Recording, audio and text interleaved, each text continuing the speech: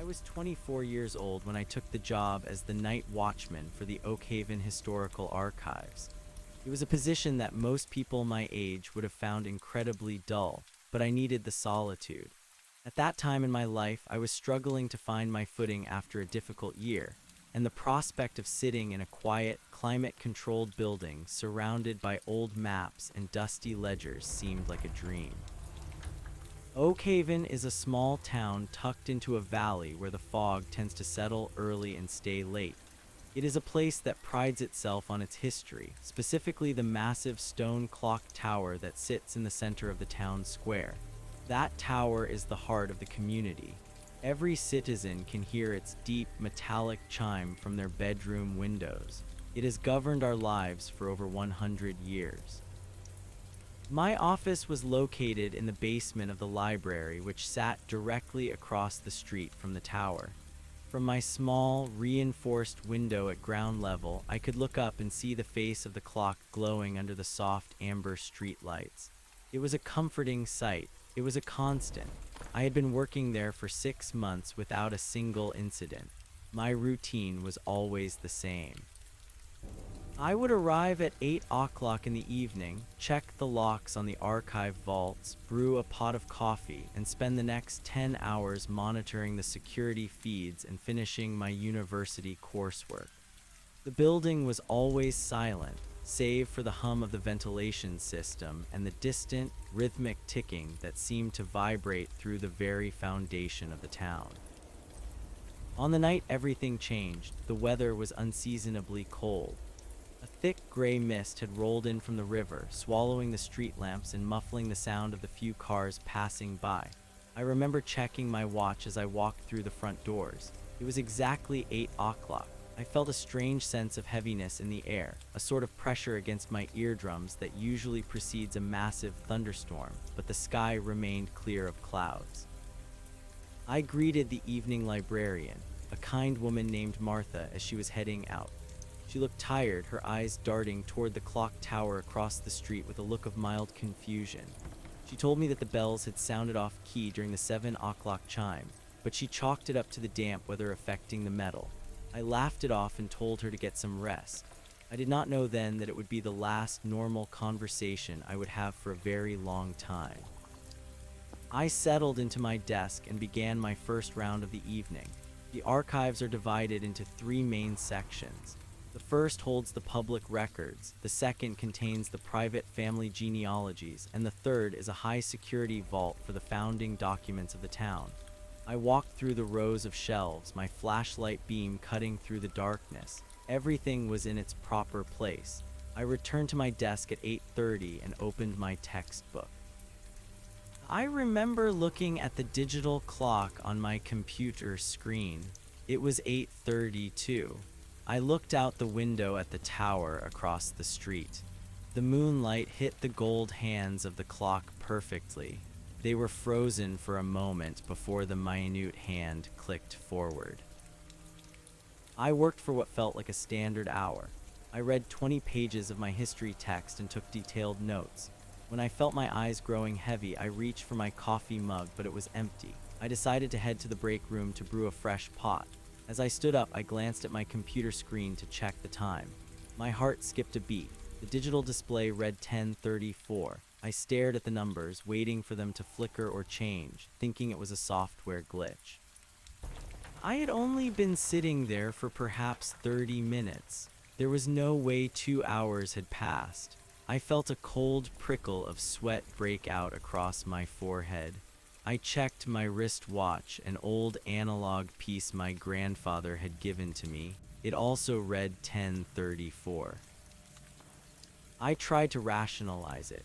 Perhaps I had fallen asleep at my desk. It was the only logical explanation. I searched my memory for any sign of a nap, any dream or moment of nodding off, but I felt completely alert. My notes were fresh, the ink barely dry on the page. I had written 3 full paragraphs in what I thought was 20 minutes. I stood there in the silence of the basement, listening to the sound of my own breathing.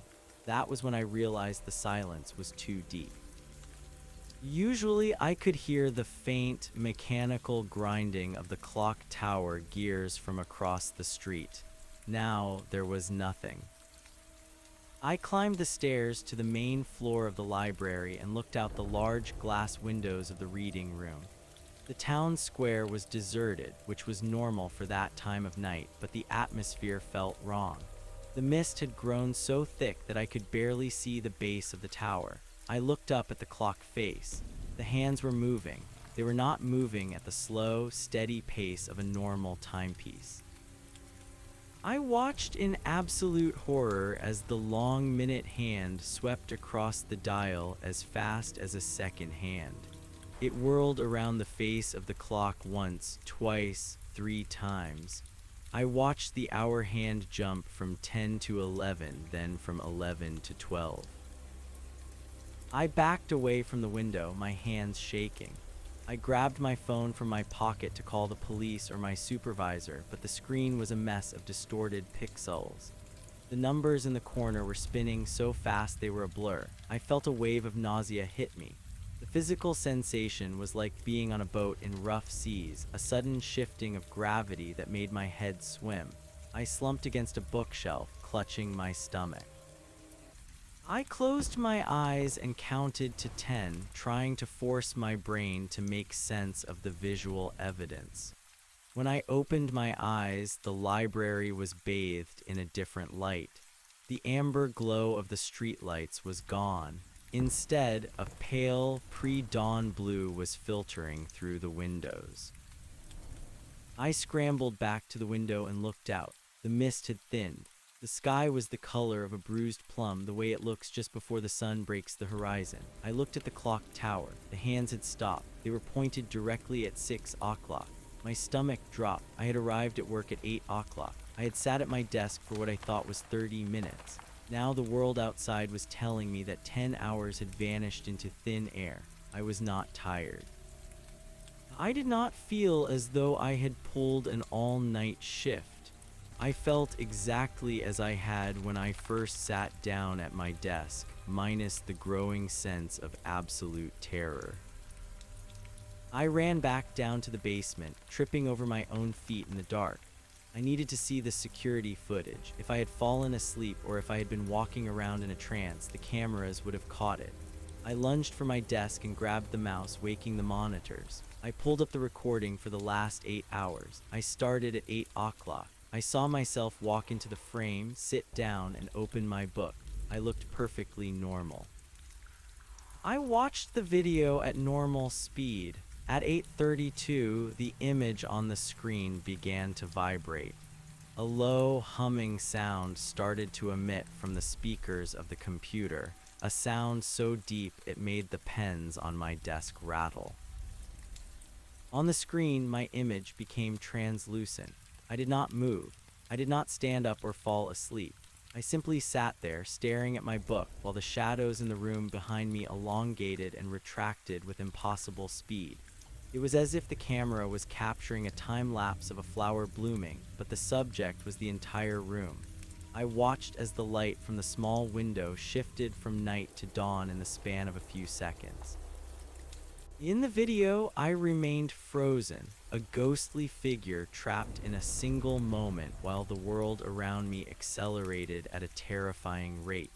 Then, at 6 o'clock exactly on the video timeline, my image became solid again.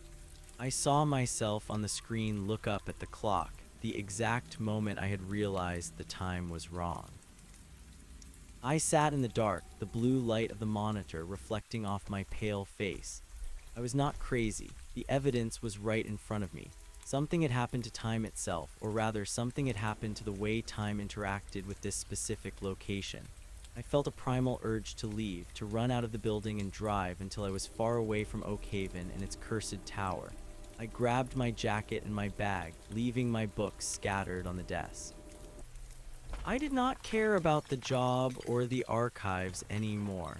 I just wanted to see another human being. I wanted to see if the rest of the town had experienced the same gap, or if I was the only one who had been left behind in the skip. I ran up the stairs and burst through the front doors of the library. The morning air was biting and sharp. I stood on the sidewalk looking around the town square. A few blocks away, I saw a bakery owner named Mr. Henderson opening his shop. He was putting out a sign on the sidewalk just as he did every morning. He looked up and saw me, waving a friendly hand. He did not look like a man who had just lost 8 hours of his life. He looked refreshed and ready for the day. I walked toward him, my legs feeling like lead. I called out to him, asking if he had noticed anything strange during the night. He laughed and shook his head, telling me that it had been the quietest night he could remember.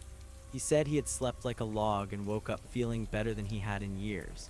I stood there, trembling, unable to find the words to explain what I had seen on the security tapes. I looked back at the clock tower. It looked so peaceful, so ordinary in the early light, but as I watched, the minute hand gave a small, violent jerk. It did not move forward. It vibrated in place for a second, as if it were fighting against an invisible force. Then, with a loud, metallic crack that echoed through the empty streets, it jumped forward by 5 minutes. Mr. Henderson did not even flinch. He did not seem to hear the sound or notice the jump. He just turned back into his shop, whistling a tune. I realized then that the anomaly was not over. It was accelerating. I went to my car and tried to start the engine, but the clock on the dashboard was spinning wildly. The radio only emitted a series of rapid, high-pitched chirps that sounded like a recording played at 10 times its normal speed. I looked at my hands on the steering wheel. They were flickering, becoming momentarily see-through before turning solid again. The sensation was not painful, but it was deeply unsettling, like a limb falling asleep but across my entire body. I knew I had to get out of the town limits. I put the car in gear and slammed on the gas, but as I drove down Main Street, I saw the shadows of the buildings dancing across the pavement. The sun was rising and setting in the span of seconds. One moment it was morning, the next it was pitch black night, and then the blinding light of high noon would sear my eyes.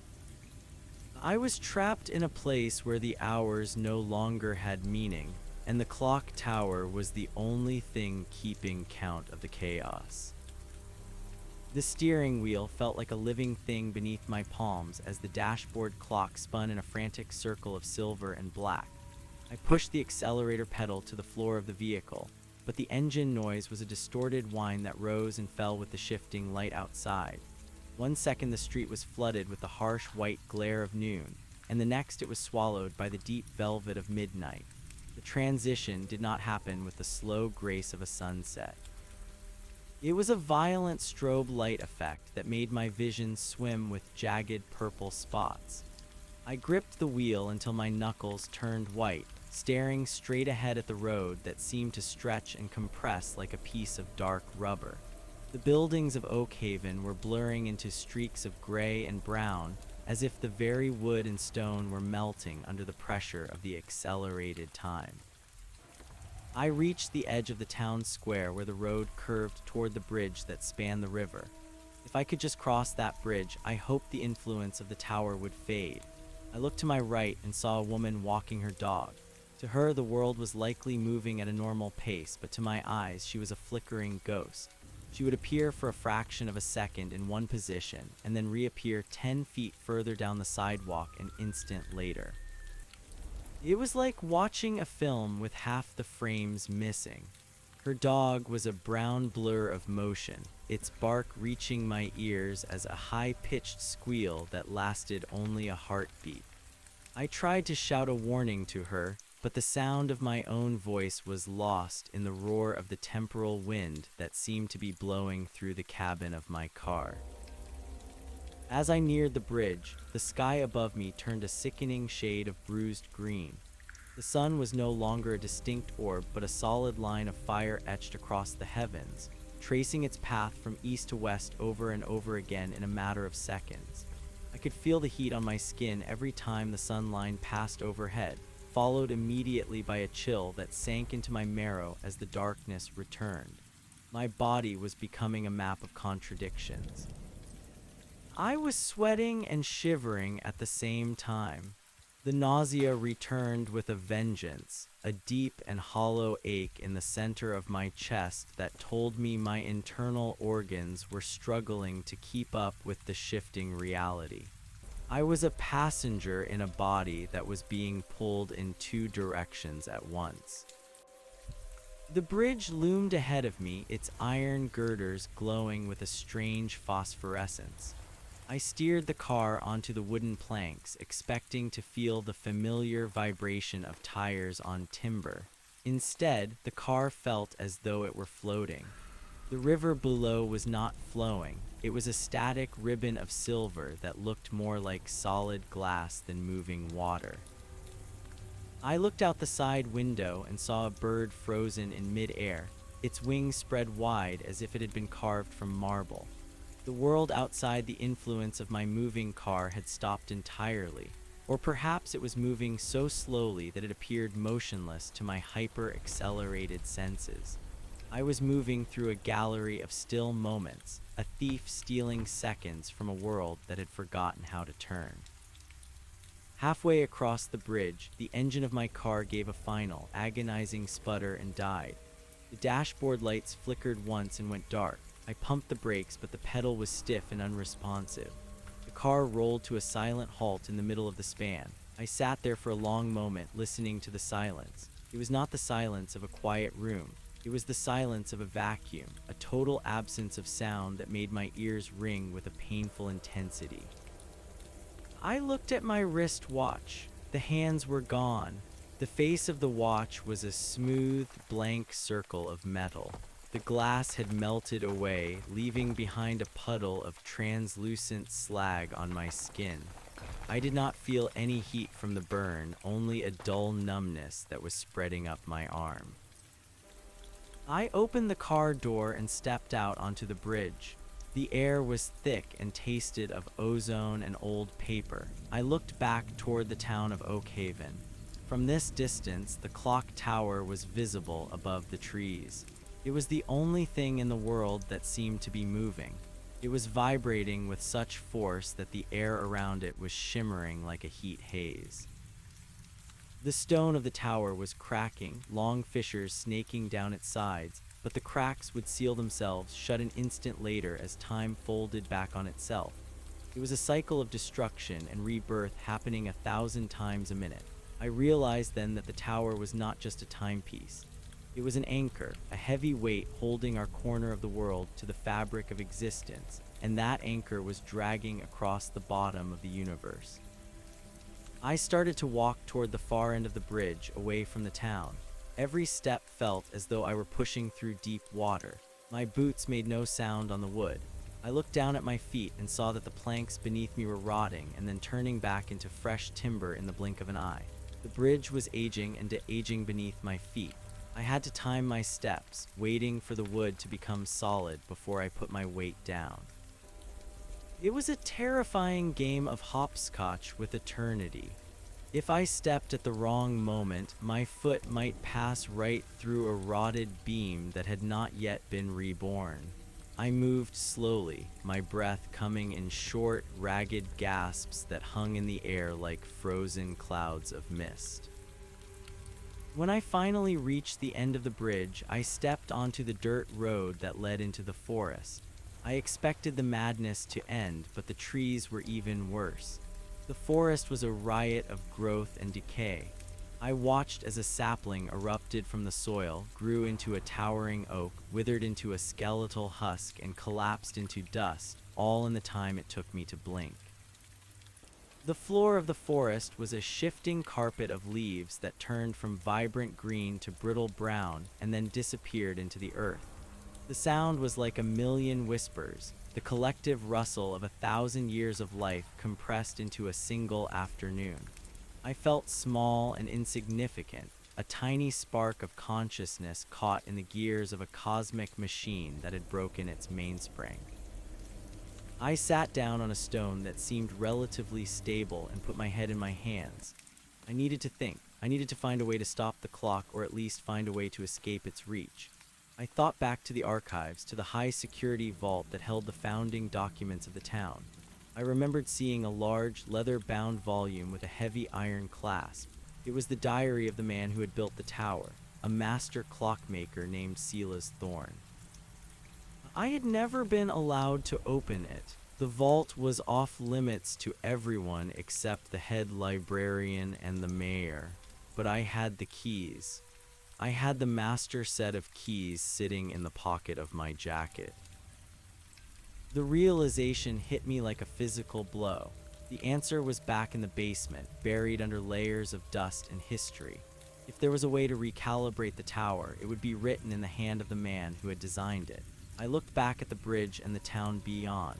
The prospect of returning to that place, of walking back into the heart of the temporal storm, filled me with a cold and biting dread, but I had no choice.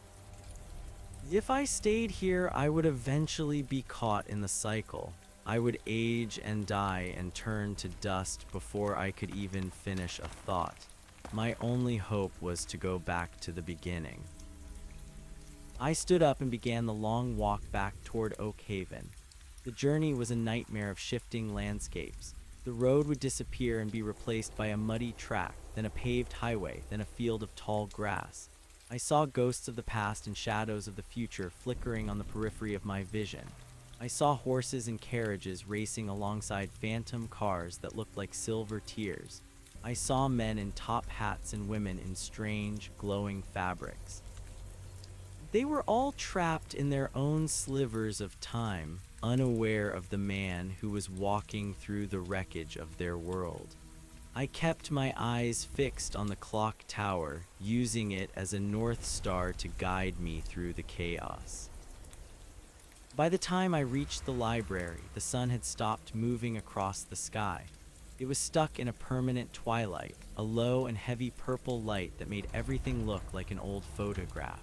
The front doors of the library were hanging off their hinges, the wood splintered and gray. I stepped inside and was greeted by a sight that nearly broke my resolve. The interior of the library was a graveyard of books. The shelves had collapsed and the pages of the archives were blowing through the halls like autumn leaves. Some of the pages were blank, their ink having not yet been written, while others were yellowed and crumbling to the touch. I made my way to the basement stairs, clutching the railing for support. The air in the stairwell was cold and smelled of damp earth. As I descended, the rhythmic ticking of the tower became louder. It was no longer a distant sound. It was a thundering pulse that vibrated in my teeth and made my vision blur. Each tick felt like a hammer blow against the foundation of the building. I reached the bottom and saw the heavy steel door of the founding vault. It was warped, the metal twisting as if it were being squeezed by an invisible hand. I pulled the keys from my pocket and fumbled with the lock. My hands were shaking so violently that I dropped the ring twice, the metal clattering against the concrete floor with a sound that seemed to echo for minutes. Finally, I found the right key. I slid it into the lock and turned it. The mechanism groaned, but the door swung open. Inside, the air was still and dry. The vault had been designed to protect the documents from the elements, and it seemed to have provided some small measure of protection against the temporal anomaly as well. I saw the leather-bound diary sitting on a pedestal in the center of the room. I approached it with a sense of reverence and fear. I reached out and touched the cover. The leather was cool and solid. It did not flicker or fade. I unhooked the iron clasp and opened the first page. The handwriting was elegant and precise, the ink a deep and vibrant black. Silas Thorne had been a man of science and mystery. The first few entries were mundane, detailing the construction of the tower and the casting of the great bronze bells. But as I flipped through the pages, the tone of the writing changed. He began to speak of a discovery he had made while excavating the foundation for the tower. He had found a rift, a thin spot in the fabric of the world where time did not behave according to the laws of nature. He had built the clock not just to tell the time, but to contain it. The gears and the weights were a harness, designed to regulate the flow of the rift and prevent it from expanding. I read faster, my eyes scanning the lines for any mention of a malfunction. I found it in the final entry, dated only a few days before his death. He wrote of a secondary key, a small golden gear that had to be manually adjusted every 100 years to account for the shifting of the earth. If the gear was not turned, the harness would slip, and the rift would begin to bleed into the town. I looked at the date of the entry and did my best to calculate the years. It had been exactly 100 years since the last adjustment was supposed to have taken place. The town had forgotten. They had treated the tower as a monument, a piece of history to be admired, rather than a machine that required constant and careful maintenance. I looked at the diagram in the back of the book. It showed the internal mechanism of the clock face. The secondary gear was located behind the main dial, accessible only through a small hatch in the belfry. To reach it, I would have to climb to the very top of the tower, right into the heart of the storm. I felt a wave of exhaustion wash over me. I had not slept in what felt like days, though my watchless wrist could not tell me for sure. I closed the diary and tucked it under my arm. I had to get to the tower. I had to find that gear and turn it before the rift expanded far enough to consume the entire valley. I left the vault and headed back up the stairs. The library was even more decayed than before. The roof had partially collapsed, and I could see the purple sky through the gaps in the ceiling. I stepped out into the street and was immediately nearly knocked off my feet by a gust of wind that smelled of ozone. The tower was only 100 yards away, but it looked like a mountain. The stone was glowing with a fierce white light, and the sound of the bells was a constant, deafening roar. I began to run, my boots splashing through puddles of water that were freezing and thawing in seconds. As I reached the base of the tower, I saw the heavy oak door that led to the spiral staircase. It was locked from the inside. I threw my shoulder against it, but it did not budge. I looked around for a tool, something to break the wood, and saw a heavy iron fire poker lying in the ruins of a nearby shop. I grabbed it and began to smash the door, the metal biting into the wood with every strike. With a final, desperate shove, the door gave way, and I tumbled into the cool darkness of the tower interior. The stairs were narrow and steep, winding upward into the gloom. I began to climb, my breath coming in ragged gasps. Every few steps, the air would thicken, and I would feel the familiar sensation of my body becoming translucent. I had to stop and wait for my atoms to settle before I could continue. The walls of the tower were covered in strange symbols carved deep into the stone. They were glowing with the same white light as the exterior, casting long and distorted shadows against the stairs. I felt as though I were climbing through the throat of a great beast, the mechanical grinding of the gears sounding like the churning of a massive stomach. After what felt like hours of climbing, I reached the belfry.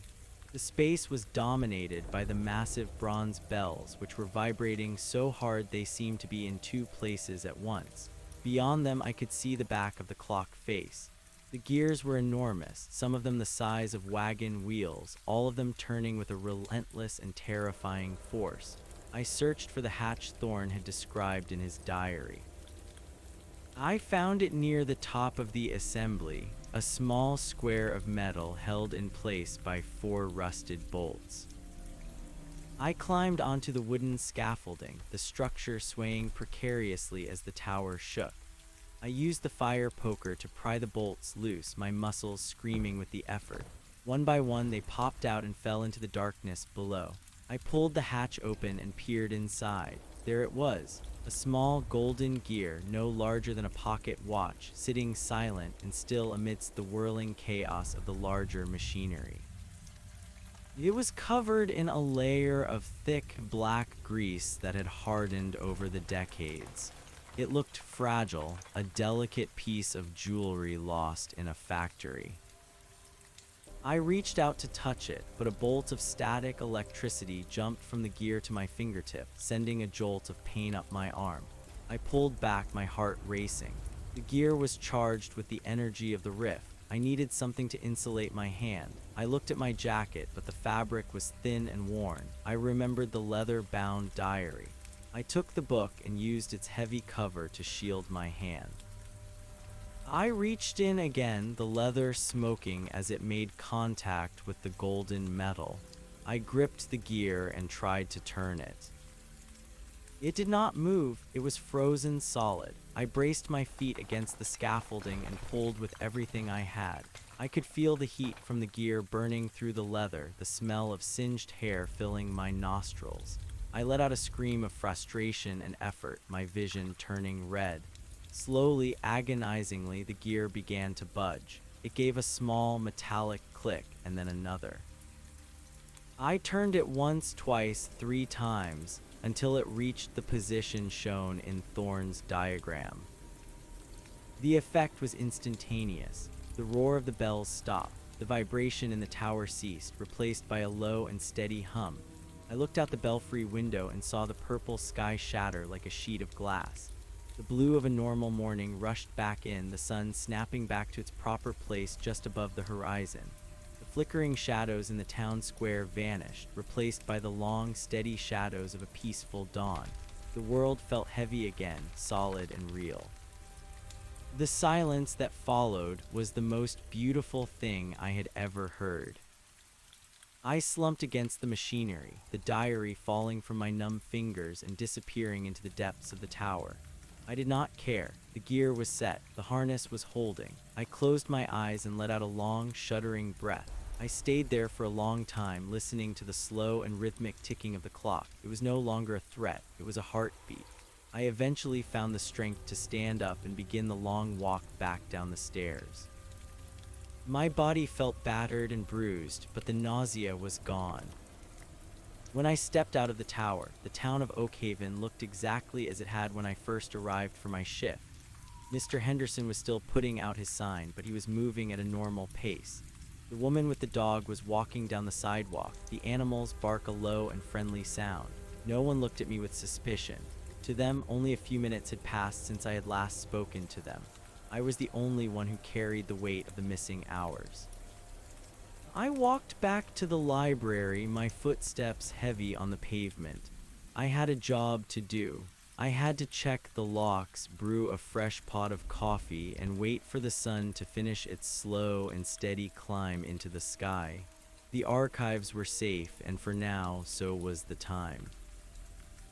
The morning light felt heavy and tangible as it spilled across the worn floorboards of the library. It was a golden hue that carried the scent of dust and old wax, a comforting normalcy that should have anchored me to the present. I stood by the circulation desk, my hands resting on the polished wood. I could feel the faint vibration of the floor, a rhythmic thud that matched the beating of my own heart. To anyone else, it was merely the sound of a town waking up, the distant rumble of a truck or the closing of a heavy door. To me, it was the voice of the tower, a reminder that the machine was breathing again. I looked at my bare wrist where the watch had once been. The skin was pale and unblemished. There was no sign of the translucent slag or the dull numbness that had crept up my arm. The physical evidence of my journey across the bridge had vanished as if the timeline had scrubbed itself clean, leaving only the memory of the terror etched into my mind. I moved toward the back of the library, my footsteps sounding unnaturally loud in the empty hall. I needed to see the vault one more time. I needed to know that the diary was gone, that the sacrifice of that leather-bound volume had not been a hallucination born of exhaustion. I descended the stairs into the basement. The air here was still cool, but the oppressive weight of the temporal rift had lifted. The smell of damp earth was gone, replaced by the dry, metallic scent of the furnace.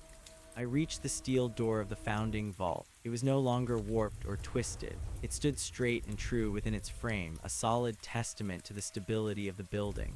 I reached into my pocket and pulled out the master set of keys. They felt cold and heavy in my palm. I found the brass key and slid it into the lock. It turned with a smooth, well-oiled click.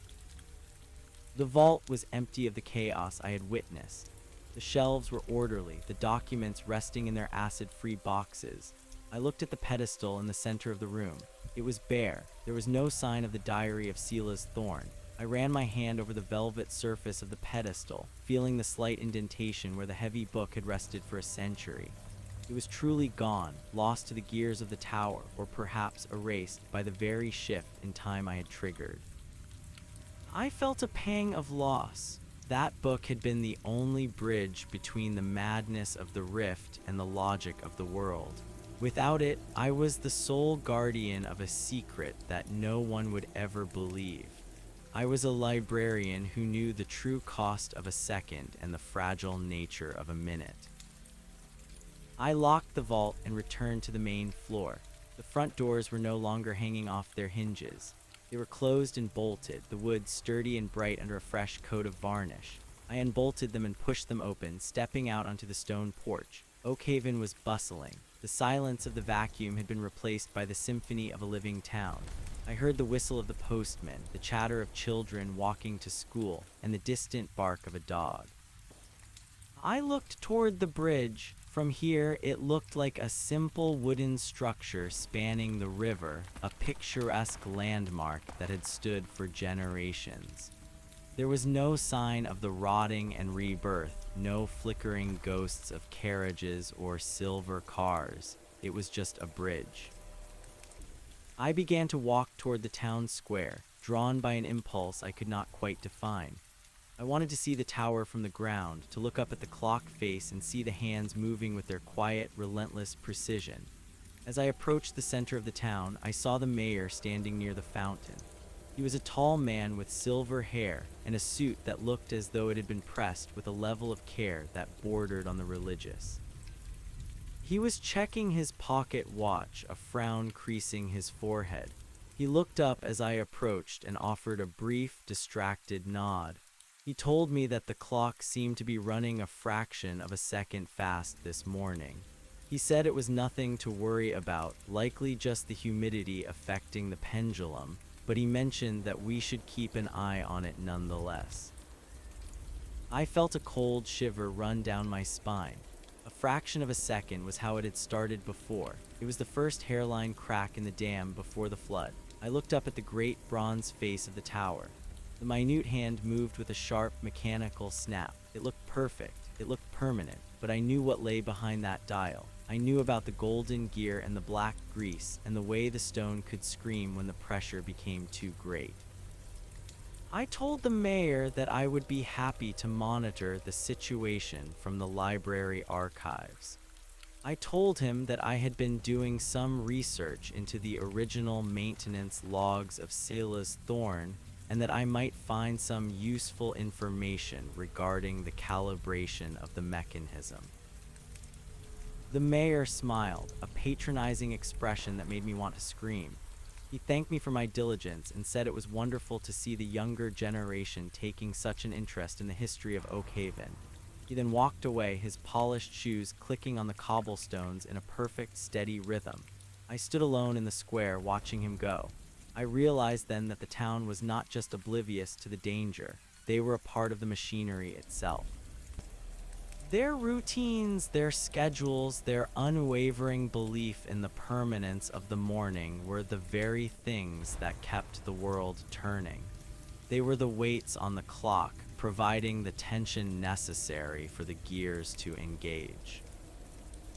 I turned and began to walk back toward the library, but a movement in the shadows of an alleyway caught my eye.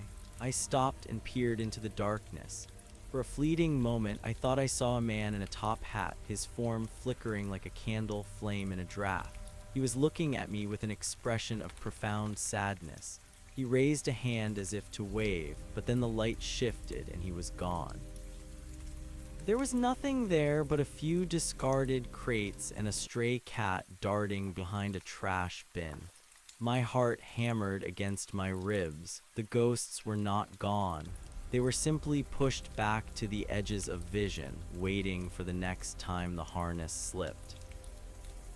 I reached the library and went straight to the small office behind the circulation desk. I sat down and pulled a blank ledger from the drawer. I needed to write it all down. I I needed to create a new record, a new diary to replace the one that had been lost. I started from the moment the engine of my car had died on the bridge. I wrote about the melting watch and the shifting timber, and the way the trees in the forest had grown and died in the blink of an eye. I wrote about Silas Thorne and the rift beneath the foundation. I used the full names of the people I had seen and the exact descriptions of the phantoms that had haunted the road. I worked with a feverish intensity, the pen scratching across the paper like a frantic insect. As I wrote, I began to notice small discrepancies in the room around me. The shadow cast by the lamp on my desk seemed to be moving in the wrong direction, creeping toward the window even as the sun rose higher in the sky. The steam from my coffee cup did not rise in a steady plume. It curled into intricate geometric patterns that froze for several seconds before dissolving. I stopped writing and stared at the coffee. I reached out and touched the surface of the liquid.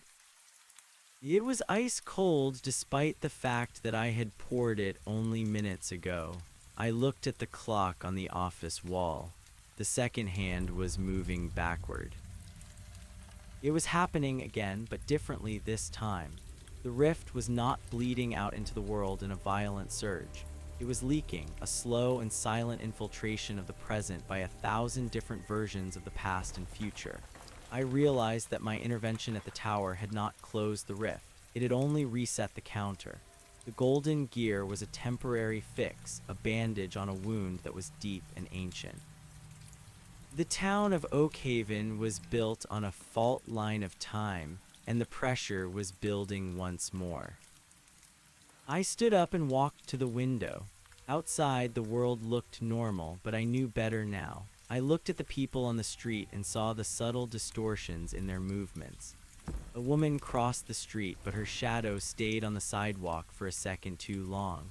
A car drove past, and for a heartbeat, it was replaced by a horse-drawn carriage that left no tracks in the dust. The fabric of reality was thinning, and I was the only one who could see the threads pulling apart. I went back to the ledger and began to draw the diagram of the clock mechanism from memory. I needed to understand how the gears worked together, how the weights and the pendulum regulated the flow of energy from the rift. I remembered the symbols I had seen on the walls of the tower staircase. I tried to recreate them on the page, my hand moving with a strange, guided precision. They were not just decorations. They were a language, a mathematical code that described the geometry of time itself. As I drew the final symbol, a sharp pain flared in my temple. A memory that was not mine flashed through my mind. I saw Silas Thorne standing in the belfry, his face lined with exhaustion and fear. He was holding the golden gear in his hand, but it was not a part of the original machine. He had forged it himself from a metal that did not belong to this world. He had found the metal in the rift, a glowing liquid substance that hardened into a substance harder than diamond. He had realized that the tower could not hold the rift forever. The gears would eventually wear down, the stone would eventually crumble, and the rift would consume everything. He had built the clock as a countdown, a way to measure the time remaining before the end of the world. The pain subsided, leaving me gasping for air. I looked down at the ledger. The symbols were glowing with a faint white light, the same light I had seen in the tower. I realized then that I was not just a librarian, I was the successor. Silas Thorne had known that someone would eventually find the vault and the diary. He had left the keys and the instructions for a specific reason. He needed someone to maintain the harness, to keep the countdown running until a permanent solution could be found. But what was the solution? How do you close a hole in the universe? I heard a soft knock at the office door. I quickly closed the ledger and slid it under a stack of newspapers. "Come in," I said, my voice sounding thin and brittle. The door opened and the head librarian, Mrs. Gable, stepped inside. She was a small woman with sharp features and eyes that seemed to see through walls. She looked at me for a long moment, her gaze resting on my hands, which were still trembling. She asked if I was feeling well, noting that I looked a bit pale. I told her that I was just tired, that the early shift had been a bit more demanding than I had expected. Mrs. Gable walked over to the desk and picked up my coffee cup. She frowned as she felt the cold porcelain. She said that I should take a break, go for a walk in the fresh air, and perhaps visit the bakery for a pastry. She then paused and looked at the wall clock. She remarked that the clock seemed to be behaving strangely this morning. She watched as the second hand ticked backward 3 times and then jumped forward 10 seconds. She did not seem frightened. She seemed resigned. She told me that the tower had been acting up lately and that the town council was discussing the possibility of a full restoration. I asked her if she knew anything about the history of the tower beyond what was in the public records. She sighed and sat down in the chair across from me. She told me that there were stories, old tales passed down through the families of the founding members. They said that Silas Thorne had not built the tower to tell the time for the people of Oak Haven. They said he had built it to keep the time from leaving.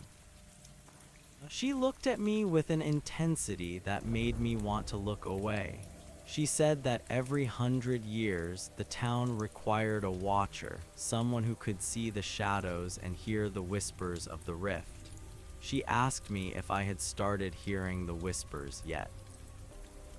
I felt a cold lump form in my throat. I did not know how to answer. If I told her the truth, she might think I was losing my mind. If I lied, I would be alone in the dark.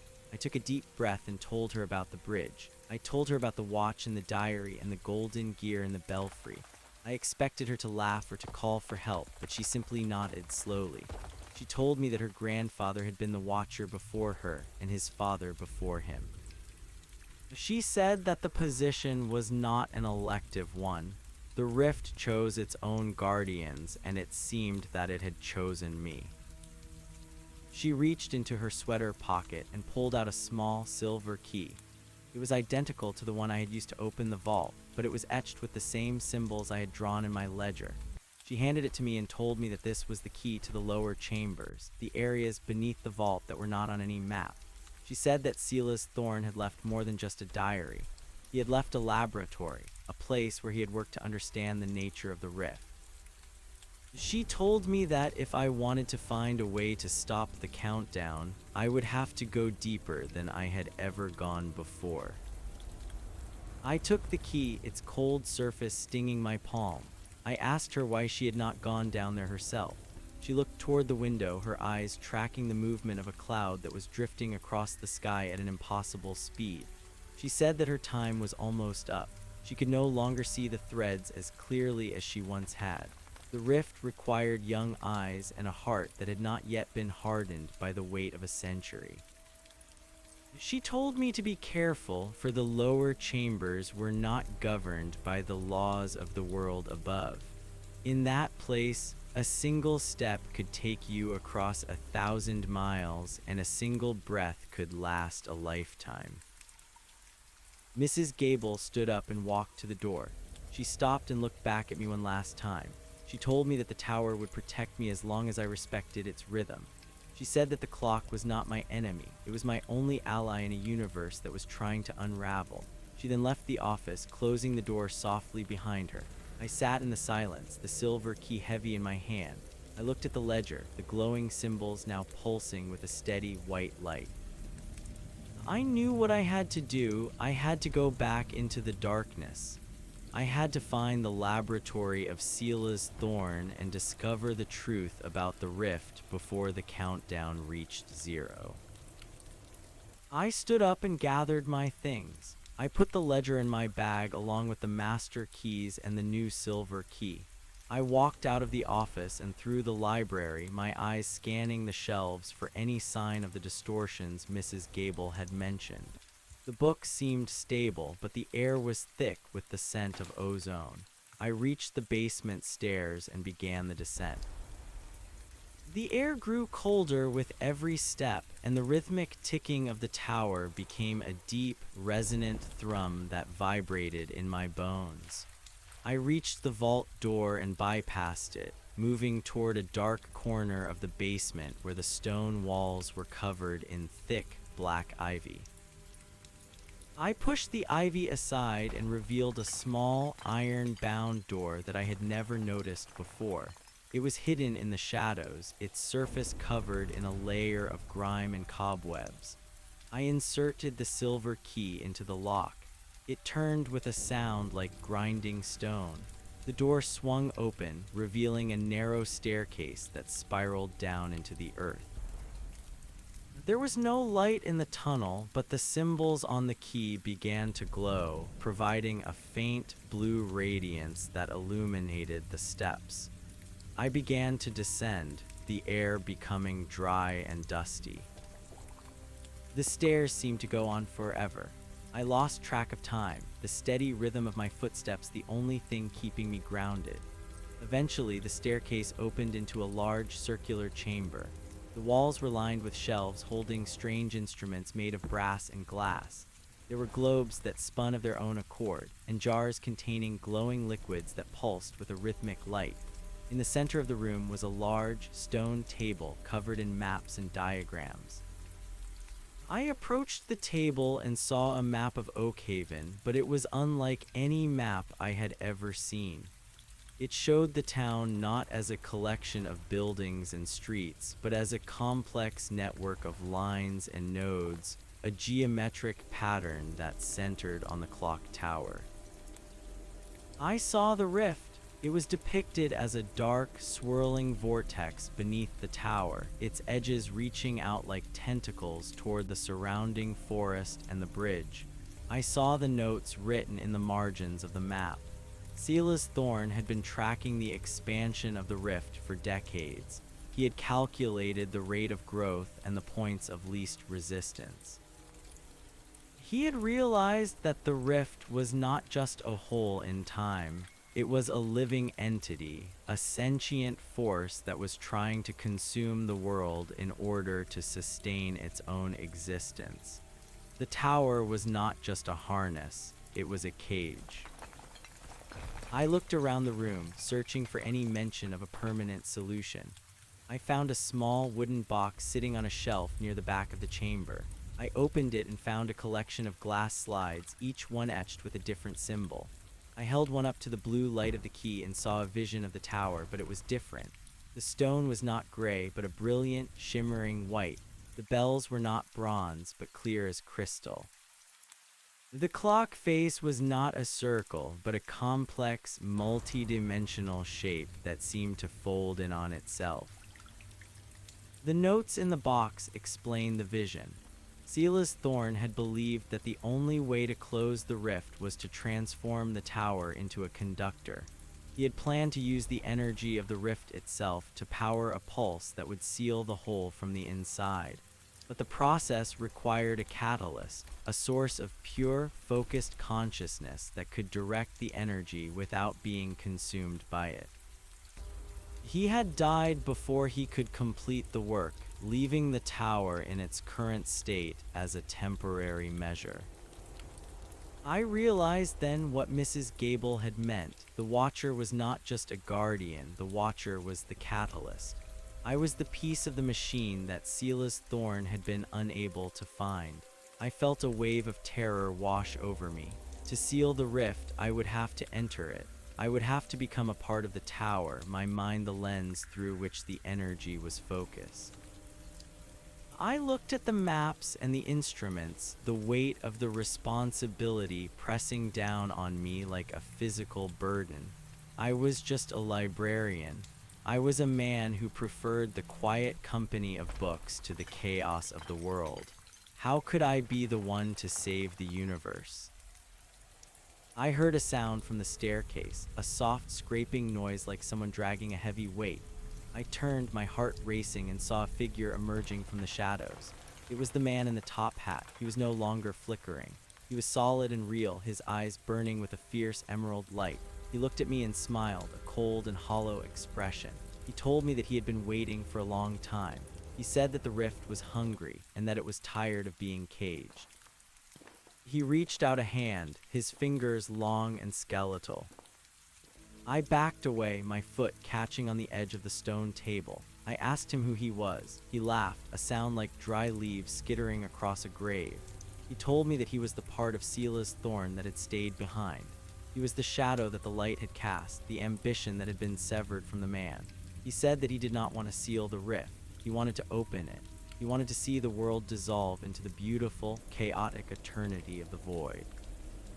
He stepped toward me, the air around him shimmering with the energy of the rift.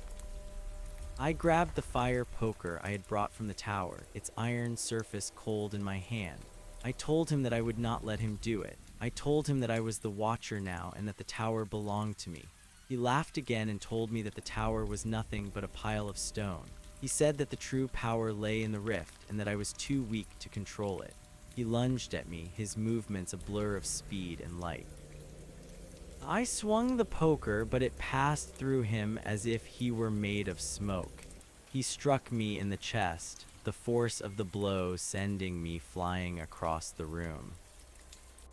I hit the wall with a sickening thud, the air driven from my lungs. I slumped to the floor, my vision blurring. I saw the shadow man approach the stone table, his hands reaching for the maps and diagrams. He began to tear them apart, his laughter filling the chamber. I knew I had to stop him. I reached for the silver key which had fallen from my hand.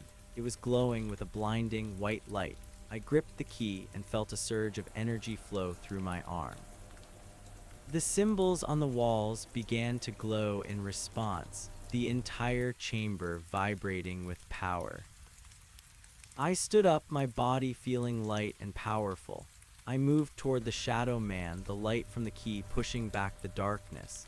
He turned, his expression of triumph turning to one of fear. He tried to strike me again, but this time his hand met a solid wall of energy. I raised the key and pointed it at his chest. I commanded the light to consume the shadow, my voice sounding like the peal of a great bell. The shadow man let out a final, piercing scream as the light engulfed him, his form dissolving into a cloud of black dust that was sucked into the vents in the floor. The chamber fell silent. The light from the key faded to a soft, steady glow. I stood in the center of the room, my breath coming in ragged gasps. I had defeated the shadow, but the danger was not over. I looked at the maps, which were now scattered and torn. I knew that the rift was still there and that the countdown was still running. I had to find the laboratory of Sela's thorn. I had to find the instructions for the pulse. I began to search the shelves, my hands moving with a renewed sense of purpose. I was no longer afraid. I was the Watcher, and I had a world to save. I found a hidden compartment behind a row of jars. Inside was a small, silver cylinder etched with the same symbols as the key. I opened the cylinder and found a scroll of parchment. It was the final design for the tower, the blueprint for the transformation. I read the instructions, my mind absorbing the complex calculations and the intricate diagrams. I saw what I had to do. I had to take the silver key to the very top of the tower, to the center of the golden gear. I had to use the key to unlock the true power of the mechanism and release the pulse. I left the chamber and began the long climb back to the surface. The library was empty, the sun now high in the sky.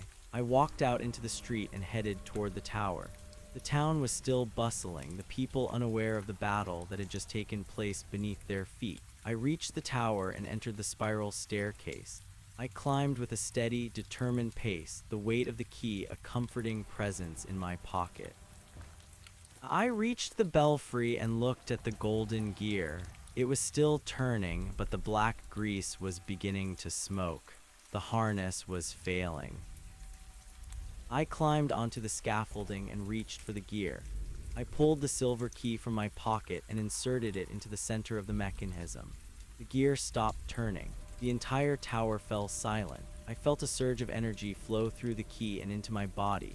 My vision expanded and I saw the rift beneath the foundation, the dark vortex swirling with a terrifying power. I saw the threads of time pulling apart, the past and the future bleeding into the present.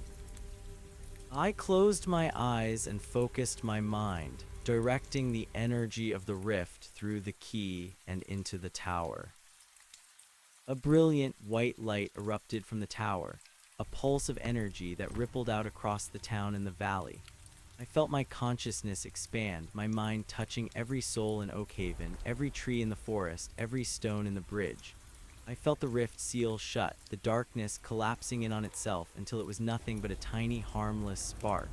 The world felt solid again, the threads of time weaving back together into a strong and beautiful fabric. The pulse faded and the light vanished, leaving the belfry in the soft, golden light of the morning. I slumped against the scaffolding, the silver key falling from the gear and clattering to the floor. I felt a profound sense of peace. The countdown had stopped. The rift was gone. I looked out the window and saw the town of Oakhaven, its people moving with a steady, graceful rhythm. The shadows were gone and the ghosts had vanished. The world was as it should be. I eventually found the strength to stand up and walk down the stairs. I left the tower and walked back to the library. I had a job to do. I had to check the locks, brew a fresh pot of coffee, and wait for the sun to finish its slow and steady climb into the sky. The archives were safe, and for the first time in 100 years, so was the time. The morning sun cast long and steady shadows across the library floor as I returned to my desk. The smell of old paper and floor wax felt grounding and real in a way that the basement laboratory had not. I sat down and opened the ledger once more. The white light that had previously pulsed from the symbols was gone. The ink was now a deep and resting black. I took a pen and began to record the events of the morning. I wrote about the silver key and the hidden laboratory and the shadow that had claimed to be a piece of Sela's thorn. I wrote about the pulse of light that had washed over Oakhaven and the feeling of the rift closing like a wound that had finally been stitched together. I was interrupted by the sound of the front door opening. I looked up and saw Mrs. Gable walking toward me. She looked different. The sharpness in her features had softened and the weight that had seemed to bow her shoulders was gone. She did not say a word as she approached the desk. She simply reached out and placed a small paper bag from the bakery in front of me. I could smell the cinnamon and the warm butter. She looked at the clock on the wall. The second hand was moving with a perfect and unwavering precision. It did not skip. It did not retreat. It simply marked the passage of time as it was meant to be marked. Mrs. Gable smiled at me, and it was the first time I had seen her look truly at peace. She told me that the town council had decided against the restoration of the tower. They had concluded that the structure was sturdier than they had originally thought. She said that the reports of strange noises and flickering lights had ceased entirely. The people of Oakhaven were going about their business with a sense of calm that had been missing for generations. I thanked her for the pastry and she nodded before turning to walk toward the history section. She had a new lightness in her step. I spent the rest of the morning filing books and assisting the few patrons who wandered in. Each interaction felt heavy with significance. I watched an elderly man browse the gardening section and a young girl search for a book about stars. I realized that they were the threads I had felt during the pulse. Their lives were the fabric that the tower protected. I was no longer just a librarian or a watcher. I was a part of the rhythm of the world. I felt a deep sense of gratitude for the silence of the library and the predictability of the afternoon. When my shift ended, I did not go straight home. I walked back toward the bridge. The air was crisp and the water of the river was clear. I stood on the stone arch and looked down at the spot where I had found the watch and the diary. There was no sign of the distortion. The shadows of the trees were just shadows. I reached into my pocket and felt the silver key. It was cold and inert. I knew that it would stay that way for a long time. The cycle of the 100 years had reset, and the burden of the watch had been fulfilled for my generation. I walked toward the clock tower and stood at its base. The stone felt warm under my hand. I looked up at the golden gear which was visible through the high windows of the belfry. It was turning slowly and silently. I thought about Sela's thorn and the laboratory beneath the earth. I wondered if he had known that his legacy would be carried by someone like me. I wondered if he had found peace in the void, or if his spirit was finally resting now that the shadow was gone. I whispered a word of thanks to the stones and the gears. I returned to my small apartment and prepared a simple dinner. The ticking of my own wall clock was a comfort rather than a distraction. I realized that I did not need to hide the diary or the ledger anymore. They were records of a victory that the world would never know. I placed them on my bookshelf next to my favorite novels. I felt a strange sense of loss as the adrenaline of the day began to fade. The terror of the rift had been replaced by the quiet reality of a Tuesday evening. I was an ordinary man again, but I carried the memory of the light inside me. As I lay in bed that night, I listened to the sounds of the town. I heard the distant whistle of a train and the rustle of the wind in the oaks. I thought about the bridge and the way the light had looked when the rift was sealed. I knew that the universe was vast and full of holes that no one could see, but for now Oakhaven was safe. I closed my eyes and let the steady heartbeat of the tower lull me into a deep and dreamless sleep. The countdown was over, and the morning would come exactly when it was supposed to. The next few weeks passed in a blur of normalcy. I continued my work at the library, and Mrs. Gable continued to bring me pastries from the bakery. We never spoke of the lower chambers or the shadow man again. It was a shared secret that did not need words. I found myself spending more time in the history section of the library, researching the other families who had served as watchers. I found names and dates that stretched back to the founding of the town. Each one was a link in a chain that kept the world from unraveling. I began to realize that the tower was not the only thing keeping the rift at bay. The town itself was a part of the mechanism. Every brick laid with care and every garden planted with intention added to the stability of the area. The love and the labor of the people were the true anchors. I felt a new connection to Oakhaven and its inhabitants. I was no longer a stranger watching from the sidelines. I was a guardian of their peace. I took pride in the small tasks of my day, knowing that they were a part of a much larger and more beautiful design. One afternoon, I decided to return to the basement of the library. I wanted to see if the door to the lower chambers was still there. I descended the stairs and moved toward the dark corner covered in black ivy. I pushed the leaves aside and found nothing but solid stone. The iron-bound door had vanished as if it had never existed. I ran my hand over the surface of the wall, but I could not find a single crack or seam. The silver key in my pocket remained cold. I understood then that the laboratory was only accessible when the rift was active. It was a place that existed between the folds of time, and now that the danger was gone, it had retreated into the silence. I felt a sense of relief. The knowledge of the laboratory was a heavy burden, and I was glad to be free of it. I climbed back up to the library and returned to my work. I spent the afternoon organizing the children's section and reading stories to a group of toddlers. Their laughter was the most beautiful sound I had ever heard. It was a reminder of why I had fought the shadow. The world was full of small and precious things that deserved to be protected. I felt a surge of joy as I watched the children play, and I knew that I had made the right choice.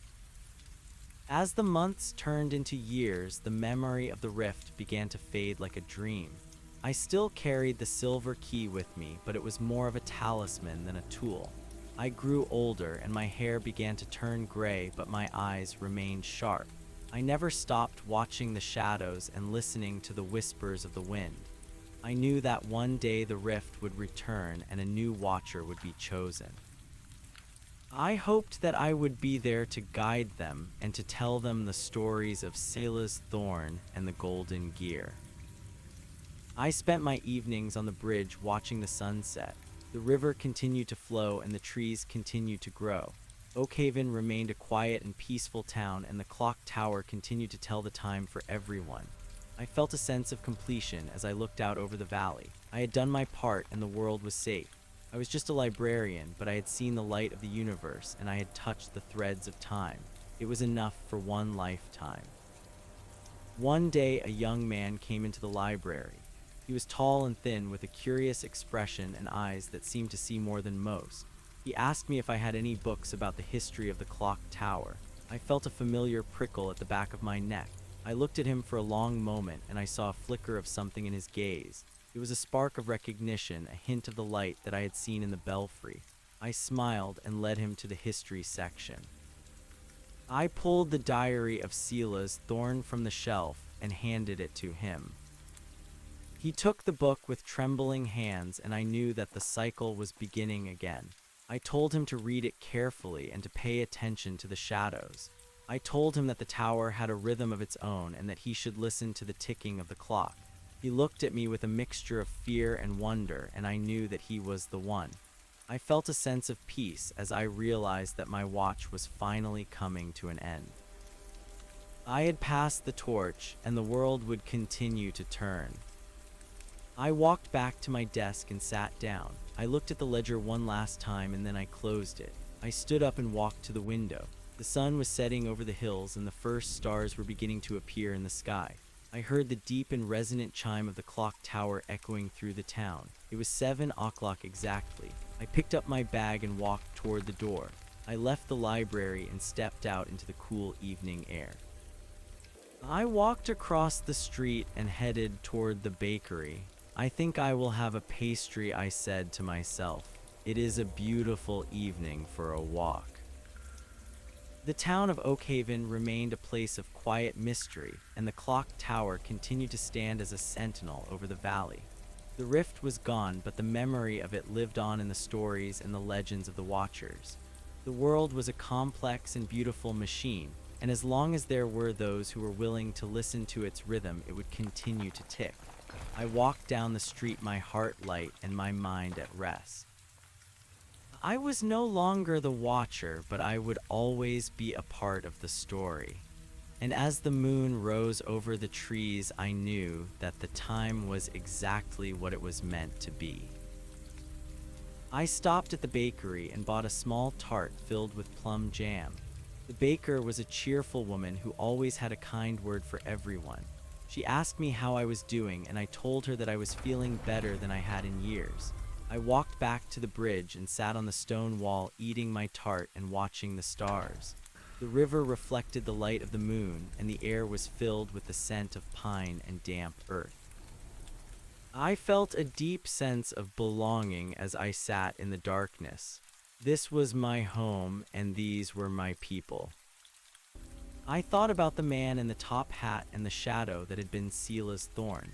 I wondered if he was still out there somewhere in the void, waiting for the next 100 years to pass. I knew that the rift was a part of the universe, just like the stars and the trees. It could not be destroyed, only contained. The tower was a symbol of our will to survive and our desire to find order in the chaos. It was a beautiful and fragile thing, and I was proud to have played a role in its history. As I finished my tart, I stood up and brushed the crumbs from my coat. I walked back toward my apartment, the sound of my footsteps echoing on the pavement. I felt a sense of anticipation for the future. I did not know what the next 100 years would bring, but I knew that the town would be ready. There would always be a watcher, and there would always be a light in the darkness. I reached my door and turned the key in the lock. I stepped inside and closed the door behind me. The clock on the wall ticked once, twice, 3 times. It was a steady and comforting sound. I was home, and the world was at peace. The next morning, I woke up early and headed back to the library. There was a stack of new books waiting to be processed, and a group of students coming in for a tour of the archives. I felt a sense of purpose as I began my work. I was no longer looking for holes in the universe or listening for whispers in the dark. I was simply a librarian doing my job, but every now and then I would look at the silver key on my keychain and I would remember the light. I would remember the feeling of the energy flowing through me and the sight of the rift sealing shut, and I would smile knowing that the time was safe. The young man from the day before returned to the library. He had spent the entire night reading the diary, and he looked tired but exhilarated. He asked me 1,000 questions about Sela's thorn and the construction of the tower. I answered them as best as I could, telling him the stories that Mrs. Gable had told me and sharing the knowledge I had gained from the laboratory. I saw the passion in his eyes, and I knew that he would be a great watcher. He had the curiosity and the courage that the position required. I took him down to the basement and showed him the spot where the door had been. I told him about the silver key and the hidden laboratory. I told him that the tower would protect him as long as he respected its rhythm. He listened with an intensity that made me feel proud. I knew that I was leaving the town in good hands. We spent the afternoon talking about the nature of time and the importance of the watch. It was a conversation that I would remember for the rest of my life. As the sun began to set, I walked the young man to the door. I handed him the master keys to the tower and the silver key. I told him that he was the watcher now and that the responsibility was his. He took the keys with a solemn expression and thanked me for everything. I watched him walk toward the tower, his shadow long and steady in the evening light. I felt a sense of closure as I watched him go. My work was done, and I was free to enjoy the rest of my days in peace. I returned to my desk and opened the ledger. I wrote one final entry recording the transfer of the watch to the new guardian. I signed my name at the bottom of the page and closed the book. I felt a sense of satisfaction as I placed the ledger back under the stack of newspapers. It was a record of a life well lived and a duty well performed. I stood up and walked to the window, looking out at the town of Oak Haven. The lights were beginning to flicker on in the houses, and the stars were starting to shine. The clock tower chimed the hour, and the sound was as clear and beautiful as ever. I was just a man, but I had been a part of something eternal. And as I walked out of the library, I knew that the time would always be on our side. The transition of the watch was not a sudden break, but a slow fading of one light into the next. I spent my mornings teaching the young man, whose name was Elias, how to read the subtle shifts in the library air.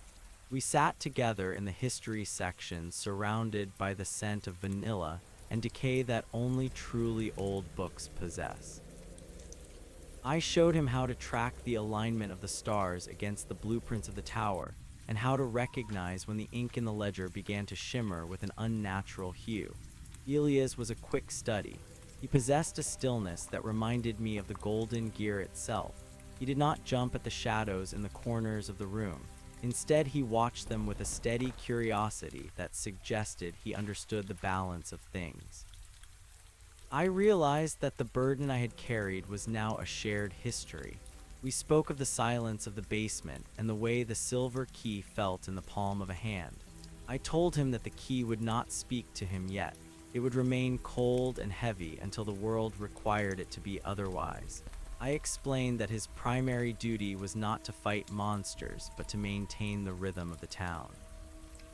He was to ensure the books were filed and the clocks were wound, and the people of Oak Haven felt the steady pulse of a world that made sense.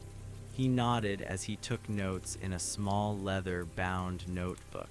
His handwriting was precise and elegant. The weeks turned into months, and the seasons began to shift.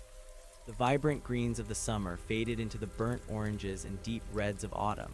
The air grew sharp, and the smell of wood smoke began to drift through the streets of the town. I found myself sitting on the porch of my small apartment more often than not. I watched the leaves fall and the squirrels gather their winter stores. I felt a profound sense of detachment from the frantic energy of my younger years. The library was in good hands, and the tower was silent. I was finally allowed to be a part of the passage of time rather than its guardian. Mrs. Gable visited me one afternoon as the sun was dipping below the horizon. She brought a loaf of fresh bread and a jar of honey. We sat in silence for a long time, watching the first stars appear. She told me that the town council had finally decided to turn the area around the tower into a small park. They would plant rose bushes and install benches so that the people could enjoy the view of the valley. I thought it was a fitting tribute to a place that had seen so much darkness. The tower would no longer be a source of fear or mystery, but a centerpiece for the community. It would be a place where children played and lovers walked. I asked her if she ever thought about the night of the pulse. She looked at me with her gray eyes and shook her head. She said that some things are meant to be forgotten so that new things can grow. She told me that the memory of the shadow was like a weed that had been pulled from a garden. The soil was clean now and the flowers were blooming. I understood what she meant. The peace we enjoyed was not just the absence of the rift, but the presence of a new and healthy reality. We had earned this quiet. As the first snow began to fall, I took a walk to the bridge. The water of the river was dark and slow, and the stones of the arch were dusted with white. I looked down at the spot where the watch had once rested in the silt. There was nothing there but the reflection of the moon. I felt a strange urge to throw the silver key into the water to rid myself of the last connection to the laboratory, but I knew I could not. The key did not belong to me any more than it belonged to Silas Thorne. It belonged to the tower and to the watchers who would come after me. I reached into my pocket and felt its smooth surface. It was a reminder of the weight of the world. I walked back to the library to check on Elias. The windows were glowing with a warm yellow light, and I could see him sitting at the desk. He was reading a large volume on the history of horology. He looked up as I entered and smiled. He told me that he had found a reference to a second tower in a distant valley, but the records were incomplete. I told him that there are many secrets in the world that are better left undisturbed. He agreed, and we spent the evening talking about the mechanics of the golden gear. I felt a sense of pride as I listened to him. He was not just a librarian, he was a scholar of the unseen. That night I dreamed of the laboratory, but it was different this time. The shadows were gone and the room was filled with the soft light of 1,000 candles. Silas Thorne was there sitting at his workbench. He was not a monster or a ghost. He was just a man with a passion for the stars. He looked up at me and nodded. He did not speak, but I could feel his gratitude. The work was done. The wound was healed. I woke up with a sense of peace that I had never known before. The ticking of my wall clock was a melody, and the breath in my lungs was a gift. The winter was long and cold, but the town of Oakhaven was warm. We gathered in the town square for the winter solstice and watched as the lights were dimmed. The clock tower chimed 12 times and the sound carried across the snowy fields. It was a moment of perfect unity. I stood next to Elias and Mrs. Gable, and I felt the strength of the town. We were a fabric woven of many threads, and we were strong enough to hold back the dark. I knew then that the 100 years would pass and the rift would try to open again. But when it did, there would be someone standing ready. I began to spend my days writing. I did not write about the rift or the shadow. I wrote about the people of Oakhaven. I wrote about the baker who always had a smile and the blacksmith who worked with such care. I wrote about the children who played in the park and the elderly couples who sat on the benches. I wanted to record the beauty of the ordinary. I wanted the future watchers to know what they were protecting.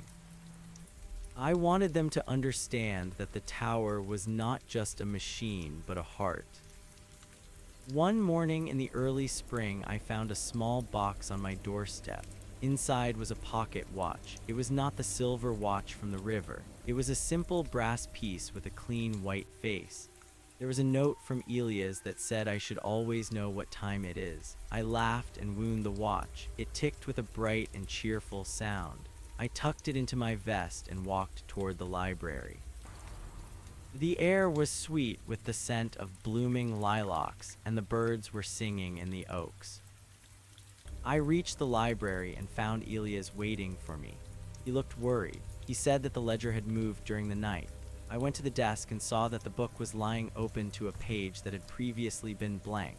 There was a single word written in the center of the page in a faint gold ink. The word was wait. I felt a cold chill run down my spine. I looked at the silver key on the desk, and for a split second I thought I saw it pulse with light. Elias asked me what it meant. I told him that it meant the universe was not finished with us yet. The rift was sealed, but the balance was delicate. We had to remain vigilant. We had to continue to watch the shadows and listen to the wind. I told him that the word wait was not a threat, but a promise. It meant that we had time. It meant that the story was still being written.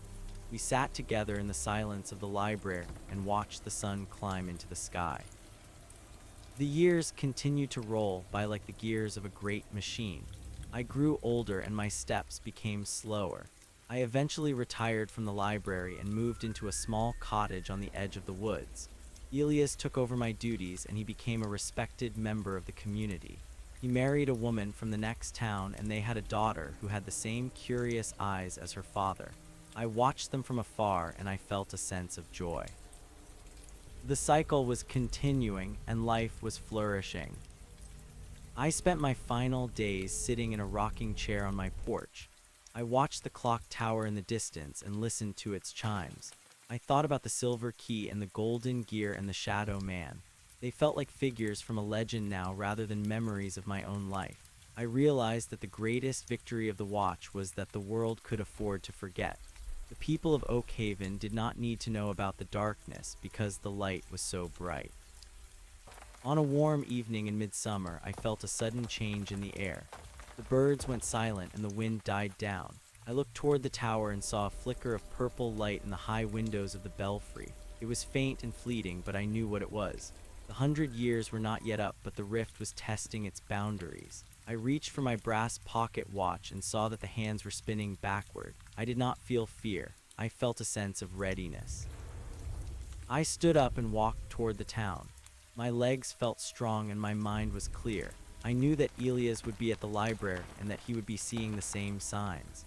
I walked through the streets of Oak Haven and I saw the people going about their evening routines. They did not notice the change. They did not see the flicker in the tower. I reached the library and found Elias standing at the door. He held the silver key in his hand and it was glowing with a soft white light. He looked at me and I saw that he was ready. He did not need my help, but he was glad I was there. We walked toward the tower together. The air was thick with static and the ground seemed to hum beneath our feet. We climbed the stairs to the belfry and stood before the golden gear. It was spinning faster than I had ever seen it. The light from the rift was leaking through the cracks in the floor and the shadows were beginning to stretch and twist. Elias stepped forward and held the silver key toward the gear. He did not hesitate. He spoke a word of command that I did not recognize and the key began to vibrate. The light from the key met the light from the rift and the two forces clashed in a silent explosion of energy. I watched as the golden gear slowed down and the shadows retreated. The rift was being pushed back once again. Elias stood tall, his face illuminated by the brilliance of the light. He was the Watcher, and he was doing his duty. The pulse washed over the town, and for a moment everything was still. Then the gear resumed its steady pace and the light faded. The air became clear and the birds began to sing again. Elias turned to me and he was smiling. He said that the wait was over. The balance had been restored. We walked back down the stairs and out into the night. The stars were shining and the moon was full. Oak Haven was safe. I returned to my cottage and sat in my chair. I felt a deep sense of exhaustion, but also a profound sense of satisfaction. I had seen the watch past and I had seen the new guardian succeed. I knew that I could finally rest. I closed my eyes and listened to the ticking of my brass watch. It was a steady and comforting sound. I thought about Sela's thorn and the long line of watchers who had come before me. I was a part of them now. I was a part of the rhythm. The morning sun rose over the hills and the town of Oak Haven woke up to another beautiful day. The children played in the park and the baker sold his bread and the clock tower told the time. I was no longer there to see it, but the story continued. The library remained a place of knowledge and the tower remained a sentinel of peace. The silver key was tucked away in a drawer waiting for the next time it would be needed, and the world kept turning exactly as it was meant to. The legacy of the Watchers was not one of glory or fame. It was a legacy of silence and service. It was the knowledge that the world is a fragile place and that it requires care and attention. I had played my part and I had done it well. The memory of the light stayed with the town even if the people did not know where it came from. It was in the way they looked at the stars and the way they treated one another. It was in the very heart of Oak Haven. As the final echoes of my story fade, I want you to remember the tower. I want you to remember the golden gear and the silver key. But most of all, I want you to remember the importance of the watch. We are all guardians of something precious, whether it is a town, a family, or a single moment in time. We must listen to the rhythm, and we must be ready to act when the shadows begin to grow. The time is always moving, and the story is never truly finished. I am gone now, but the light remains. It is in the sunrise and the sunset and the steady ticking of every clock. It is in the laughter of children and the quiet peace of a Tuesday evening. The rift is a part of the universe, but so is the strength to close it. We are never truly alone in the dark because there is always a watcher somewhere keeping the world safe. And as long as there is a light, there is hope. The watch is fulfilled and the time is exactly right. The passage of time in the wake of that second pulse felt different than the years that had come before. It was as if the town of Oak Haven had breathed a collective sigh of relief and then settled into a deep and restorative sleep. I found that my own body was finally beginning to yield to the weight of my many years. The strength that had surged through me during that final walk to the tower had been a borrowed gift from the earth itself, and once the danger had passed, the debt came due. I spent more of my days tucked under a heavy wool blanket on my porch, watching the way the light played across the valley. I did not feel a sense of loss or sadness as my vitality ebbed. Instead, I felt a profound gratitude for the stillness. Every bird that landed on my railing and every breeze that stirred the leaves felt like a personal message from a world that was no longer under siege. Elias came to visit me every Sunday afternoon. He would bring a basket of apples or a collection of new sketches his daughter had made. We would sit together and he would tell me about the small adjustments he had made to the clockwork in the library and the way the townspeople were beginning to treat the park around the tower as a sacred space. He told me that the rose bushes had grown tall and thick and that their scent was so strong it could be smelled from the middle of the bridge. I liked to imagine the red blooms against the gray stone of the tower. It was a beautiful image of life reclaiming a place that had once been defined by cold machinery and ancient shadows. We did not speak much about the silver key or the golden gear anymore. Those things were now part of his private burden, and I did not wish to intrude upon the quiet understanding he had developed with the tower. He was a master of his craft, and the town was safer for it. One evening, as the summer began to turn toward the harvest, I felt a strange pull toward the library. It was not a feeling of dread or a warning of a rift, but a gentle beckoning. I took my cane and walked slowly down the familiar path. The air was cool, and the stars were just beginning to peer through the velvet blue of the twilight. When I reached the library, I found the doors standing open. Elias was not at the desk, but I could hear the faint sound of humming coming from the basement. I followed the sound down the stairs and through the hidden door into the laboratory. The room was no longer the dusty and forgotten tomb I had first discovered. Elias had cleaned the surfaces and organized the tools. He had even placed a few jars of wild flowers on the workbenches. The golden gear was turning with a soft and musical whirring, and the silver key sat in its velvet box on the central pedestal. Elias looked up and smiled as I entered. He told me that he had been studying the star chart Sela's Thorn had left behind, and he had discovered something remarkable. He showed me a map of the valley that was covered in intricate lines and symbols. He explained that the tower was not just a seal for the rift, but a lens. It was designed to focus the natural energy of the earth and the stars into a single point of harmony. He believed that the pulses we had experienced were not just failures of the seal, but attempts by the tower to recalibrate itself to the changing alignment of the cosmos. He said that the 100-year cycle was not a countdown to destruction, but a rhythm of renewal. I listened to him with a sense of wonder. I had spent so much of my life fearing the tower and its secrets, but Elias had found the beauty within the mechanics. He saw the laboratory not as a prison, but as a garden of mathematics and light. We stood together in the soft glow of the golden gear, and I realized that the story of the watch was far older and more complex than I had ever imagined. Silas Thorne had not been a man obsessed with darkness, but a man who had fallen in love with the order of the universe. He had built the tower to protect that order, and to ensure that the people of Oakhaven could live their lives without being torn apart by the chaos of the void. I reached out and touched the cool stone of the wall. I felt the pulse of the machine beneath my fingertips, and it felt like a heartbeat. It was a steady and reassuring rhythm that spoke of endurance and purpose. I knew then that the watch would never truly end. It would simply change hands from one generation to the next as long as there were people who cared enough to listen to the ticking of the world. As we walked back up to the main floor of the library, Elias asked me if I ever regretted taking the key from the river. I thought about the fear I had felt and the long nights of watching the shadows. I thought about the weight of the responsibility and the isolation of being the only one who knew the truth. But then I thought about the peace of the town and the safety of the children and the way the sun felt on my face. I told him that I did not regret a single moment.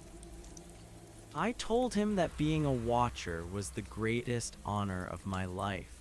It had given me a purpose that was larger than myself, and it had allowed me to see the world through eyes that were open to the infinite. He nodded, and I saw the same conviction in his own gaze. He understood that the sacrifice was small compared to the magnitude of the gift. I returned to my cottage that night and slept a dreamless sleep. When I woke the next morning, the world felt lighter than it ever had before. I spent the day writing the final pages of my ledger. I did not write about the mechanics or the history, but about the feeling of the light. I wanted to leave a record of the emotional landscape of the watch. I wanted the next person who found the book to know that they were not alone in their fear or their wonder. I wrote about the way the wind sounded in the oaks and the way the river reflected the moon. I wrote about the kindness of Mrs. Gable and the steady strength of Elias. I wanted the future to know that the world was worth saving because of the small and ordinary things that made life beautiful. As the autumn leaves began to fall, I found that I no longer had the strength to walk to the town. I stayed in my chair on the porch and watched the seasons change. The air grew crisp and the smell of wood smoke filled the valley. I saw the children of the town playing in the distance, and I heard the faint chimes of the clock tower marking the hours. Each chime was a reminder that the world was moving forward and that the balance was holding. I felt a sense of completion that was as deep as the ocean. I had done everything I was meant to do. I had found the key, and I had kept the watch, and I had passed the burden to someone who was better than I was. One afternoon, Elias brought his daughter to visit me. Her name was Clara, and she had a spirit that seemed to glow from within. She sat on the steps of my porch and told me stories about the birds she had seen in the park. She showed me a smooth stone she had found by the river and told me that it felt like it was humming. I looked at the stone and saw the faint shimmer of the same energy that lived within the tower. I realized then that the magic of Oakhaven was not confined to the laboratory. It was leaking into the world in small and gentle ways, and it was making everything more vibrant and alive. I smiled at the girl and told her to keep the stone safe. I told her that she had a gift for seeing the things that others might miss. She hugged me, and I felt a warmth that stayed with me long after they had gone. The winter arrived with a soft blanket of snow that hushed the world. I sat by my fireplace and listened to the crackle of the flames. I knew that my time was drawing to a close. My heart was beating with a slow and steady rhythm that matched the ticking of my brass pocket watch. I felt no fear of the end. I saw it as a final transition into the great silence that lay beyond the gears and the stars. I was a part of the story, and the story would continue without me.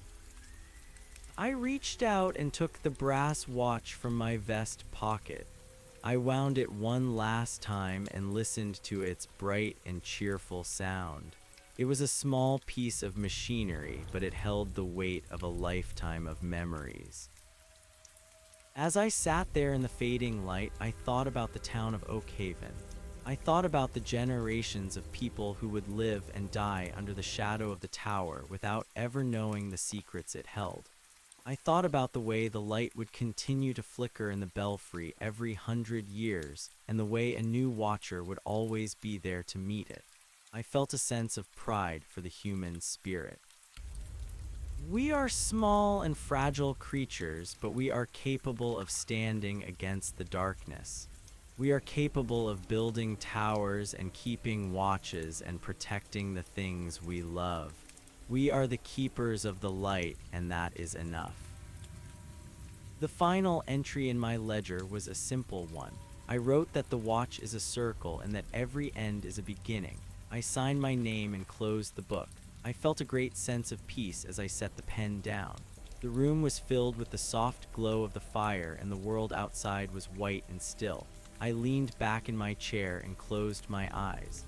I could hear the clock tower in the distance chiming the hour of midnight. The 12 steady strokes that echoed through the valley and into the heart of the night. It was the sound of a world that was in perfect alignment. It was the sound of home. I felt myself drifting into a dream of the library. I was standing in the history section, and the air was filled with the scent of vanilla and old paper. The sun was streaming through the high windows, and the books were glowing with a soft light. I saw Silas Thorne standing at the end of the aisle, and he was holding a lantern. He beckoned to me, and I followed him through the rows of shelves. We walked past the records of the town and the maps of the stars. We walked past the stories of the Watchers and the legends of the Rift. We reached the back of the library where the windows looked out over the entire world. I saw the valleys and the mountains and the rivers and the seas. I saw the lights of 1,000 towns and the shadows of 1,000 towers. I realized that the watch was not just for Oakhaven, but for everything. We were all part of a vast and intricate network of guardians who were keeping the darkness at bay. I saw the silver keys and the golden gears and the brave souls who held them. I felt a sense of connection that spanned across time and space. We were a family of light, and we were never truly alone. Silas turned to me and smiled, and I knew that he was satisfied. The work was good, and the world was safe. The dream shifted, and I was standing on the bridge over the river. The water was clear and the stones were smooth. I looked down and saw the reflection of the tower in the surface of the water. It was tall and strong, and it reached toward the heavens. I felt the silver key in my hand, and I knew what I had to do. I did not throw it into the water this time. I held it up to the sun and watched as it caught the light. It was a beautiful object, and it was a symbol of hope. I realized that the key was not a weapon or a tool of power. It was a bridge between the seen and the unseen. It was a way to navigate the mysteries of existence. I woke up in my chair as the first light of dawn began to creep across the floor. The fire had burned down to embers, but the room was still warm. I looked at the brass watch in my hand and saw that it had stopped at the exact moment of sunrise. I smiled and set it on the table. The sun was rising over the hills of Oakhaven, and the world was beginning to wake up. I could hear the birds singing in the trees and the sound of a distant bell. It was a new day and a new chapter in the story. I felt a deep sense of contentment. I had lived a long and meaningful life, and I was ready for whatever came next. The legacy of the watch would live on in Elias and his daughter and the many watchers who would follow them. The tower would stand as a sentinel of peace, and the library would remain a sanctuary of knowledge. The people of Oven would continue to live their lives in the light, and the shadows would remain where they belonged. I was just one man in a long line of guardians, but I had done my part. I had kept the rhythm, and I had protected the heart of the town. As I looked out at the beauty of the morning, I knew that everything was exactly as it should be. The time was on our side and the watch was fulfilled. I felt a gentle touch on my shoulder, and I saw the image of the golden gear spinning in my mind. It was a perfect circle, and it was turning with a grace that was beyond words. I followed the movement of the gears and the ticking of the clock until the world around me began to fade. The last thing I heard was the sound of the tower chiming 1 o'clock. It was a clear and beautiful sound that carried the promise of 1,000 more hours and 1,000 more years. I stepped into the light and I was finally home. The story of the watch was over for me, but for the town of Oakhaven, the adventure was only just beginning. The light would always be there and the watchers would always be ready, and that is all that matters. The transition from the physical presence of the watcher to the quiet memory of the watcher was as seamless as the turning of a page in an old book. The cottage on the hill stood empty for a short time, but it did not feel lonely. The dust motes danced in the shafts of morning light, and the wooden floorboards settled with a series of soft groans that sounded like a long and satisfied exhale. The brass pocket watch remained on the table, its hands frozen at the exact moment the sun had cleared the horizon. It was a small monument to a life spent in service of the seconds and the minutes. The ledger lay beside it, its leather cover worn smooth by the touch of hands that had known both the grit of the earth and the cold precision of the silver key. Elias was the one who eventually came to the cottage. He did not come with a heavy heart, but with a sense of solemn duty. He walked through the rooms and felt the lingering warmth of the fire and the scent of dried herbs and old ink. He picked up the brass watch and felt the weight of it in his palm. He did not try to wind it. He understood that some things are meant to stop so that other things can begin. He took the ledger and tucked it under his arm, and then he stepped out onto the porch to look at the valley. The town of Oakhaven was bustling below him. He could see the smoke rising from the chimneys and the tiny figures of people moving through the streets. He could hear the faint sound of the river and the rustle of the wind in the oak trees. He knew that the watch had officially passed to him, and he felt a quiet strength rising within his chest to meet the challenge. The first year of the new watch was a time of deep learning for Elias. He spent his days in the library and his nights in the laboratory beneath the floorboards. He studied the star charts and the mathematical formulas until the symbols began to appear in his dreams. He learned that the tower was not just a static object, but a living thing that responded to the movements of the planets and the tides of the earth. He learned how to listen to the vibrations of the golden gear and how to interpret the subtle shifts in the frequency of the hum. He found that the silver key was more than a tool to turn a lock. It was a conductor for the energy that flowed through the rift, and it required a steady hand and a calm mind to manage. Elias also began to teach his daughter Clara about the history of the town. He did not tell her about the rift or the danger yet because she was still young, and he wanted her to enjoy the innocence of her childhood. But he taught her how to observe the world with care. He taught her how to name the constellations and how to identify the different types of stone in the valley. He showed her the way the light changed at different times of the day, and he encouraged her to listen to the rhythms of the forest. He saw in her the same spark of curiosity and wonder that had defined the previous watcher, and he knew that the lineage of the Guardians was secure.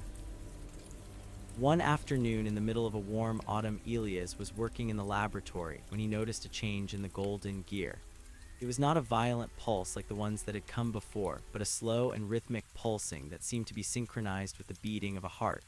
He checked the star charts and realized that a rare alignment of the planets was approaching. It was an event that happened once every 500 years, and it was known as the Great Conjunction. The ancient texts described it as a time when the boundaries between the worlds became thin and the energy of the cosmos was at its peak.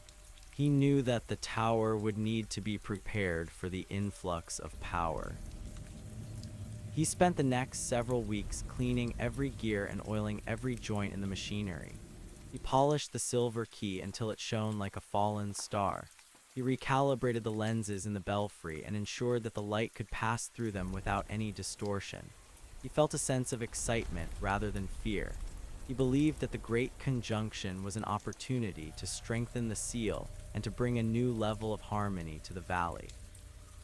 He remembered what the previous watcher had told him about the beauty of the mechanics, and he approached his work with a spirit of reverence and joy. The night of the conjunction arrived with a sky that was so clear it felt as if the stars were within reach.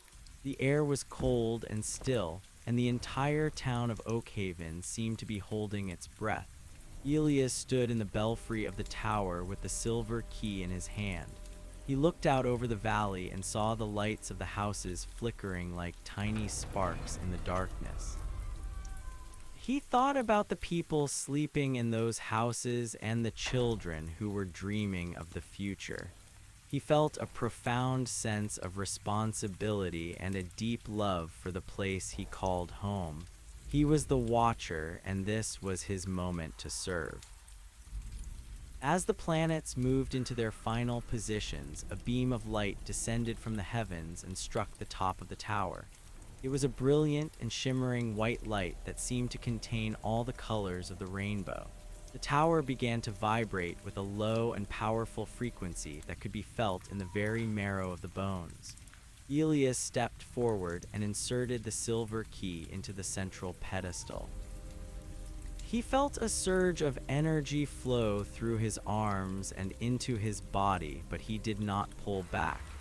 He held the key steady and began to turn it with a slow and deliberate motion. The golden gear in the laboratory began to spin at an incredible speed. The humming sound grew louder and louder until it filled the entire valley with a celestial music. The rift beneath the tower opened slightly, but it was not filled with darkness. It was filled with a liquid light that flowed out and merged with the energy of the stars. Elias watched as the two forces combined to create a shimmering field of protection that expanded outward from the tower. It washed over the library and the park and the river. It moved through the streets of the town and into the hearts of the people. The sensation was one of pure peace and absolute clarity. Every doubt and every fear that Elias had ever felt vanished in the presence of that light. He saw the connections between all things, and he understood that the watch was a part of a much larger plan. He saw that the universe was not a chaotic and indifferent place, but a masterpiece of design and purpose. He saw that every life mattered and every moment was significant. He felt a sense of gratitude that was so overwhelming it brought tears to his eyes. He was a small part of a grand story, and he was honored to play his role. The light eventually began to fade as the planets moved out of alignment. The vibration in the tower subsided, and the humming sound returned to its usual gentle frequency. Elias turned the silver key one last time, and then he removed it from the pedestal. The seal was stronger than it had ever been, and the rift was once again quiet. He looked down at his hands and saw that they were glowing with a faint and ethereal light. He knew that the energy of the conjunction would stay with him for the rest of his life, and it would guide him in his duties as the Watcher. He descended from the belfry and walked back to the library. He found Clara waiting for him at the entrance. She looked up at him with wide eyes and asked him if he had seen the falling stars. He smiled and picked her up and told her that he had seen something even more beautiful. He told her that the world was a magical place and that there were secrets hidden in every corner if one only knew how to look. He took her down to the laboratory and showed her the golden gear for the first time. He told her the story of Selah's thorn and the previous Watcher and the legacy of the watch. Clara listened with rapt attention. She touched the cool stone of the wall and felt the heartbeat of the machine. She looked at the silver key in its velvet box, and she saw the reflection of the stars in its surface. She asked her father if she could be a watcher one day, and Elias felt a surge of pride and love. He told her that she was already a watcher in her heart, and that when the time was right, he would teach her everything she needed to know. He knew that the future of Oakhaven was in good hands, and that the light would continue to burn bright for generations to come. The years that followed the Great Conjunction were a time of prosperity and peace for the town. The fields yielded abundant harvests, and the river was full of fish. The people of Oakhaven felt a renewed sense of community and kindness. They looked out for one another, and they treated the natural world with respect. The park around the tower became a place of celebration and reflection, where people would gather to watch the sunrise and the sunset. The library was filled with students and scholars who were eager to learn about the history and the science of the world. Elias continued his work with a steady and quiet dedication. He maintained the machinery, and he updated the star charts. He wrote in the ledger every night, recording the movements of the cosmos and the state of the seal. He watched as Clara grew into a young woman of great wisdom and strength. She became his apprentice, and she learned the art of the watch with a natural talent that surpassed even his own. She had a way of listening to the wind and the stones that allowed her to sense the changes in the world before they even happened. She was a true guardian of the light. As Elias grew older, he began to feel the same pull toward the stillness that the previous watcher had described. He spent more of his time sitting on the porch of the cottage on the hill, watching the clouds move across the valley. He felt a sense of completion and a deep inner peace. He had fulfilled his promise, and he had kept the watch. He had seen the world at its most vulnerable and at its most magnificent, and he had been a witness to the enduring power of hope.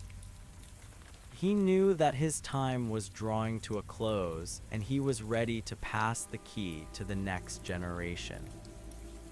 One winter evening, as a soft snow began to fall, Elias called Clara to the laboratory.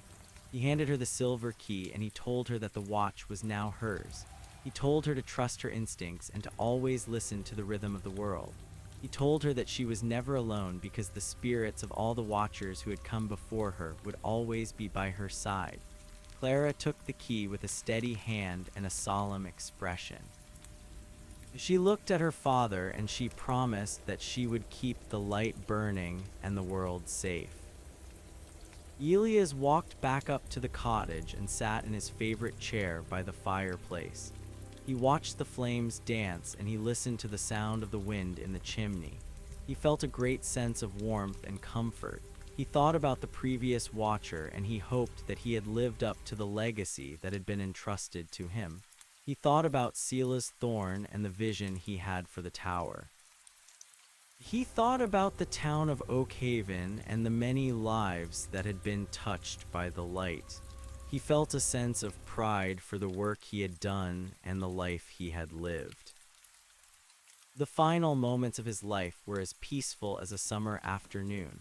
He felt himself drifting into a dream of the light and the stars. He saw the golden gear turning with a musical whirring, and he heard the sound of the tower chiming the hour of midnight. He felt the connection to the infinite and the eternal, and he knew that he was a part of something that would never end. He took a final breath, and then he stepped into the great silence. The watch was fulfilled, and the time was exactly right. The story of Oakhaven continued long after Elias was gone.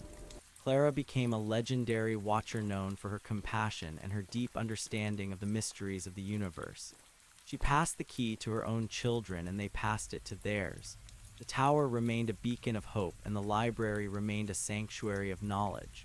The rift was always there, but it was always held in check by the strength of the seal and the dedication of the guardians. The world kept turning, and the seasons kept changing, and the light kept burning bright in the heart of the valley. The legacy of the Watchers was a legacy of silence and service. It was a reminder that the world is a fragile place and that it requires care and attention. It was a reminder that we are all guardians of something precious and that we must be ready to act when the shadows begin to grow. The time is always moving, and the story is never truly finished. As long as there is a watcher somewhere keeping the world safe, there will always be a reason to hope. The light remains in the sunrise and the sunset and the steady ticking of every clock. It is in the laughter of children and the quiet peace of a Tuesday evening. The watch is a circle and every end is a beginning. The town of Oakhaven eventually grew and changed as all things do. The dirt paths were replaced by paved roads and the small cottages were replaced by larger homes. But the heart of the town remained the same. The people still looked at the stars with wonder and they still treated one another with kindness. They still gathered in the park around the tower to celebrate the changing of the seasons. They still felt the presence of the light even if they did not know where it came from. They knew that they were part of something special and they were grateful for the peace and the security of their lives. The library was expanded to include a modern science wing, but the old history section remained untouched. The book still smelled of vanilla and old paper, and the sun still streamed through the high windows. The laboratory beneath the floorboards remained a secret known only to the watchers. The golden gear continued to turn, and the silver key continued to sit in its velvet box. The machinery was maintained with the same care and precision that it had always been. The star charts were updated with the latest discoveries, but the ancient maps of Sela's Thorn were still the most trusted guides. The tower stood as a sentinel of peace against the backdrop of the changing world. It was a constant reminder of the endurance and the purpose of the human spirit. It was a symbol of the strength that can be found in the quiet and the steady. It was a testament to the power of the watch and the importance of the light. The light would always flicker in the belfry every 100 years, and the watcher would always be there to meet it. The balance would always hold, and the world would always be safe.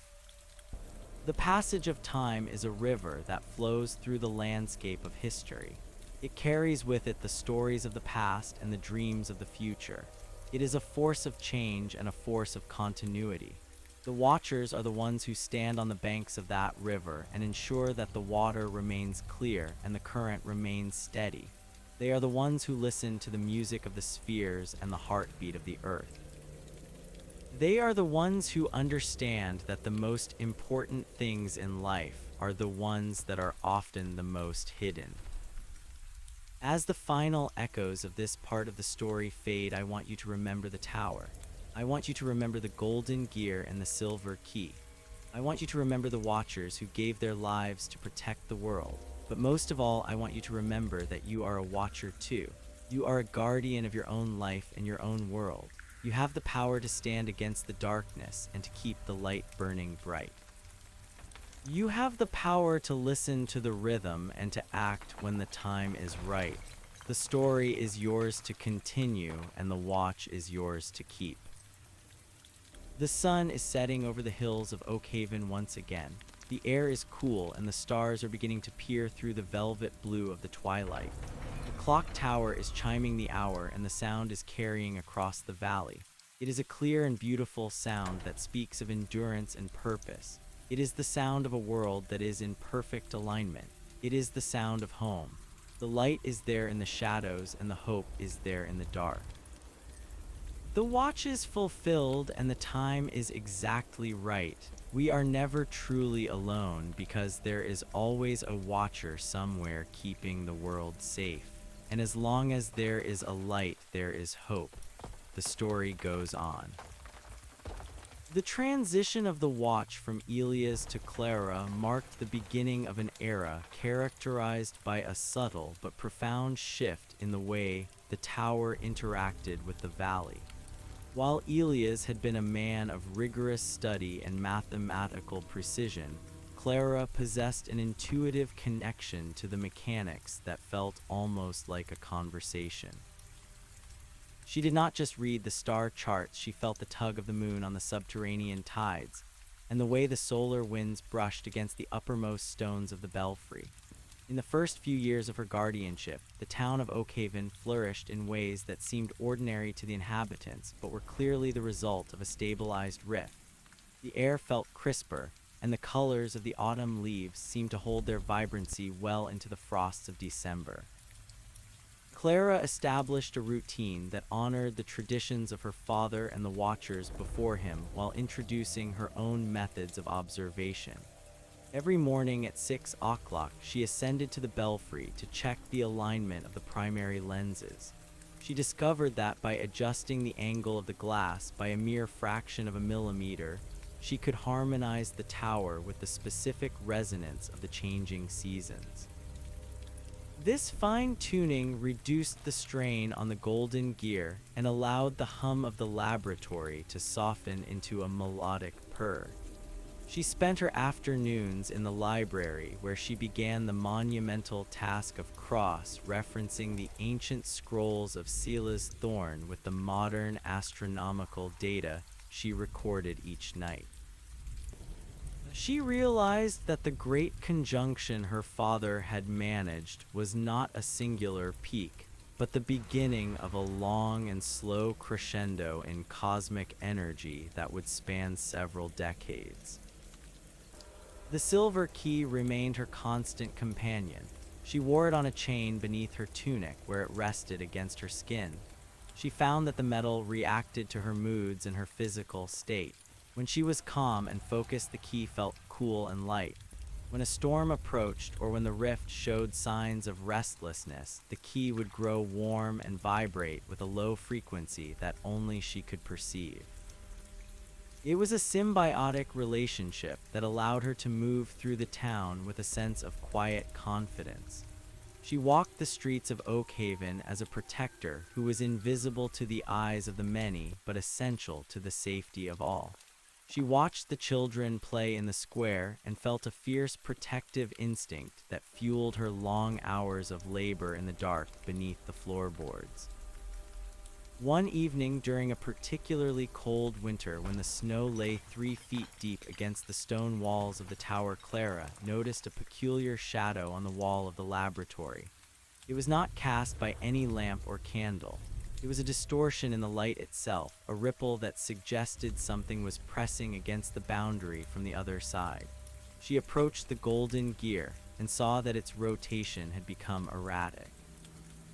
The teeth of the gears were grinding with a sound like breaking ice. She knew that this was not a natural occurrence linked to the planets.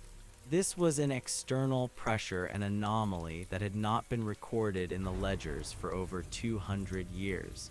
She felt a chill that had nothing to do with the winter air. She retreated to the library and searched through the oldest crates of manuscripts until she found a leather-bound volume that had been buried beneath a stack of star charts. The pages were brittle and the ink was faded, but the diagrams were unmistakable. They depicted a phenomenon known as the echo of the void. It was a residual vibration left behind by the initial creation of the rift, a ghost of the original chaos that occasionally sought to reassert itself. The text warned that the echo could not be fought with force or redirected with lenses. It had to be absorbed and neutralized through the medium of the watcher themselves. Clara realized that the silver key was not just a tool for turning the machinery, but an anchor for her own consciousness. She returned to the laboratory and stood before the pulsing golden gear. The shadow on the wall was growing larger and more distinct, taking on a jagged and hungry shape. The hum of the tower had turned into a frantic screech. Clara took the silver key in both hands and held it out toward the center of the gear. She closed her eyes and began to breathe in a slow and rhythmic pattern, just as her father had taught her. She visualized the light of the great conjunction that still lived within the marrow of her bones, and she projected that light into the key. The metal began to glow with a brilliant white intensity that illuminated every corner of the laboratory. The struggle was silent and internal. Clara felt a coldness creeping up her arms as if she were reaching into a frozen river. The echo of the void was trying to pull the energy out of her to use her as a bridge to enter the physical world. She resisted with every ounce of her will. She anchored herself to the memory of the town, to the smell of the pine trees and the sound of the river and the warmth of the fireplace in the cottage. She reminded herself that she was the daughter of Elias and the successor of the light. She whispered the names of the previous watchers like a litany of strength. The shadow on the wall began to shrink, and the grinding of the gears slowed to a steady beat. For 3 hours, Clara stood motionless in the center of the room. Her hair was dusted with frost, and her breath came in ragged gasps, but she did not let go of the key. She felt the moment the pressure snapped. It was like a string breaking under too much tension. The coldness vanished and was replaced by a sudden and overwhelming heat. The golden gear spun with a renewed vigor, and the light from the key exploded outward in a wave of golden energy that scoured the laboratory clean of any lingering shadows. The echo was gone, absorbed into the vast and silent machinery of the tower, where it would be safely dissipated over the coming years. Clara collapsed to the floor, her strength completely spent. She lay on the cold stone and watched the ceiling as the lights returned to their normal, gentle glow. She felt a profound sense of exhaustion, but also a deep and abiding peace. She had faced the first true test of her watch, and she had prevailed. She understood now that being a watcher was not just about maintenance and observation. It was about being a living shield for the world. She understood why her father had spoken of the role with such reverence, and why he had been so careful to prepare her for the weight of the responsibility. When she finally gathered the strength to stand, she went to the ledger and recorded the event in simple and direct language. She did not write of her fear or her pain. She wrote of the properties of the echo and the method of its neutralization, so that whoever came after her would know what to do. She then climbed the stairs to the belfry and looked out at the sleeping town. The snow was still falling, and the world was silent and white. She felt a connection to the people of Oakhaven that was stronger than ever. They would never know of the shadow that had almost touched them, or the woman who had stood in the dark to turn it back. And that was exactly as it should be. As the years passed, Clara became a figure of quiet mystery in the town. People knew her as the librarian who always had a kind word and a sharp mind, but they also sensed an aura of ancient authority about her. She was never seen to hurry, and she was never seen to lose her composure. She moved with the steady grace of the pendulum in the tower. She took on a young apprentice named Thomas, a boy from the village who had been found staring at the stars with a look of such intense longing that Clara knew he was the one. She began to teach him the names of the constellations and the history of the stone and the secret music of the forest. Thomas was a quick learner, but he lacked the natural intuition that Clara possessed. He was a creature of logic and proof. He wanted to know the why and the how of every gear and every lens. Clara encouraged his curiosity, but she also taught him that there were things in the universe that could not be measured with a ruler or timed with a watch. She took him to the laboratory and showed him the golden gear, but she did not let him touch the silver key until he had spent 5 years learning the ethics of the watch. She taught him that the key was a burden as much as it was a gift, and that its power came from the heart of the person who held it. One summer afternoon, while they were working in the library, a traveler arrived in Oakhaven. He was a man of advanced years with a cloak that was stained with the dust of many lands and eyes that seemed to have seen too much. He did not go to the inn or the market. He went straight to the tower and asked to speak with the keeper of the books. Clara met him in the main hall, and she felt a sudden and sharp vibration from the silver key. This man was not a common traveler. He carried with him the scent of the rift and the weight of a different kind of knowledge. The traveler introduced himself as Julian, and he claimed to be a seeker of the hidden paths. He spoke of other towers in distant lands and other watchers who had failed in their duties. He spoke of a rising darkness that was moving across the world, a shadow that was not an echo but a deliberate force. He told Clara that the seal in Oakhaven was the strongest one remaining, and that it had become a target for those who wished to see the boundaries between worlds dissolve. He warned her that the quiet years were coming to an end, and that the tower would soon be tested in ways that Silas Thorne himself could not have imagined. Clara listened to his words with a calm and steady gaze. She did not feel fear, but she did feel a sense of grim realization. She had always known that the peace of the valley was a fragile thing and that the watch was a struggle that would never truly be over. She thanked Julian for his warning and offered him a place to rest, but he declined. He said that he had many more miles to go and many more warnings to deliver. Before he left, he looked at Clara and told her that he saw the light of the great conjunction in her eyes. He told her to trust in the silver key and to remember that the tower was more than just stone and metal. It was a beacon of the soul. After Julian departed, Clara called Thomas to her side. She told him that his apprenticeship was over and that it was time for him to become a full initiate of the watch. She took him down to the laboratory and placed the silver key in his hand. Thomas trembled as he felt the surge of energy flow through him, but he did not pull back. He looked at Clara and he saw the resolve in her face. He understood that the stories she had told him were not just legends, but a preparation for a coming battle. He promised that he would stand with her and that he would protect the light with his life if necessary. The following months were a time of intense preparation. Clara and Thomas worked together to reinforce the machinery and to double the frequency of their observations.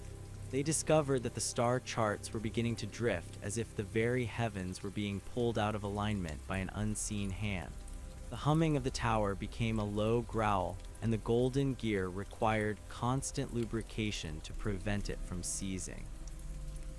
The air in the valley grew heavy, and a strange purple tint began to appear in the clouds at sunset. The people of Oakhaven began to feel a sense of unease, although they could not put a name to the cause. Clara realized that the danger Julian had described was approaching faster than they had anticipated. She spent her nights in the belfry watching the horizon for any sign of the darkness. She saw flickers of black lightning in the distance and heard the sound of a wind that did not move the trees. She knew that the rift was being pressured from the outside and that the internal seals would not be enough to hold it forever. She began to formulate a plan that would involve the entire tower and every ounce of power they could muster. She knew that it would be a gamble, but she also knew that the alternative was the destruction of everything she loved. She instructed Thomas to begin the process of charging the secondary lenses with the light of the moon. They used the silver key to channel the energy through the central pedestal and into the glass until the lenses glowed with a soft blue radiance. This would create a secondary field of protection that could be deployed if the primary seal was breached. Clara also began to write a series of letters to the leaders of the town explaining the nature of the danger in simple terms and telling them what to do if the tower should ever go dark. She felt a sense of urgency that was balanced by a deep and quiet focus. The night the shadow finally arrived was a night of absolute silence. There was no wind and no sound of animals in the forest. The stars were blotted out by a thick and oily mist that rolled down from the mountains and settled over the valley like a funeral shroud. Clara and Thomas stood in the laboratory watching as the golden gear began to spin in reverse. This was a sign that the external pressure had surpassed the internal capacity of the machinery. The silver key was vibrating so violently that it hummed with a high-pitched whistle. Clara took the key and inserted it into the pedestal, turning it with a strength that came from the very core of her being. The tower responded with a roar of energy that shook the foundations of the earth. A beam of white light shot upward from the belfry and pierced through the oily mist, creating a hole through which the stars could once again be seen. The shadow recoiled, but it did not retreat. It began to coalesce into a solid mass of darkness that pressed against the walls of the tower, trying to find a crack or a weakness. Clara felt the strain in her muscles and the heat in her blood.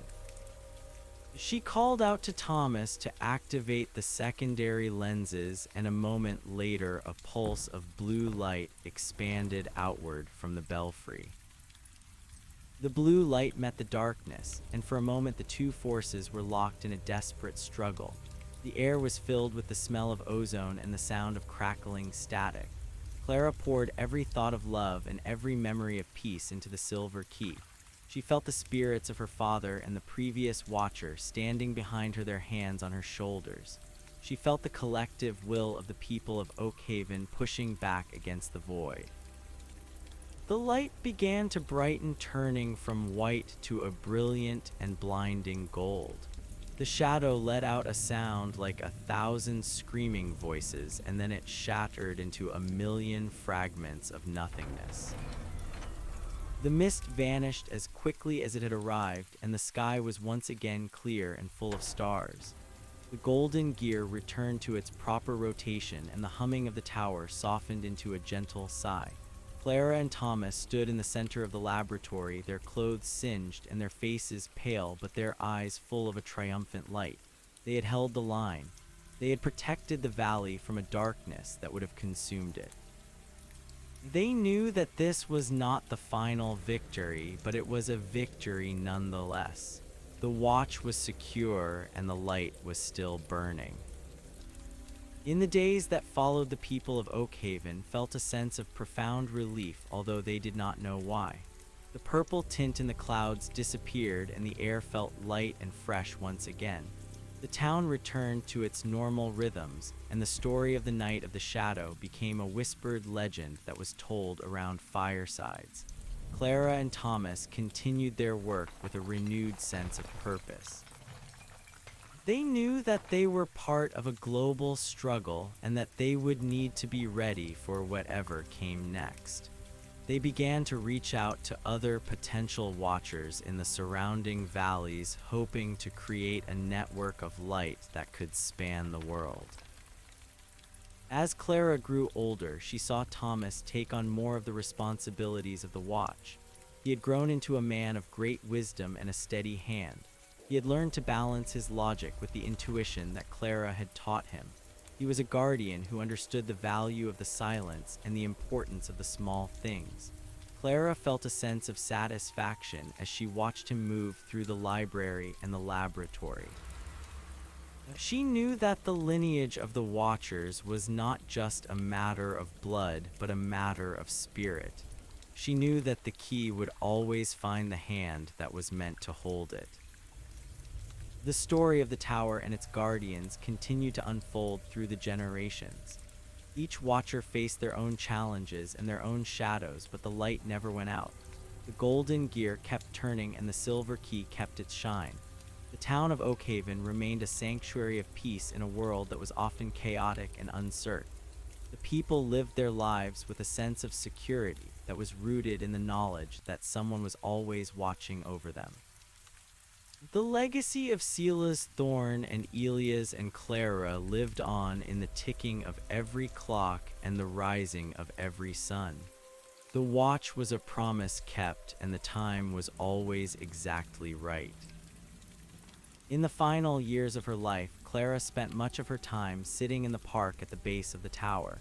She watched the children play and she listened to the birds in the trees. She felt the warmth of the sun on her face and the coolness of the breeze. She knew that her journey was coming to an end, but she felt no fear. She saw the world as a beautiful and intricate tapestry, and she was grateful for the small part she had played in its creation. She knew that the light would continue to burn long after she was gone, and that the story would find new voices and new hearts to carry it forward. The watch was a circle that had no end, and the light was a gift that was meant to be shared. The transition of power was a slow and deliberate process that unfolded over the course of 7 winters. Clara felt the strength in her hands beginning to wane like the flickering wick of a candle that had burned bright and steady against the gale. She spent her mornings in the high garden of the tower where the air was thin and tasted of ancient snow. Thomas was always near her now, acting as both a student and a crutch. He had grown tall and broad-shouldered, with a face that had lost its boyish roundness to the sharp lines of responsibility. He carried the heavy leather journals with a reverence that made Clara smile. She knew that the weight of the history they contained was heavier than the parchment and ink.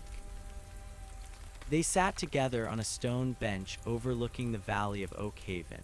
Below them, the town was a patchwork of slate roofs and rising smoke. The river was a silver thread winding through the dark green of the pine forests. Clara pointed toward the horizon, where the jagged peaks of the mountains met the sky. She told Thomas that the world was larger than the valley, and that the rift they guarded was only one of many doors.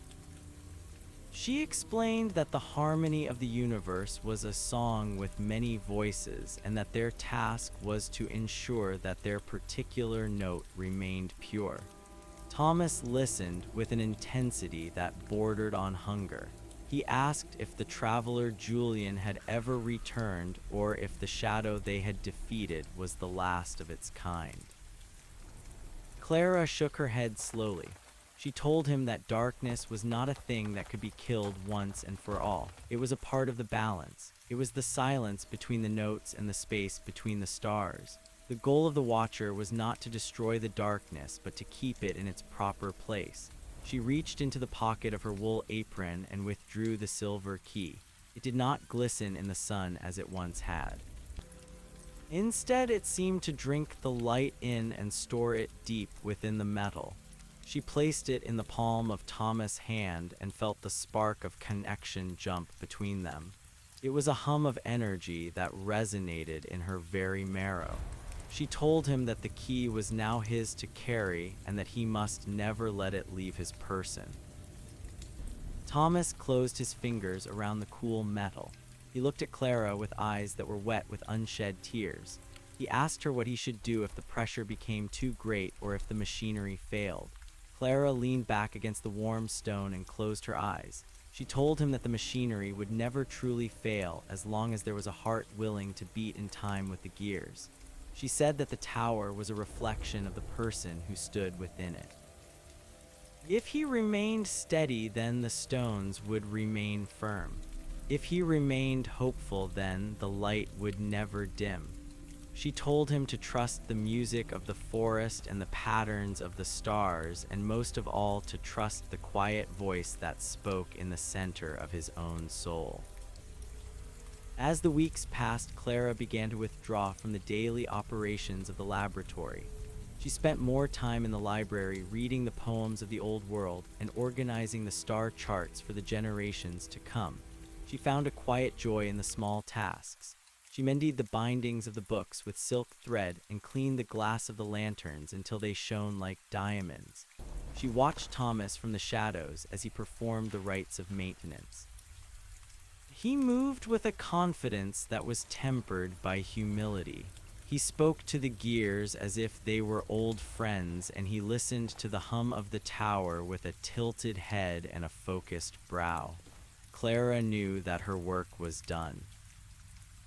One evening, as the sun was dipping below the edge of the world, a strange bird landed on the windowsill of the belfry. It was a creature of iridescent feathers that seemed to change color with every movement of its head. It did not chirp or sing, but instead let out a low vibration that matched the frequency of the golden gear. Clara walked to the window and held out her hand. The bird hopped onto her finger and looked at her with eyes that were like tiny black pearls.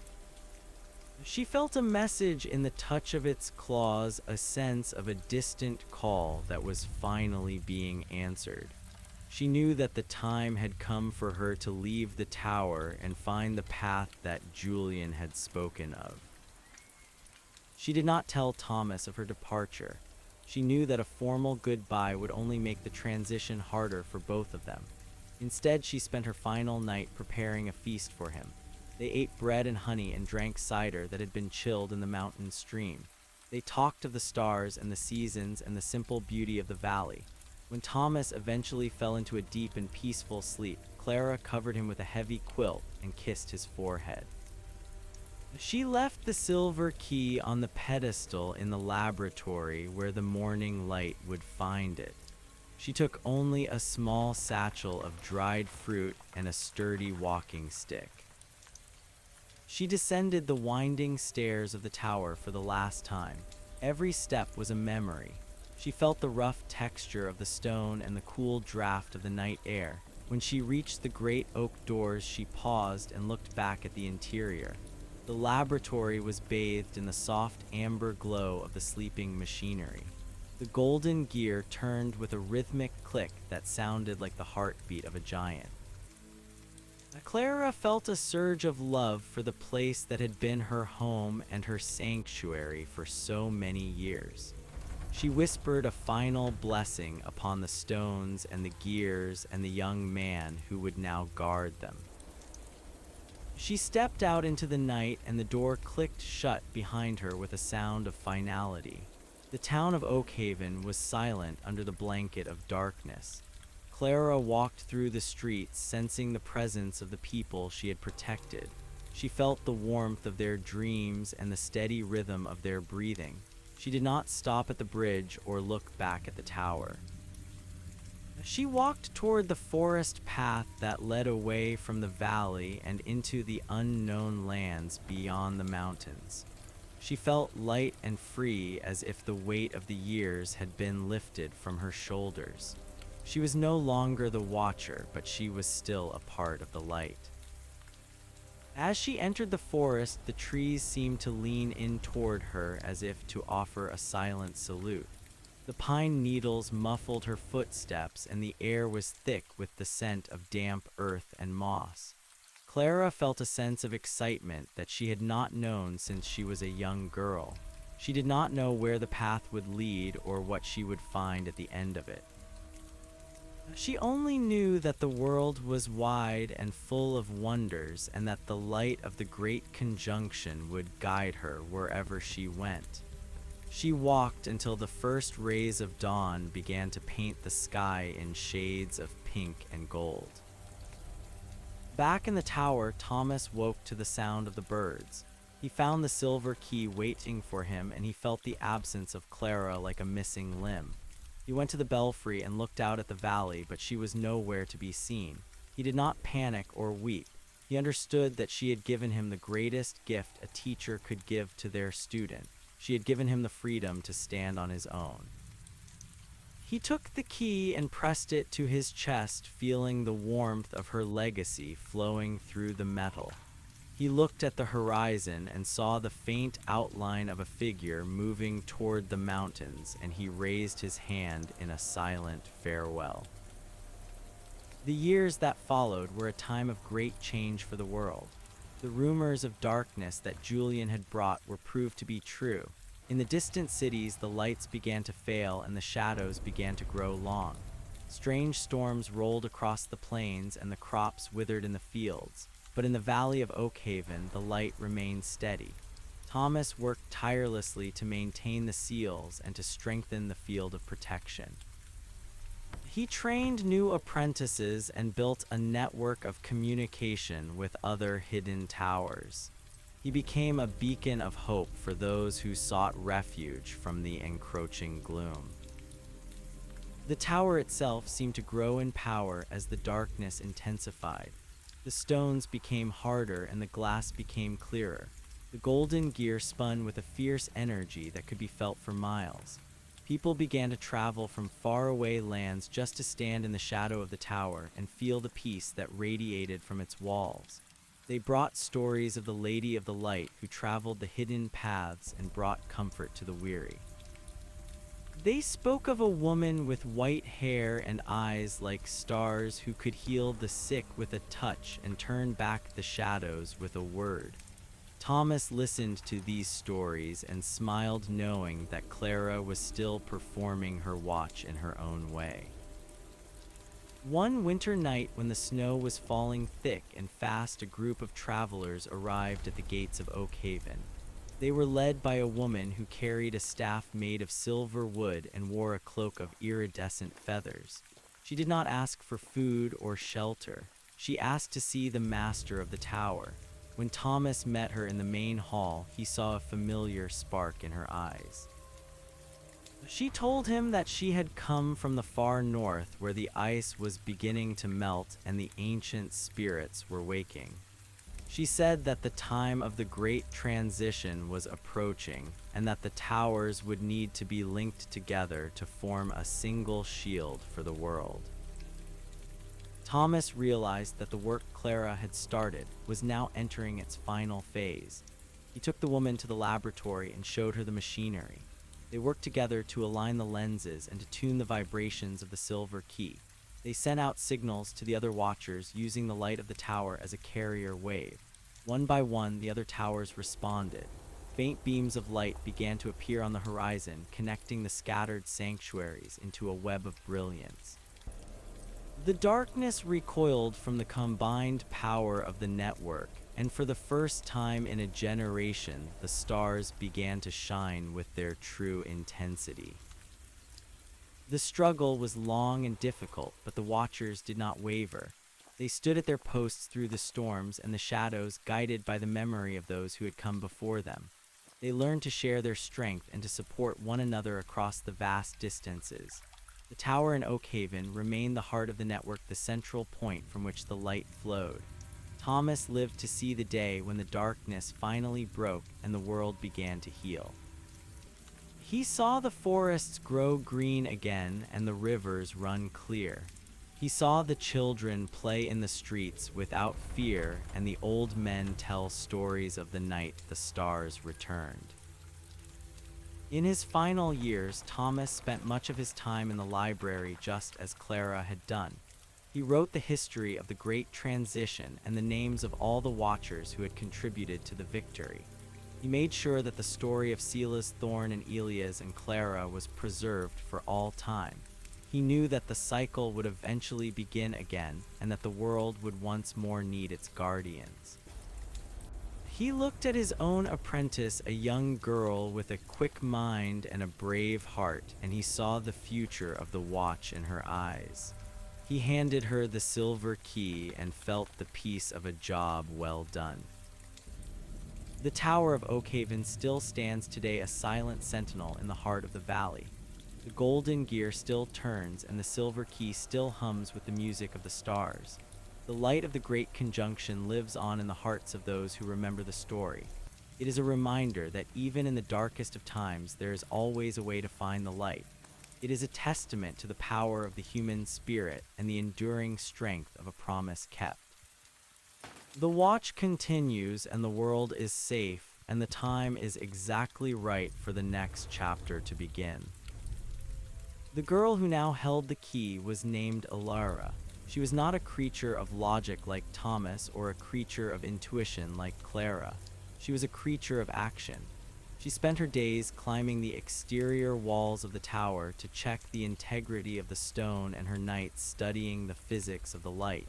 She was the one who discovered that the tower was not just a shield, but a transmitter.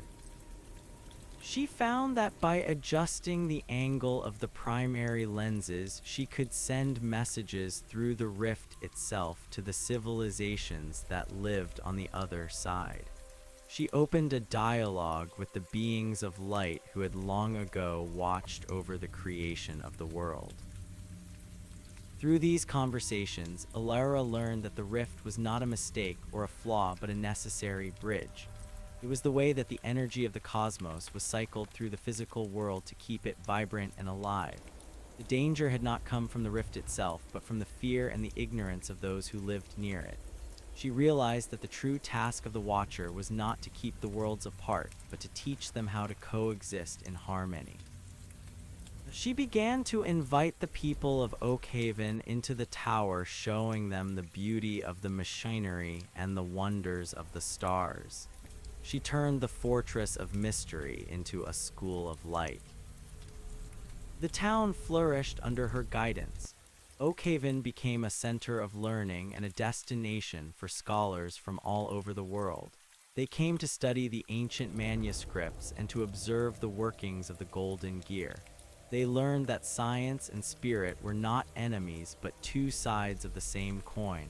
They saw that the light was not something to be hoarded but something to be shared. The legend of the Watcher evolved into the story of the teacher, and the tower became a symbol of unity for all of humanity. Ilara watched as the world transformed around her, feeling a deep sense of gratitude for the path that had been laid out by her predecessors. One evening, as Ilara sat in the belfry watching the sunset, she felt a familiar vibration in the air. A figure appeared on the path leading up to the tower. It was an old woman with a walking stick and a cloak of iridescent feathers. She moved with a grace that was untouched by age, and her eyes were bright with a secret knowledge. Ilara knew who she was before she even reached the gate.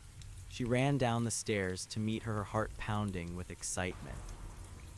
When the woman reached the entrance, she looked up at the tower and smiled.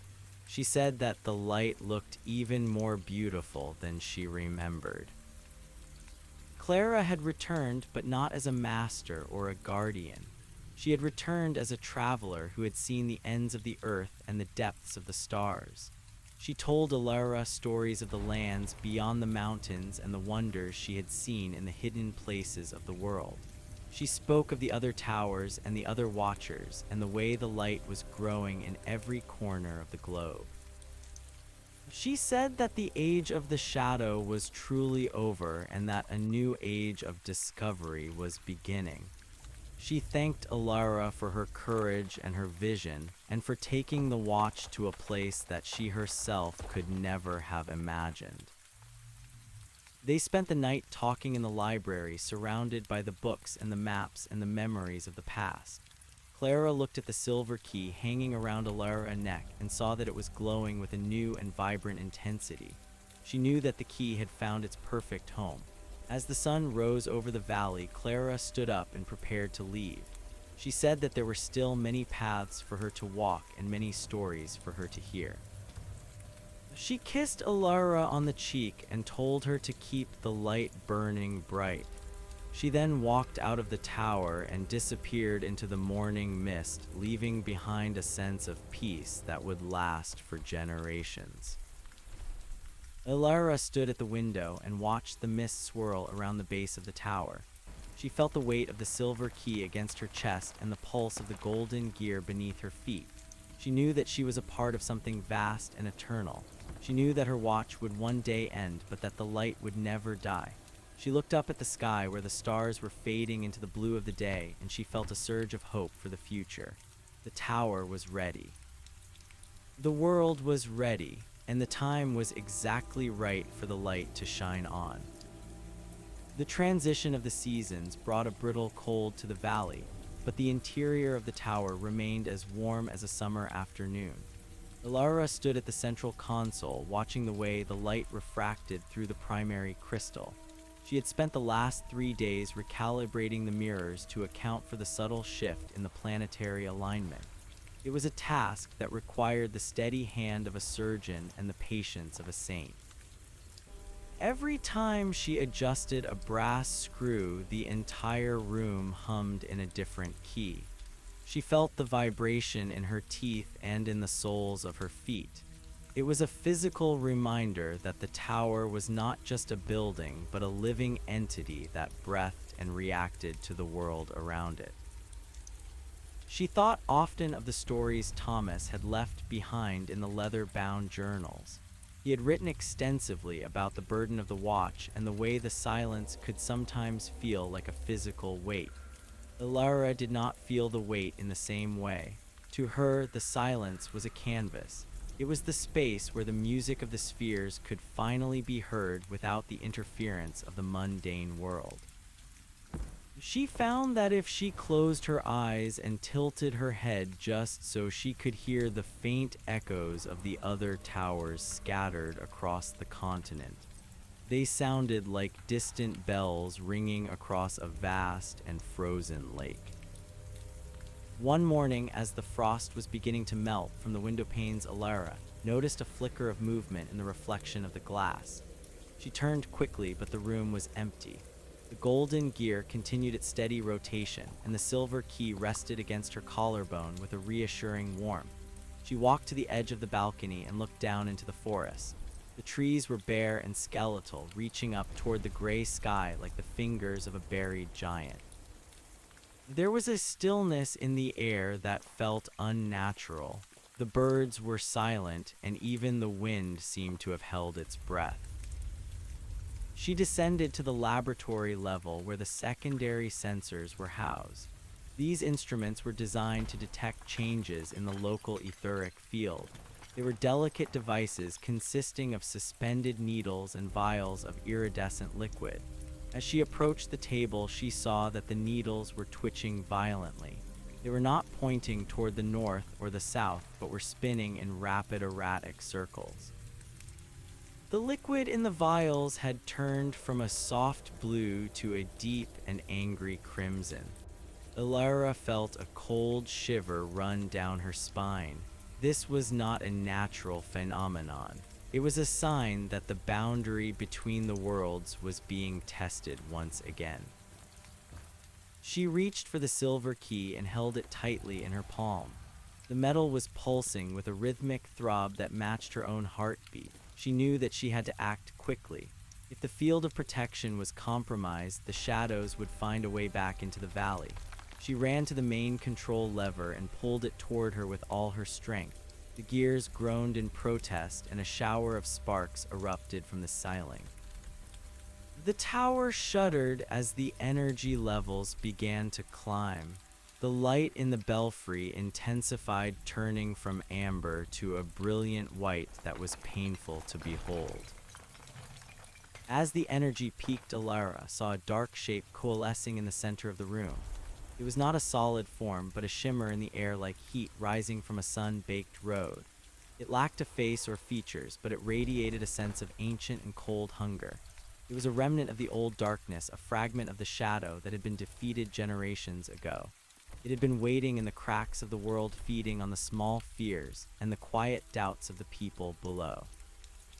Now it had grown strong enough to manifest within the sanctuary itself. Alara did not retreat. She stood her ground and raised the silver key toward the shimmering shape.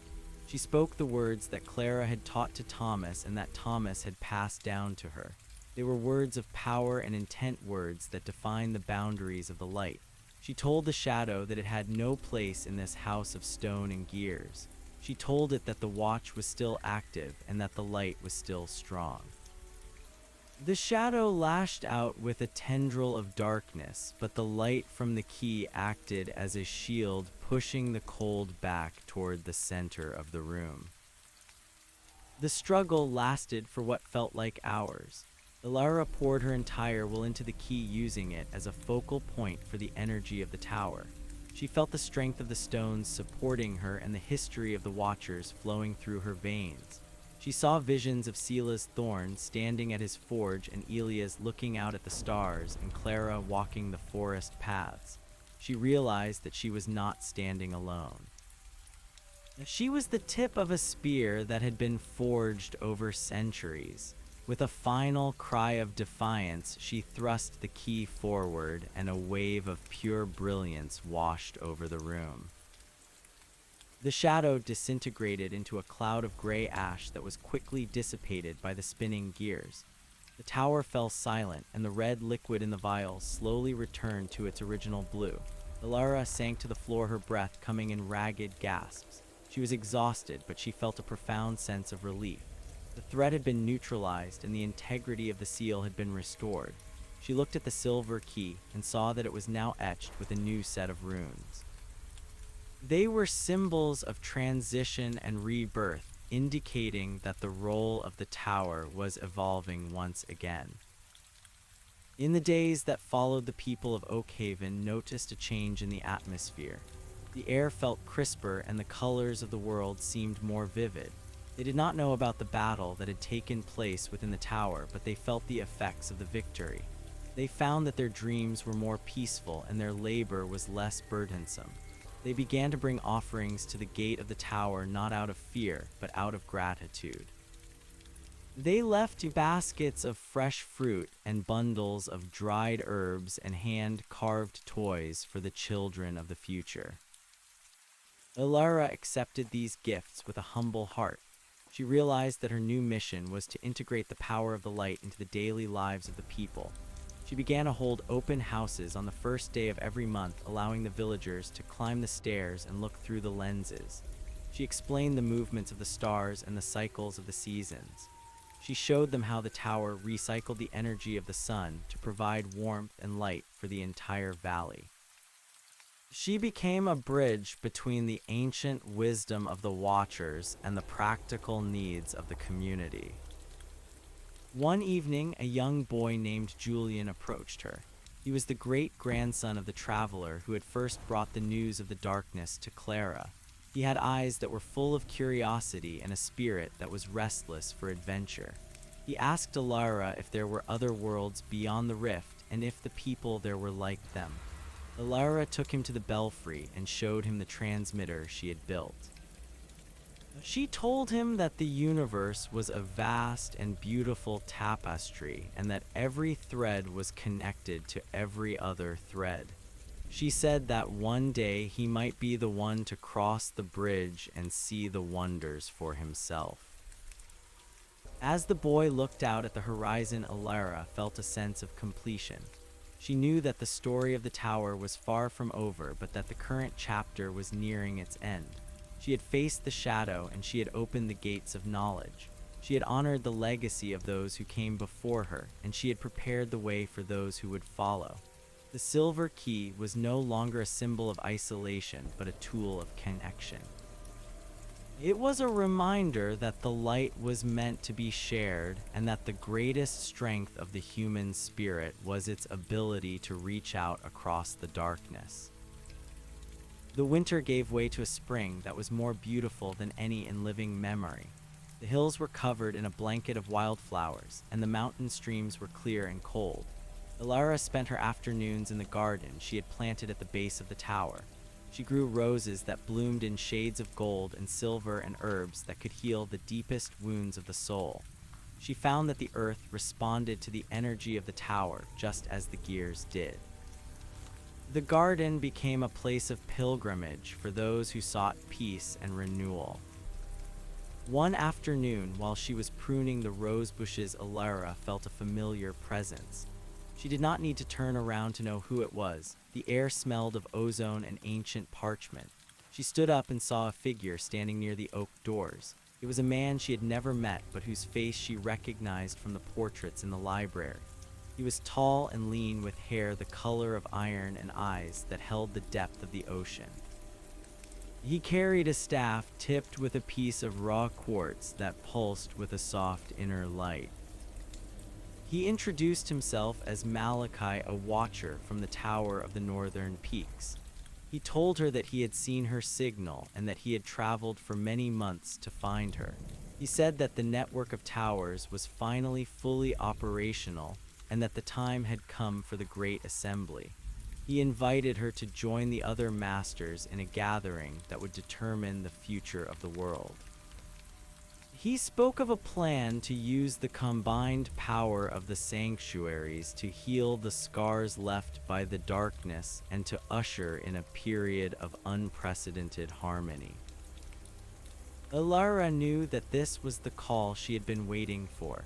She looked at the tower and felt a momentary pang of sadness at the thought of leaving.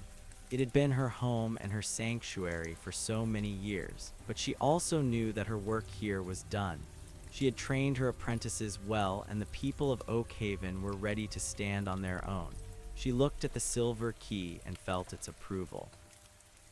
It was time to move beyond the walls of the valley and to take her place in the larger world.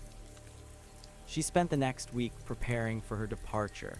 She handed the keys of the laboratory to the young boy Julian, who had grown into a capable and dedicated student. She gave him the final instructions for the maintenance of the golden gear and the calibration of the lenses. She told him to trust his heart and to listen to the music of the forest. She saw the same spark of determination in his eyes that she had once seen in her own reflection. She knew that the tower would be in good hands. On the morning of her departure, the entire town of Oakhaven gathered at the base of the tower to say goodbye. There were no tears, only a sense of profound respect and hope. Ilara walked through the crowd, touching the hands of the people she had protected and taught. She felt their love and their strength flowing into her, giving her the courage to face whatever lay ahead. When she reached the edge of the forest, she turned and looked back one last time. The tower stood tall and proud against the blue sky, its windows gleaming like diamonds in the sun. She turned her face toward the mountains and began the long journey. She walked beside Malachi, sharing stories of their respective towers and the challenges they had faced. She felt a sense of exhilaration that she had not known since she was a child. The world was open and wide and full of possibilities. She was no longer just a watcher of a single valley, but a guardian of the entire world. The light of the Great Conjunction was no longer a distant memory, but a living reality that guided every step she took. As they climbed higher into the mountains, the air grew thin and cold, but Ilara did not feel the chill. She felt the warmth of the silver key against her chest and the steady rhythm of the earth beneath her feet. She saw the distant peaks glowing with the reflected light of other towers, and she knew that she was part of a grand and beautiful design. The story of the light was continuing, and she was honored to be a part of it. The path was steep and the way was long, but she walked with a steady heart, knowing that the dawn was always just beyond the next ridge. The mountain air was thin and sharp as Ilara and Malachi ascended the jagged ridges that guarded the northern peaks. Each step took them further from the familiar warmth of the valley and deeper into a landscape of obsidian stone and eternal ice. Ilara felt the weight of the silver key against her chest, not as a burden, but as a compass. It vibrated with a low frequency that matched the hum of the mountains themselves. Malachi moved with a silent efficiency, his staff striking the frozen ground with a rhythmic tap that echoed off the canyon walls. He did not speak much, but his presence was a source of steady strength. He told her that the gathering place was known as the Apex of Whispers, a natural amphitheater where the ley lines of the world converged in a single point of crystalline clarity. As they climbed higher, the sky shifted from a pale blue to a deep indigo. The stars began to emerge even though the sun had not yet fully set. Ilara saw that these stars were different from the ones she had studied in her tower. They seemed larger and more vibrant, as if they were leaning down to listen to the breathing of the world. She noticed that Malachi was watching her with a look of quiet approval. He said that most people who came to the mountains felt a sense of insignificance, but she looked as if she were coming home. She replied that the tower had taught her that there was no such thing as being small when one was part of the light. She felt the connection to every stone and every gust of wind, as if her own soul had expanded to fill the empty spaces between the peaks. They reached a narrow pass where the wind howled like a wounded animal. Malachi raised his staff and the quartz tip flared with a soft violet radiance. The wind seemed to part around them, creating a pocket of stillness in the midst of the storm. Ilara saw a group of figures huddled around a great fire in the center of a wide plateau. These were the other watchers. Some were old with beards that reached their waists, and others were young with eyes that burned with a fierce and restless energy. They wore robes of many colors representing the different terrains they guarded. There were watchers from the desert towers who wore silks the color of sand, and watchers from the coastal spires who smelled of salt and ancient tides. When Alara and Malachi approached the fire, the group fell silent. An elder woman with skin like polished mahogany stood up and beckoned them forward.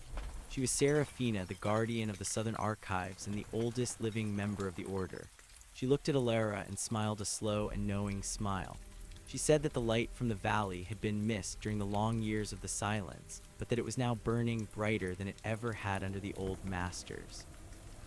She invited Alara to take her place in the circle.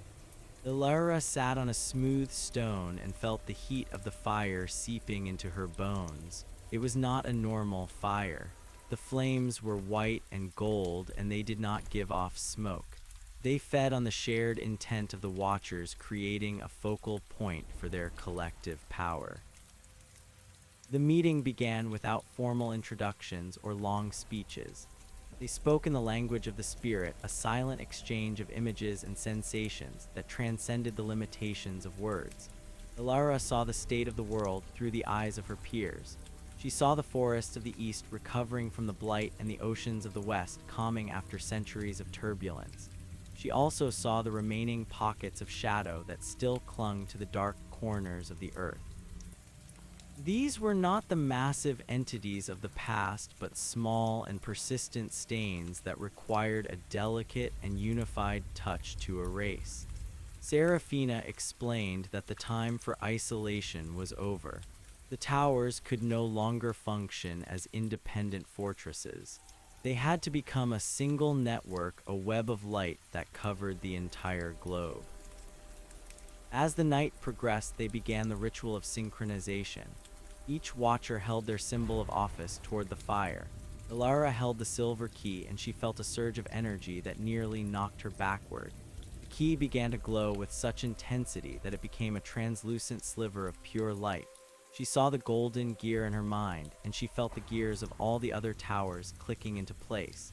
It was a symphony of mechanical and spiritual precision.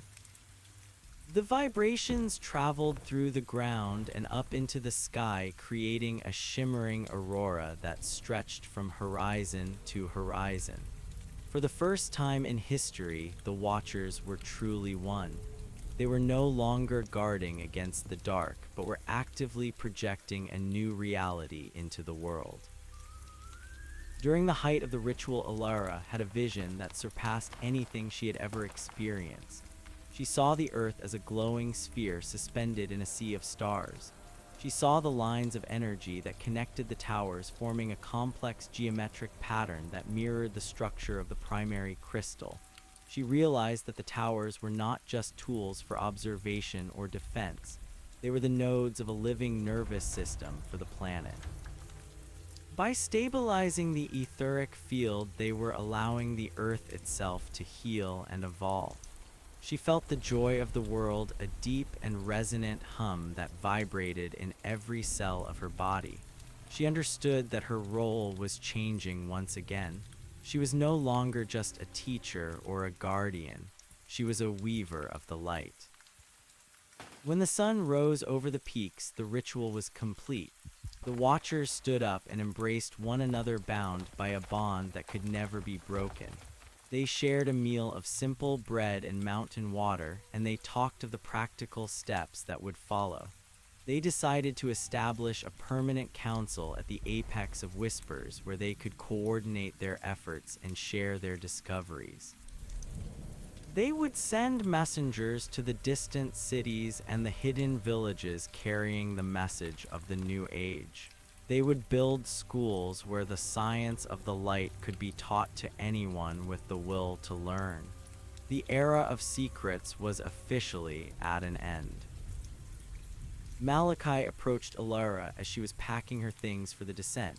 He told her that he had been assigned to travel to the Western Islands, and he asked if she would accompany him.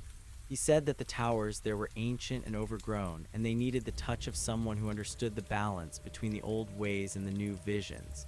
Alara looked back toward the south where her valley lay hidden behind the clouds. She thought of Julian and the people of Oak Haven. She knew they were safe and that the light she had left behind would continue to guide them. She looked at Malachi and nodded. She said that her path was now the path of the world and she would go wherever the light required her to be. The journey to the western coast took many weeks. They traveled through fertile plains and dense marshes, encountering people who had never seen a watcher before. Ilara used the silver key to heal the sick and to purify the water sources that had been tainted by the old shadows. She found that the people were hungry for knowledge and hope. They gathered around her in the marketplaces and the village squares, listening to her stories of the tower and the Great Conjunction. She told them that the light was not a distant god, but a power that resided within each of them. She showed them how to use the energy of the sun and the wind to improve their lives, and she encouraged them to look at the world with eyes of wonder instead of fear. As they reached the edge of the sea, Ilara felt a new kind of energy. The ocean was a vast and restless expanse of blue and green, and its rhythm was different from the steady pulse of the mountains. She saw the first of the island towers rising from the mist like a jagged tooth. It was covered in vines and salt spray, and it looked as if it had been abandoned for centuries. Malachi said that this was the spire of the tides, and it held the keys to the currents of the world. They hired a small boat and set out across the water, the silver key glowing with a soft blue light as it reacted to the proximity of the sea. The Spire of the Tides was a masterpiece of ancient engineering. Its walls were made of iridescent coral that had been grown into the shape of a tower, and its mirrors were polished pearls that captured the light of the moon. Ilara felt a sense of awe as she stepped inside the entrance hall. The air was cool and damp, and it carried the scent of jasmine and brine. She saw that the machinery here was different from the gears of her own tower. It used a system of water wheels and glass tubes filled with luminescent fish. It was a living laboratory that studied the mysteries of the deep and the influence of the tides on the human spirit. For 3 months, Ilara and Malachi worked to restore the Spire of the Tides. They cleared the vines from the lenses and repaired the broken water wheels. They found journals written by the seafaring watchers who had mapped the stars from the perspective of the waves. Ilara learned how to read the patterns of the waves and the language of the dolphins. She discovered that the light of the tower could be used to guide the ships safely through the storms and to protect the delicate ecosystems of the coral reefs. She felt a deep connection to the ocean, and she realized that the light was as much a part of the water as it was a part of the sky. One evening, while she was sitting on the balcony of the spire watching the moon rise over the waves, Ilara received a message through the silver key. It was not a vision or a voice, but a feeling of profound peace and accomplishment. She knew that the network was now fully stable and that the world was entering a period of true balance. The shadows had been integrated into the light, and the scars of the past were fading away. She looked at the silver key and saw that it had stopped glowing. Its work as a tool of power was finished. It was now simply a beautiful object, a reminder of the journey she had taken and the lessons she had learned. She called Malachi to her side and told him that it was time for her to return home. She said that she had seen the world and she had helped to heal its wounds, but her heart still belonged to the valley and the people of Oak Haven. Malachi understood. He said that he would stay and continue the work at the spire, but he promised to visit her whenever the winds were favorable. He gave her a small vial of sea glass that had been charged with the energy of the tides, and he told her to keep it as a token of their friendship. They embraced one last time, and Ilara stepped onto the boat that would take her back to the mainland. The trip back to the valley was filled with a sense of quiet joy. Ilara walked the familiar paths with a light step and a grateful heart. She saw that the world had changed in her absence. The The villages were more prosperous and the people were more confident. The fear that had once clouded their eyes was gone, replaced by a spirit of cooperation and curiosity. When she finally reached the gate of the tower, she saw that Julian was waiting for her. He had grown taller and his face was lined with the wisdom of his own experiences. He welcomed her back with a warm embrace and he told her that the tower had missed her. Ilara walked up the spiral stairs and into the library. Everything was exactly as she had left it. The books were in their places and the golden gear was spinning with its steady and comforting hum. She looked out the window at the sunset and she saw the light of the other towers blinking in the distance. She felt a profound sense of belonging. She was home, but home was no longer just a building of stone and glass. Home was the entire world and everyone who lived within the light. She took the silver key from around her neck and placed it on the central console. It was no longer needed for the defense of the valley, but it would always be a symbol of the watch. As the stars began to appear, Ilara sat in her favorite chair and opened a fresh journal. She began to write not of the shadows or the struggles, but of the beauty she had seen and the people she had met. She wrote of the mountains and the sea and the way the light danced on the surface of the water. She wrote for the future generations so that they would know that the world was a place of infinite wonder and that they were never alone. She felt the pulse of the tower beneath her feet and the warmth of the key in her hand, and she knew that her watch would continue in a new and beautiful way. The story of the light was just beginning, and she was ready to see where it would lead next. The seasons continued to turn, and the years passed like the pages of a well-loved book. Ilara stayed in the tower, teaching the children of Oakhaven and guiding the apprentices who came from across the world to learn from her. She became a legend in her own time, the Lady of the Light who had bridged the gap between the earth and the sky. She lived to see the day when the first of the sky ships ascended from the valley floor, powered by the energy of the golden gear. She watched as they sailed toward the stars, carrying the message of peace and unity to the far corners of the universe. She knew then that the dream of Scylla's thorn and the vision of Elia's had been fully realized. On the final evening of her life, Ilara climbed to the belfry one last time. She was old now and her movements were slow, but her eyes were still as bright as the primary crystal. She looked out at the valley she had protected for so many years and she felt a sense of perfect contentment. She saw the lights of the town glowing in the darkness and she heard the faint sound of music drifting up from the square. She looked up at the sky and she saw a single star falling toward the horizon.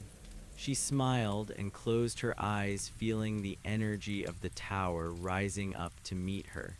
She was no longer a watcher, but a part of the light itself. The silver key remained on the console, glowing with a soft and eternal radiance. It was a reminder to all who entered the tower that the watch never truly ends. It only changes form. The light would continue to burn and the gears would continue to turn, and the story of the tower would be told for as long as there were stars in the sky. The age of the shadow was a distant memory, and the age of the sun had only just begun.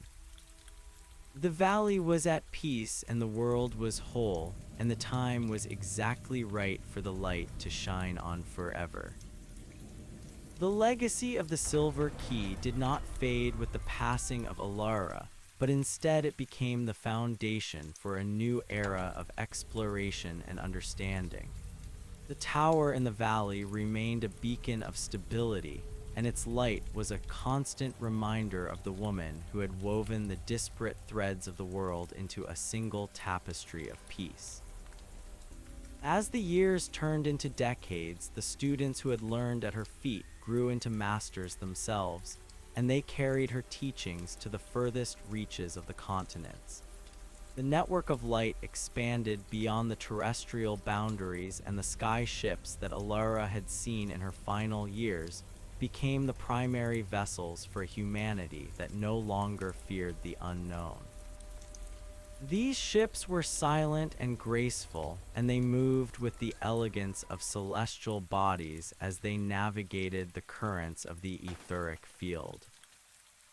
In the center of the tower library, the golden gear continued its rhythmic dance, and the primary crystal pulsed with a soft and steady radiance.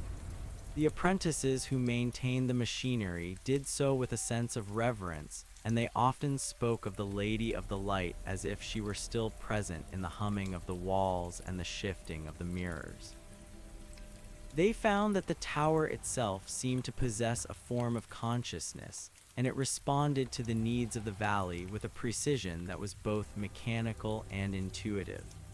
When the rains were late, the tower would adjust the atmospheric pressure to bring the clouds, and when the harvests were bountiful, the light would glow with a golden warmth that infused the grain with a special vitality.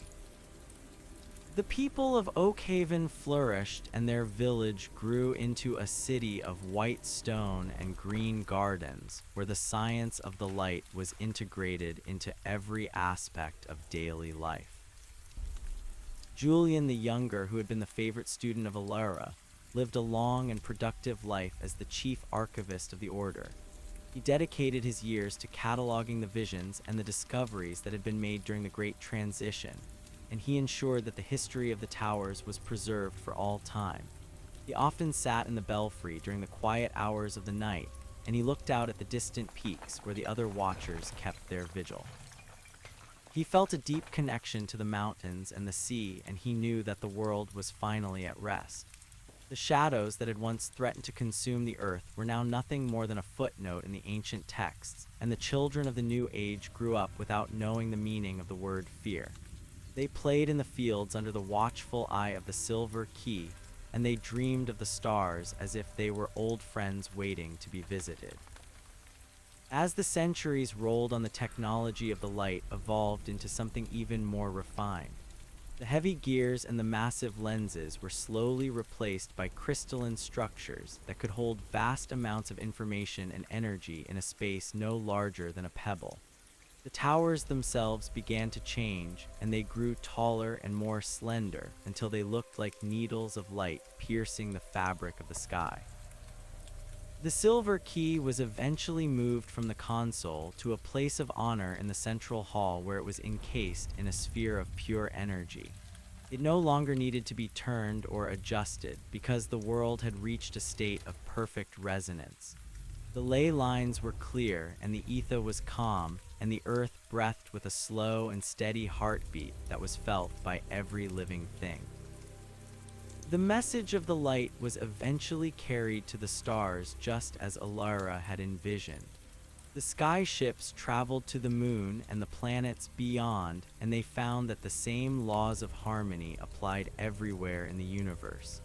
They discovered other worlds where the light was also being cultivated, and they formed a galactic council to share their knowledge and their resources.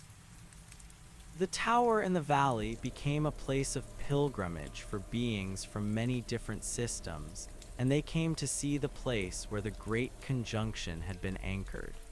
They marveled at the simplicity of the silver key and the beauty of the golden gear, and they honored the memory of the watchers who had stood against the dark when the world was young and fragile.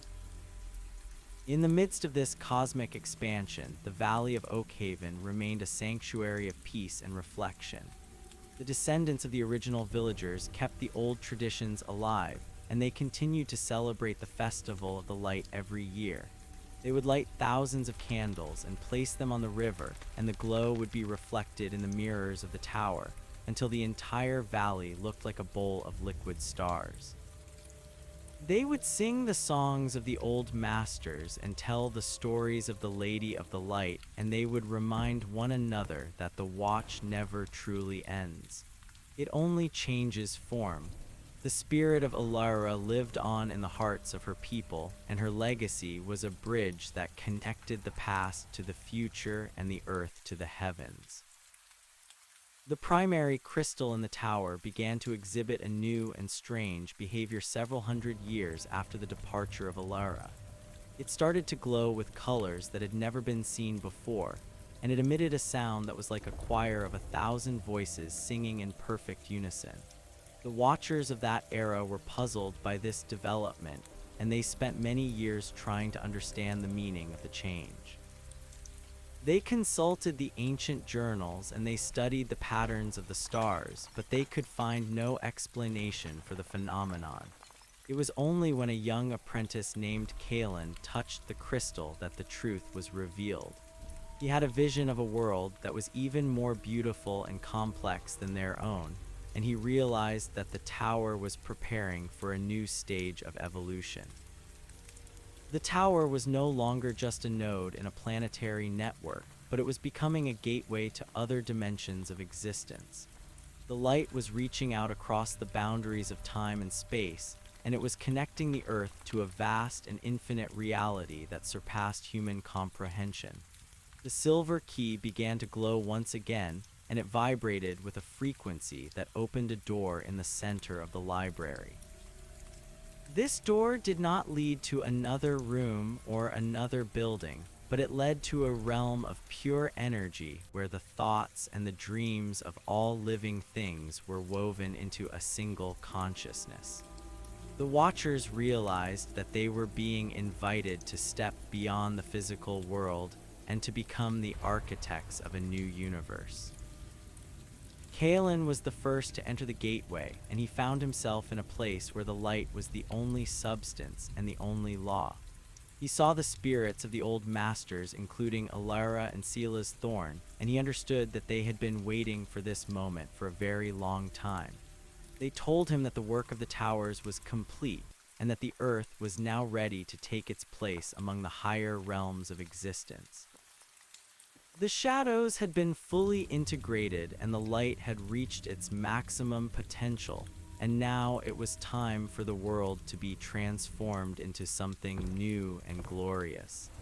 Kalen returned to the tower and he shared this vision with the other Watchers, and they all agreed that the time had come to take the final step.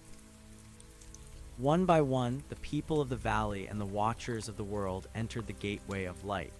They left behind their physical bodies and their material possessions, and they became beings of pure energy and thought. The towers remained as monuments to their journey, and the silver key continued to glow in the empty halls. The earth itself began to change, and it glowed with a soft and radiant light that could be seen from the furthest reaches of the galaxy. It was no longer a planet of stone and water, but it was a planet of spirit and light, and it served as a beacon for all the other worlds that were still struggling in the darkness. The age of the sun had reached its zenith, and the story of the light had come to its ultimate conclusion. The valley of Oakhaven was silent now, but it was a silence that was full of peace and fulfillment. The wind still blew through the trees and the river still flowed toward the sea, but there was a new quality to the air and the water. Everything was infused with the essence of the light, and the memory of the Watchers was etched into the very fabric of the landscape. The tower stood tall and proud, and its mirrors continued to reflect the glory of the heavens. The golden gear had stopped spinning because there was no longer any need for mechanical movement. The world was now a living and breathing entity that was self-sustaining and eternal. In the center of the library, the silver key lay on the console, and it looked as if it were waiting for someone to pick it up. It was a simple object of silver and light, but it carried within it the entire history of the human spirit.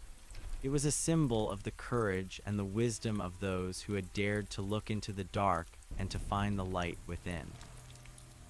It was a reminder that even the smallest person can make a difference, and that the power of the light is stronger than any shadow. The key would remain there for all eternity, a testament to the journey of Alara and the legacy of the towers. The universe continued to expand, and new stars were born in the distant reaches of the void. The light from the earth traveled outward, and it touched the hearts of beings who were just beginning their own journeys. They looked up at the sky and they saw a bright and beautiful star that seemed to pulse with a message of hope and love. They did not know the name of the planet or the story of the Watchers, but they felt the warmth of the light and they knew that they were not alone. They began to build their own towers and to seek their own silver keys, and the cycle of the light began once again on 1,000 different worlds. The story of the light was never truly over because the light is infinite and eternal.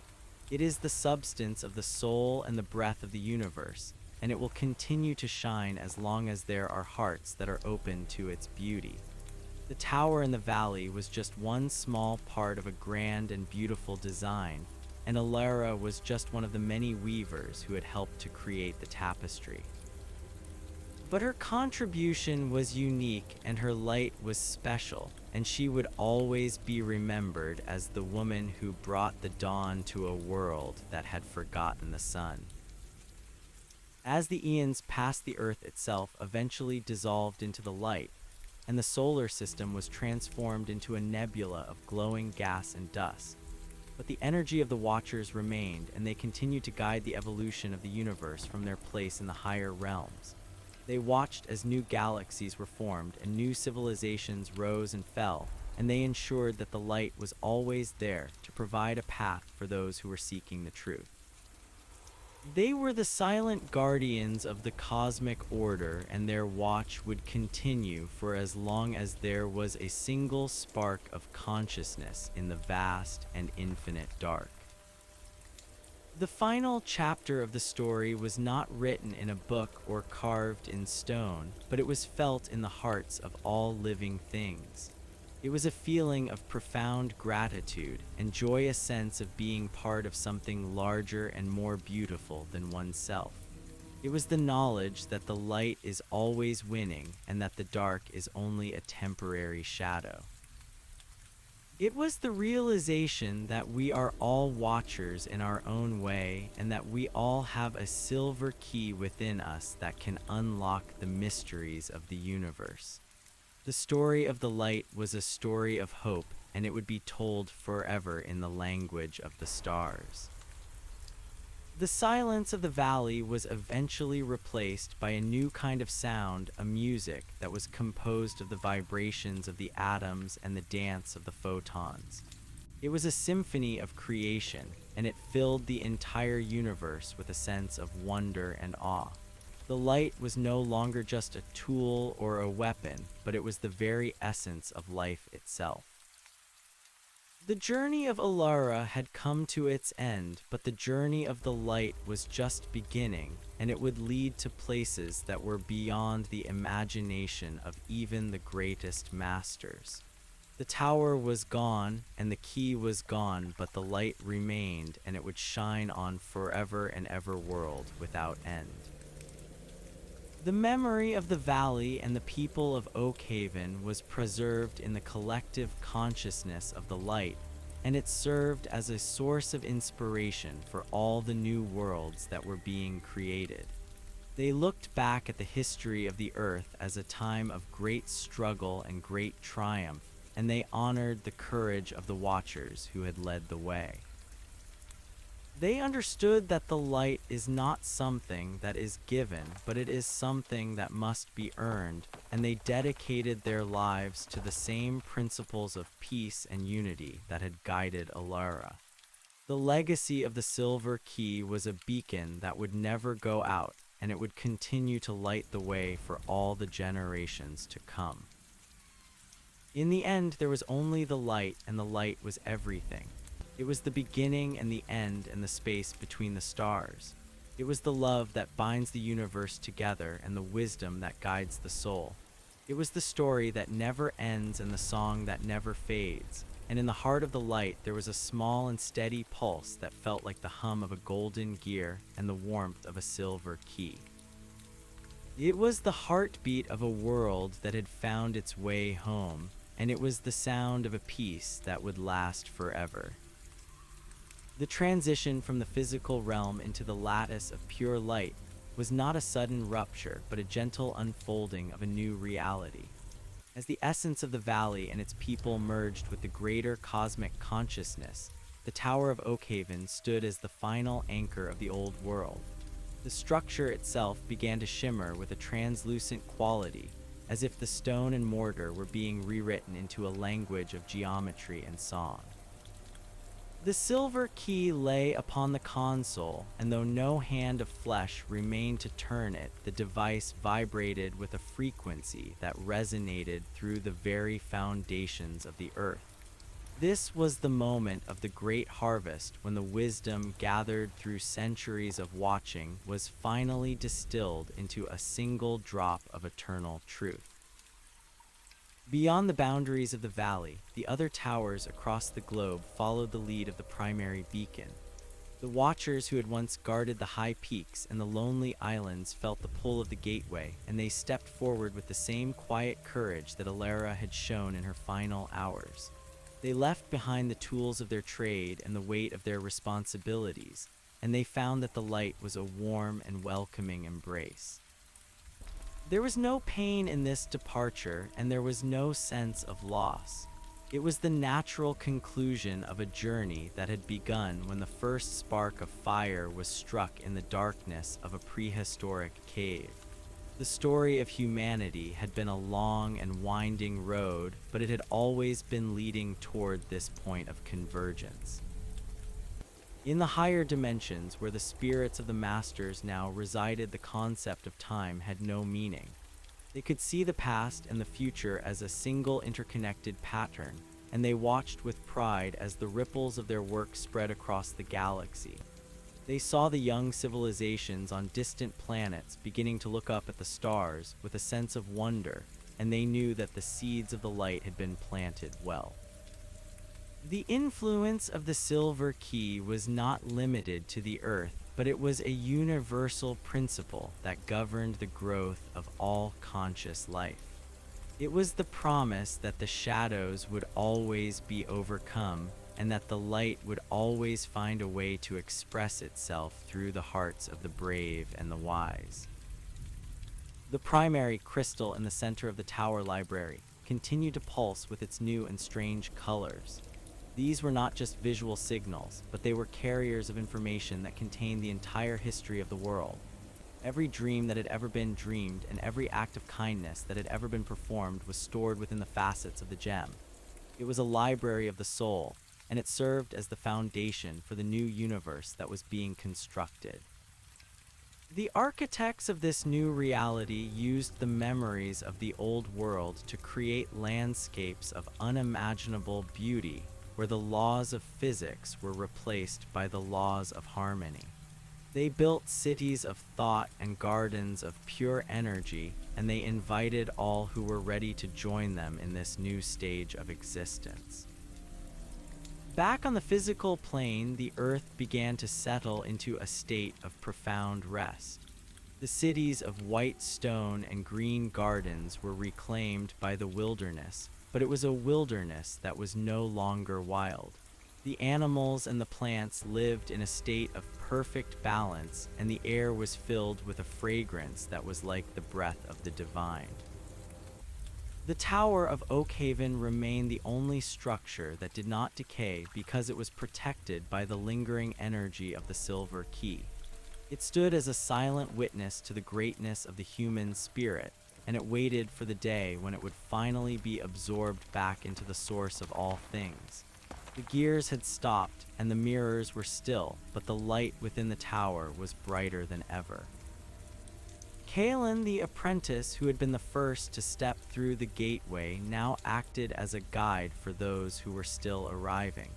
He stood at the threshold of the new world, and he offered a hand to those who felt a momentary hesitation. He told them of the wonders he had seen, and he showed them the faces of the old masters who were waiting to welcome them. He explained that they were not leaving their home, but they were returning to a place they had always known in their deepest dreams.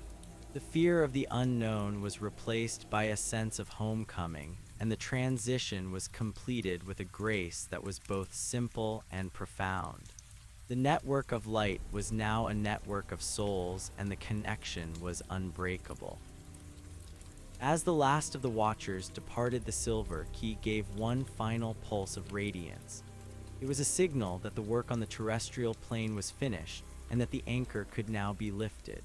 The tower began to dissolve from the top down, and the stone turned into a fine dust of light that drifted away on the wind.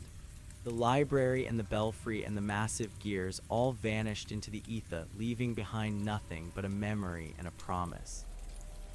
The valley of Oakhaven returned to its natural state, but it was a nature that was infused with the spirit of the light.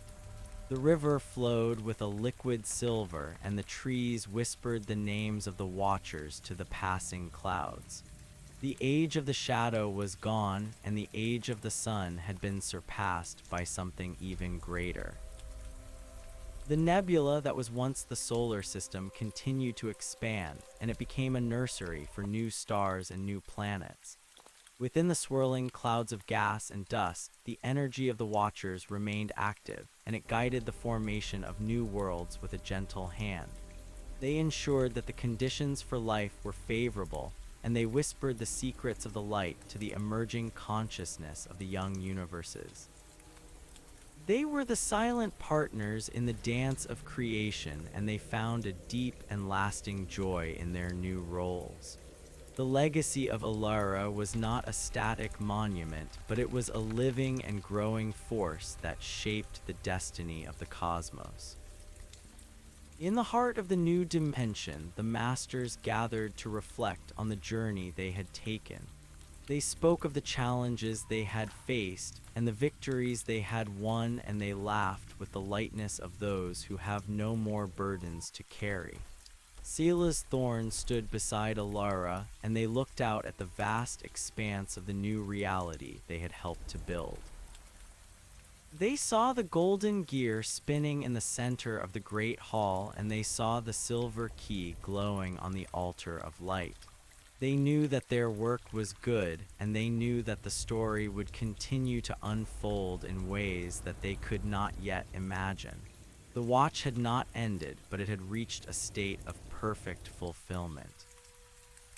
The message of peace and unity that Alara had carried to the corners of the universe was now a fundamental law of existence. There were no more wars, and there were no more conflicts, because the light had revealed the underlying oneness of all things. The different civilizations that had joined the Galactic Council lived in a state of mutual respect and cooperation, and they shared their knowledge and their resources with a generosity that was born of understanding.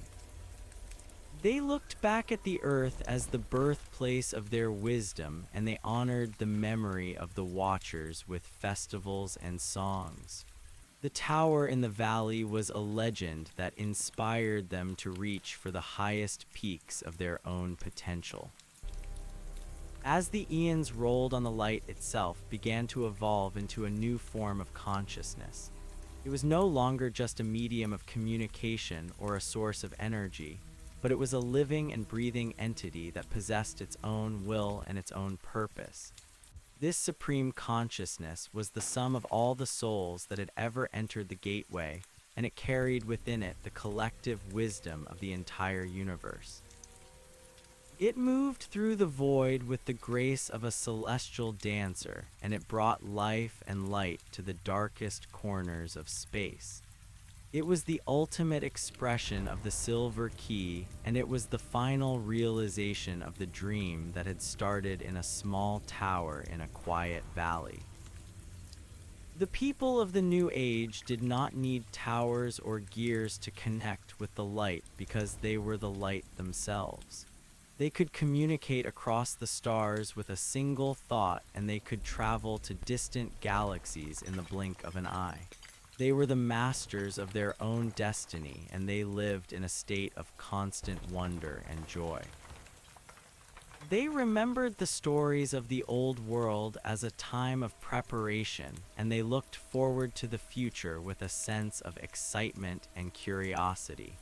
They knew that the universe was an infinite playground, and that there were always new mysteries to solve and new beauties to discover.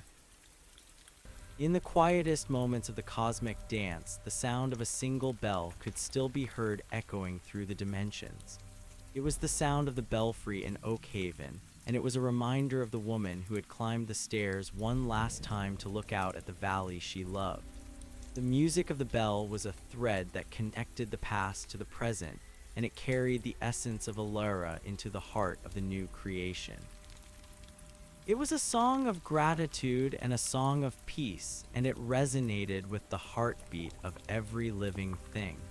The watch never truly ends, and the light never truly fades, and the story of the tower will be told for as long as there is a soul to hear it. The silver key remained a symbol of hope and courage for all the generations that followed. It was depicted in the art of 1,000 different worlds, and it was used as a motif in the architecture of 1,000,000 different cities. It represented the idea that the power to change the world lies within the hands of those who are willing to seek the truth and to stand for what is right. It was a reminder that even in the darkest times, there is always a way to find the light, and that the journey is always worth the effort.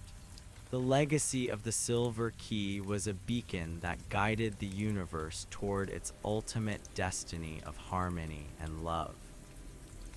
As the final stars began to fade and the universe prepared for its next great transformation, the light of the Watchers remained as steady and bright as ever. They were the keepers of the eternal flame, and they were the guardians of the cosmic story. They knew that the end was only a new beginning, and they prepared for the transition with a sense of peace and expectation. They gathered the wisdom of the eons, and they prepared to carry it into the next cycle of creation. The light was ready to shine on forever, and the silver key was ready to unlock the next door in the infinite hallway of existence. The story of the light was a testament to the power of the human spirit to overcome any obstacle and to reach for the highest stars. It was a story of love and sacrifice, and it was a story of wisdom and grace. It was the story of Alara and Silas, Thorn and Julian and Kalen, and all the countless others who had played their part in the grand design. It was a story that would never be forgotten because it was written in the very fabric of the universe. And in the center of that universe, there was a soft and steady glow that felt like the warmth of a summer sun and the peace of a quiet valley. It was the light of the silver key, and it would shine on forever and ever world without end. The silence of the void was filled with the music of the spheres, and the dance of the photons continued in a never-ending display of beauty and power. The light was the only truth and the only reality, and it was enough to sustain the entire cosmos for all eternity. The journey of the Watchers was complete, and the world was finally whole. The shadows were gone, and the light was all that remained. And in that light, there was a sense of perfect contentment and a sense of perfect peace. The story was finished, and the story was just beginning, and the time was exactly right for the light to shine on forever and ever. The memory of the golden gear and the primary crystal lived on in the hearts of those who had seen the gateway. They remembered the humming of the walls and the shifting of the mirrors, and they remembered the feeling of the energy rising up to meet them. They knew that they were part of a grand and beautiful tradition, and they took pride in the work they had done. They were the architects of the light, and they were the weavers of the tapestry. They had found the silver key within themselves, and they had used it to unlock the mysteries of the universe. They were the Watchers, and their watch would continue for all time. The legacy of Oakhaven was a bridge that connected the earth to the heavens and the past to the future. It was a place of pilgrimage and a place of reflection, and it was a source of inspiration for all who sought the light. The valley was gone, but the spirit of the valley remained, and it was felt in the warmth of the sun and the coolness of the breeze. The people of the New Age looked back at the history of the towers with a sense of awe, and they honored the memory of Alara with a devotion that was both deep and lasting. She was the woman who had brought the dawn, and her light would never go out. The universe was now a single consciousness that was composed of billions of individual sparks of light. Each spark was unique, and each spark was essential to the whole. They moved in a state of perfect synchronization, and they created a symphony of thought and feeling that was the ultimate expression of the divine. There were no more boundaries, and there were no more limitations, because the light had set them free. They were the masters of the stars and the guardians of the light, and they lived in a world where everything was possible and everything was beautiful. The silver key lay on the console of the cosmic tower, and it glowed with a soft and eternal radiance. It was no longer a physical object, but it was a manifestation of the will of the universe. It was the symbol of the watch and the symbol of the light, and it was the key to all the mysteries that were yet to be revealed. It was the promise of a future that was full of hope and a past that was full of meaning. It was the heartbeat of the world, and it was the sound of a peace that would last forever. The story of the light was the story of everything, and it was a story that would never end. The expansive tapestry of the new existence continued to weave itself from the golden threads of the past. Within this realm of pure thought and crystalline energy, the essence of the Watchers did not merely exist, but flourished in a state of perpetual discovery. Every soul that had transitioned through the gateway of Oakhaven now contributed to a collective harmony that resonated across the dimensions. They were no longer bound by the limitations of a single world or the fragile nature of a physical body. Instead, they were the architects of a reality where intention was the only tool required to build mountains of light or oceans of liquid song. The memory of the silver key remained the central axis of this new life, and it served as a reminder that even the greatest of cosmic shifts had begun with a simple act of devotion in a quiet valley. Alara and Sela's Thorn walked along the shores of a sea that was made of shimmering possibilities. The water did not wet their feet, but instead imparted a sense of deep understanding with every step they took. They spoke without words because their thoughts were perfectly aligned, and they shared a vision of the future that was as clear as the primary crystal had once been. They saw that the work of the light was not a destination, but a continuous process of refinement and expansion. Even though they had reached a state of ultimate peace, they knew that there were still layers of the universe that had not yet been touched by the radiance of the silver key. They felt a gentle pull toward the unknown reaches of the void, where the first seeds of new galaxies were beginning to stir in the darkness. In the higher planes, the structure of the cosmic tower was not a physical building, but a conceptual framework that held the different dimensions together. It was the lighthouse for all of creation, and its beam was composed of the combined wisdom of every watcher who had ever served. The gears that had once turned in the basement of Oakhaven were now the fundamental laws of motion that governed the rotation of the stars. The mirrors that had once reflected the sun were now the vast nebulae that captured and redirected the energy of the divine. The transition from the old world to the new was complete, and the results were more beautiful than anything the masters had ever imagined during their long nights of study. Kalen moved through the Garden of Souls, and he felt the presence of Julian and the other apprentices who had followed him into the light. They were engaged in the task of documenting the new laws of harmony, so that they could be shared with the emerging civilizations of the physical plane. They used the language of light to write their chronicles, and they stored their knowledge within the facets of a great central diamond that floated in the heart of the city of thought. This diamond was the successor to the primary crystal, and it contained the blueprints for every world that would ever be born. The apprentices were the scholars of the new age, and they found a deep and lasting satisfaction in their pursuit of truth. Back within the physical universe, the legacy of the Earth continued to exert a powerful influence on the development of life. The planets that had been seeded by the energy of the Watchers began to produce their first primitive organisms, and the light guided their evolution with a steady hand. The spirit of the Silver Key was present in the structure of their cells and the rhythm of their hearts. It was a promise that they would one day reach the same state of enlightenment that the people of Oakhaven had achieved. The Watchers observed these young worlds with a sense of parental pride, and they offered subtle nudges of inspiration to the poets and the scientists who were beginning to ask the big questions about the nature of existence. The concept of time in the higher dimensions was like a vast and intricate map that could be read in any direction. The masters could revisit the history of the valley, and they could see the moment when the first stone of the tower was laid. They could watch Alara as she climbed the stairs for the final time, and they could feel the weight of the silver key in her hand. These memories were not just images, but they were living experiences that could be shared and relived by anyone who wished to understand the origins of their current state. The history of the world was a treasure that was guarded with the utmost care because it was the foundation upon which everything else was built.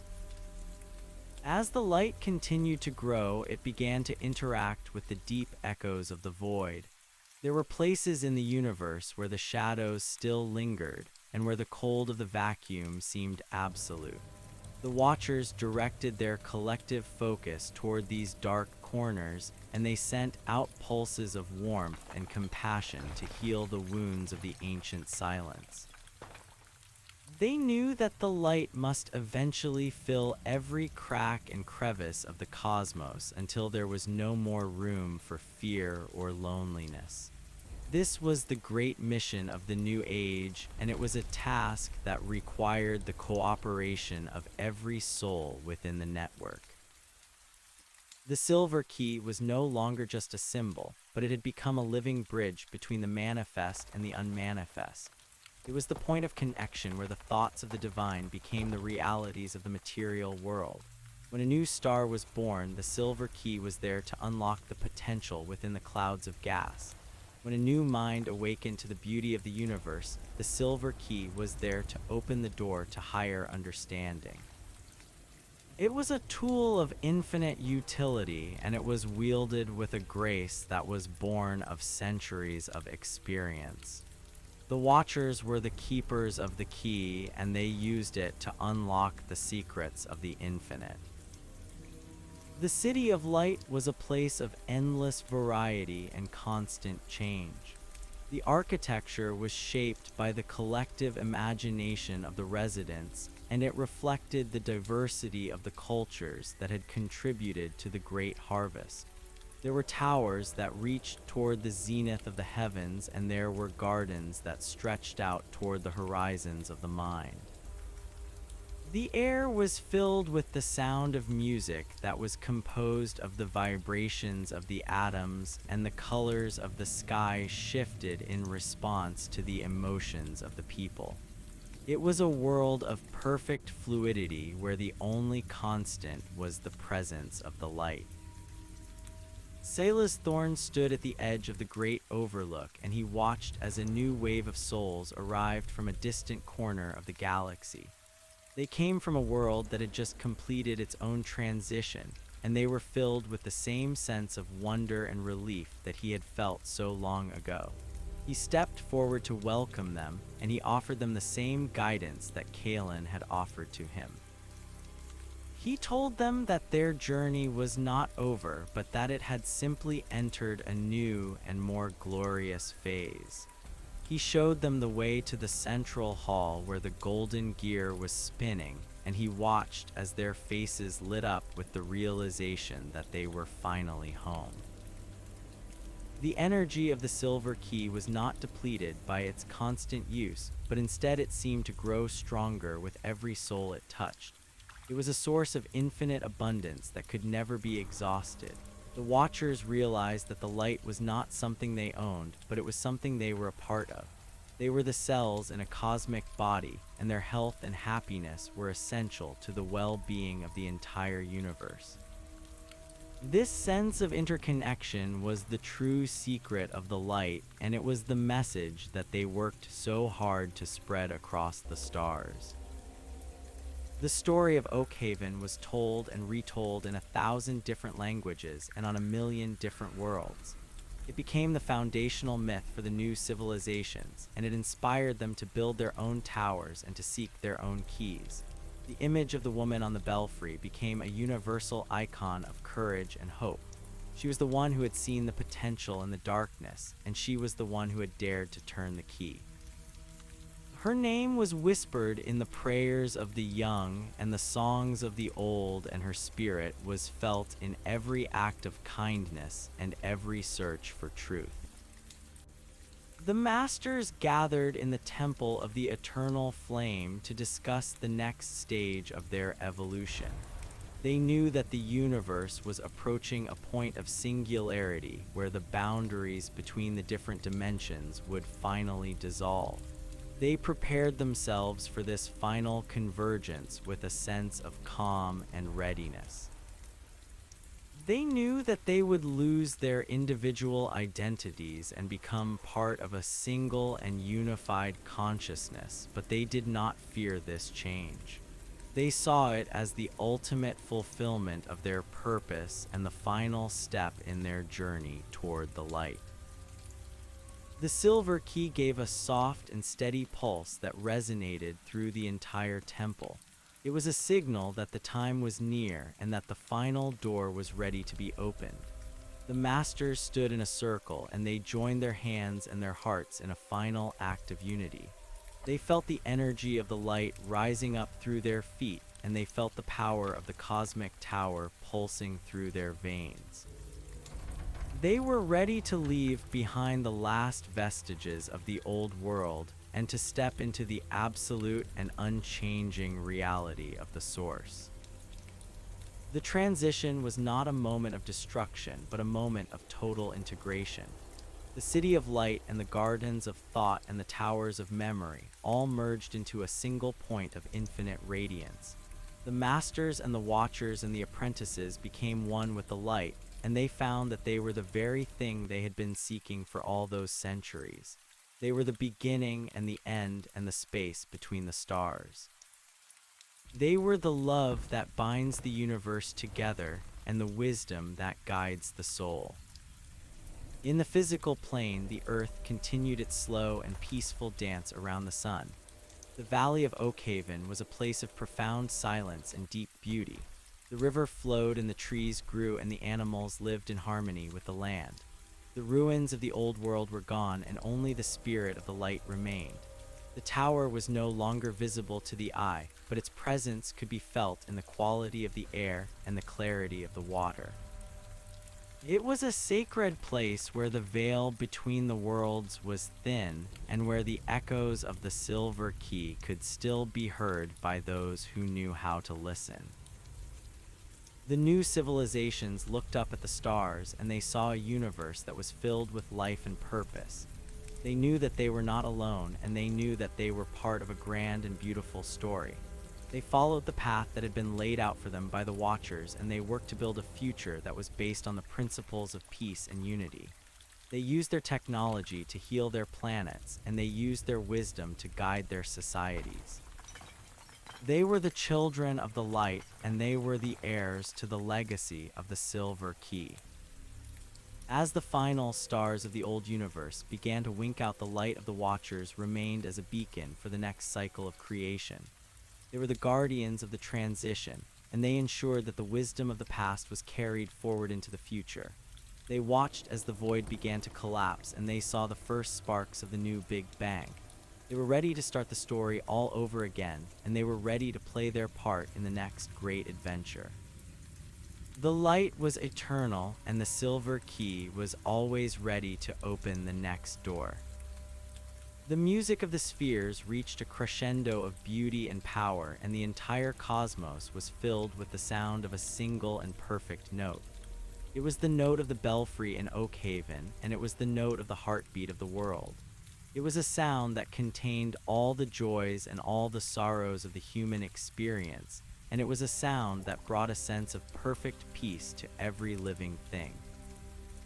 The watch was finished, and the watch was beginning, and the light was shining on forever and ever world without end. The silver key remained in the center of the new creation, and it glowed with a light that was brighter than 1,000 suns. It was the anchor of the new reality, and it was the source of all the energy and all the wisdom that would ever be needed. It was the final testament to the greatness of the human spirit, and it was the ultimate expression of the power of love. The story was complete, and the story was just beginning, and the time was exactly right for the light to shine on forever. The Masters and the Watchers moved through the new universe with a sense of deep and lasting joy. They were the creators and the observers and the participants in a dance that would never end. They saw the beauty in every atom and the wisdom in every thought. They knew that they had found their true home, and they knew that they would never be lost again. The light was their life, and the light was their soul, and the light was everything. The journey was over, and the journey was eternal, and the silver key had opened the door to the infinite. The transformation of the cosmos did not stop with the merging of the souls, but instead it radiated outward like a ripple on the surface of a silent pond. The light that had once been concentrated in the valley of Oakhaven now expanded to touch the cold reaches of the outer galaxies where the ancient shadows still clung to the edges of existence. This was the era of the Great Reclamation, and it was a time when the Watchers took on the role of cosmic gardeners. They moved through the nebulae with the grace of spirits, and they planted the seeds of consciousness in the fertile clouds of stardust. Every new star that ignited was a testament to the power of the silver key, and every planet that cooled into a solid sphere was a canvas for the next phase of life. The Masters who had once spent their days in dusty libraries now spent their eternities in the heart of suns, and they found that the laws of physics were merely the lyrics to a song they had already learned by heart. The silver key remained the focal point of this expansion, and it existed in a state of quantum superposition where it was both everywhere and nowhere at once. It was the whisper in the ear of the young inventor who dreamed of a better world, and it was the spark of intuition that guided the explorer across the void. It was no longer a tool that required a hand to turn it, because it had become the very principle of opening itself. It was the bridge between the potential and the actual, and it ensured that the universe would never again fall into the trap of stagnation. The light was not a static thing, but a dynamic force that required constant movement and constant growth to maintain its brilliance. The Watchers understood that their work was to facilitate this growth, and they did so with a sense of humility that was born of their own long journey from the darkness. Ilara felt the pulse of the universe in the marrow of her being, and she knew that the time had come to look even deeper into the nature of the source. She stood upon a terrace of frozen light that overlooked the center of the galaxy, and she watched as the great spiral arms rotated in a slow and majestic dance. Beside her stood Silas Thorne, and his presence was a steady anchor in the sea of infinite possibilities. They did not need to speak of their love or their history, because those things were woven into the very fabric of the reality they had helped to create. They were the parents of the new age, and they felt a profound responsibility for the trillions of lives that were now beginning to stir in the darkness. They saw the first cities rising on distant worlds, and they heard the first prayers of the sentient beings who were looking up at the sky and wondering about their origin. The history of Oakhaven was not forgotten, but it was translated into 1,000 different forms to suit the needs of the new civilizations. On some worlds, it was a story of a great fire that had cleansed the earth, and on others, it was a legend of a golden bird that had brought the sun back to the sky. The core of the truth remained the same, and it was the truth that the light is within everyone, and that the key to the universe is held in the hand of the one who is willing to serve. The masters watched as these myths took root, and they saw how the stories shaped the moral and spiritual development of the young races. They were the silent guardians of the narrative, and they ensured that the path to enlightenment remained open to anyone who had the courage to seek it. Kaelin and the other apprentices were busy constructing the great archives of the spirit, where the experiences of every soul were recorded for all of eternity. This was not a place of judgment, but a place of understanding where the lessons of each life were distilled into pure wisdom. They used the light of the silver key to illuminate the dark corners of the human heart, and they showed the new souls that even their mistakes were a necessary part of their growth. The archives were a library of the divine, and they were accessible to anyone who had reached a certain level of harmony.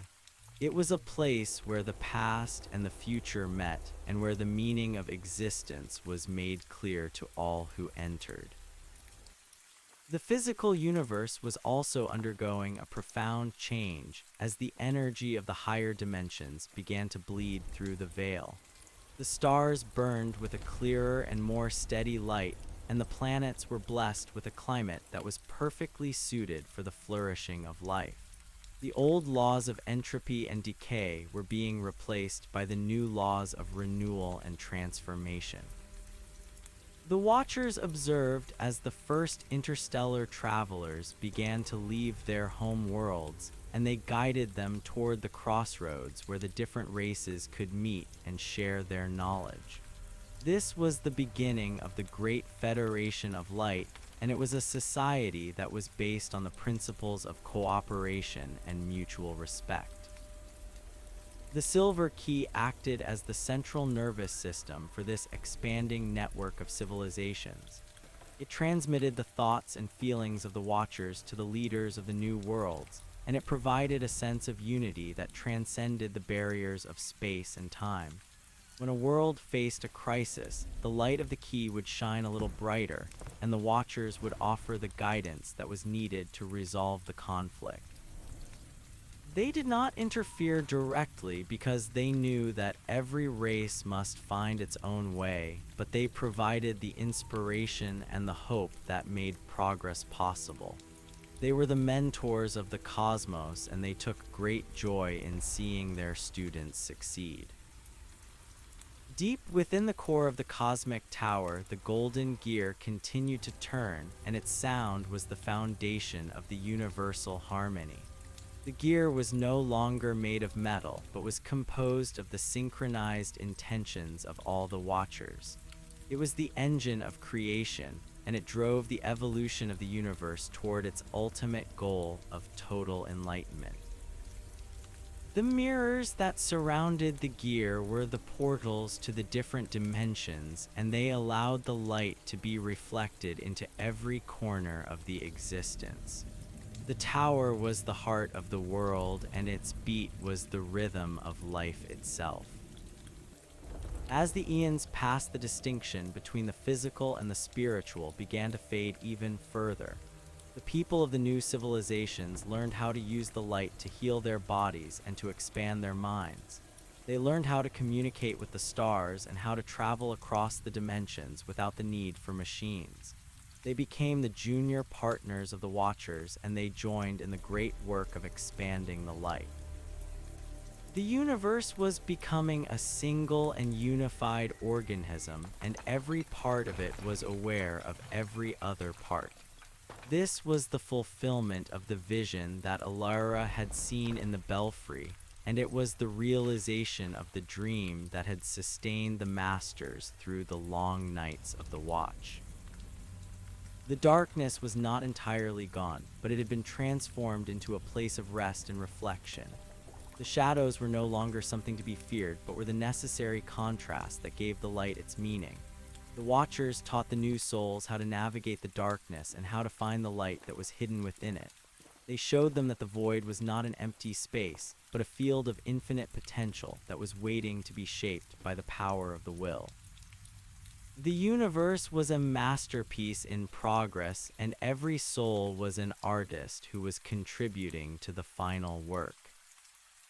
The silver key began to glow with a new and even more intense radiance as the universe approached the next stage of its evolution. The Watchers gathered at the center of the galaxy to witness the birth of a new kind of existence. They saw the boundaries of the cosmos beginning to expand, and they felt the pull of a reality that was even more beautiful than the one they currently inhabited. They knew that they were about to step through another gateway, and they prepared themselves for the transition with a sense of excitement and wonder. They were the pioneers of the infinite, and they were ready to explore the next frontier of the light. Alara stood at the very edge of the known universe, and she reached out her hand to touch the shimmering veil of the beyond. She felt the warmth of the silver key in her palm, and she knew that it was time to turn it once again. She looked back at the vast and glowing tapestry of the cosmos, and she felt a deep sense of gratitude for everything that had been achieved. She saw the billions of sparks of light that were the souls of the Watchers, and she felt their collective strength and their collective love. She knew that they were ready, and she knew that the light would never fail them. With a gentle and deliberate motion, she turned the silver key in the lock of the universe. The veil parted, and a flood of light poured in from the other side. It was a light that was beyond color and beyond sound, and it filled the entire cosmos with a sense of ultimate peace. The Watchers stepped through the gateway, and they found themselves in a world that was made of pure intention and pure joy. They were no longer the guardians of the light because they had become the light itself. They were the source and the manifestation and the witness all at once. The transition was so smooth and so natural that it felt like waking up from a long and beautiful dream. The old universe remained as a foundation for the new, and the legacy of Oakhaven continued to inspire the souls who were still on their journey. The silver key was now the heart of the new existence, and it shone with a light that would never fade. The story of the light was the story of the soul, and it was a story that would continue to unfold for all of eternity. There were no more endings, and there were no more beginnings, because everything was part of a single and continuous moment of creation. The Masters and the Watchers looked upon the new reality, and they saw that it was good. They saw that the light had finally triumphed over the darkness, and that the peace they had sought for so long was finally theirs. They were the masters of the stars and the guardians of the infinite, and they lived in a world where everything was possible and everything was beautiful. The silver key had opened the final door, and the light was shining on forever and ever world without end. In the quiet corners of the new existence, the memory of the valley remained as a sacred treasure. The sound of the river and the scent of the pines and the sight of the tower against the sunset were all preserved in the hearts of the Watchers. They knew that their journey had begun in that small and humble place, and they honored the memory of the earth with a devotion that was both deep and lasting. They were the children of the dawn, and they would always remember the woman who had brought the light. The golden threads of the past were now woven into a garment of light that covered the entire universe. There were no more tears, and there was no more pain, because the love of the source was present in every atom. The Watchers moved through this sea of love with a sense of perfect belonging, and they knew that they were exactly where they were meant to be. The watch was finished, and the watch was beginning, and the light was shining on forever. The silver key was the heartbeat of the world, and it was the sound of a peace that would last forever. The story was complete, and the story was just beginning, and the time was exactly right for the light to shine on forever. The cosmic tower was now a pillar of pure energy that rose from the center of the new creation. It was the axis upon which the entire universe turned, and it was the source of all the wisdom and all the power that would ever be needed. The The watchers gathered around the base of the tower and they joined their voices in a song of praise and thanksgiving. They sang of the journey and they sang of the destination and they sang of the love that had brought them home. The song resonated through the entire cosmos and it was heard by every soul in every dimension. It was the song of the silver key and it was the song of the eternal light. As the light continued to expand, it began to touch the very edges of the void where the first seeds of the next universe were beginning to stir. The Watchers saw that their work was not yet finished, and that there would always be new worlds to create and new souls to guide. They looked forward to the challenges and the joys of the future with a sense of calm and readiness. They knew that the light would always be with them, and they knew that the silver key would always be there to open the door. They were the architects of the infinite, and they were ready to build the next masterpiece of the divine. The narrative of the light was a circle that had no beginning and no end. It was a story that was told in the language of the heart, and it was a story that was written in the stars. Every soul was a word in that story, and every life was a sentence. The Watchers were the authors and the readers and the characters, and they found a deep and lasting satisfaction in every part of the process. They knew that the light was eternal and that the silver key was the key to all the mysteries that were yet to be revealed. They lived in a state of perfect grace, and they were the light that would never go out. The universe was now a single consciousness that was composed of billions of individual sparks of light. Each spark was unique, and each spark was essential to the whole. They moved in a state of perfect synchronization, and they created a symphony of thought and feeling that was the ultimate expression of the divine. There were no more boundaries, and there were no more limitations, because the light had set them free. They were the masters of the stars and the guardians of the light, and they lived in a world where everything was possible and everything was beautiful. The silver key lay on the console of the cosmic tower, and it glowed with a soft and eternal radiance. It was no longer a physical object, but it was a manifestation of the will of the universe. It was the symbol of the watch and the symbol of the light, and it was the key to all the mysteries that were yet to be revealed. It was the promise of a future that was full of hope and a past that was full of meaning. It was the heartbeat of the world, and it was the sound of a peace that would last forever. The story of the light was the story of everything, and it was a story that would never end.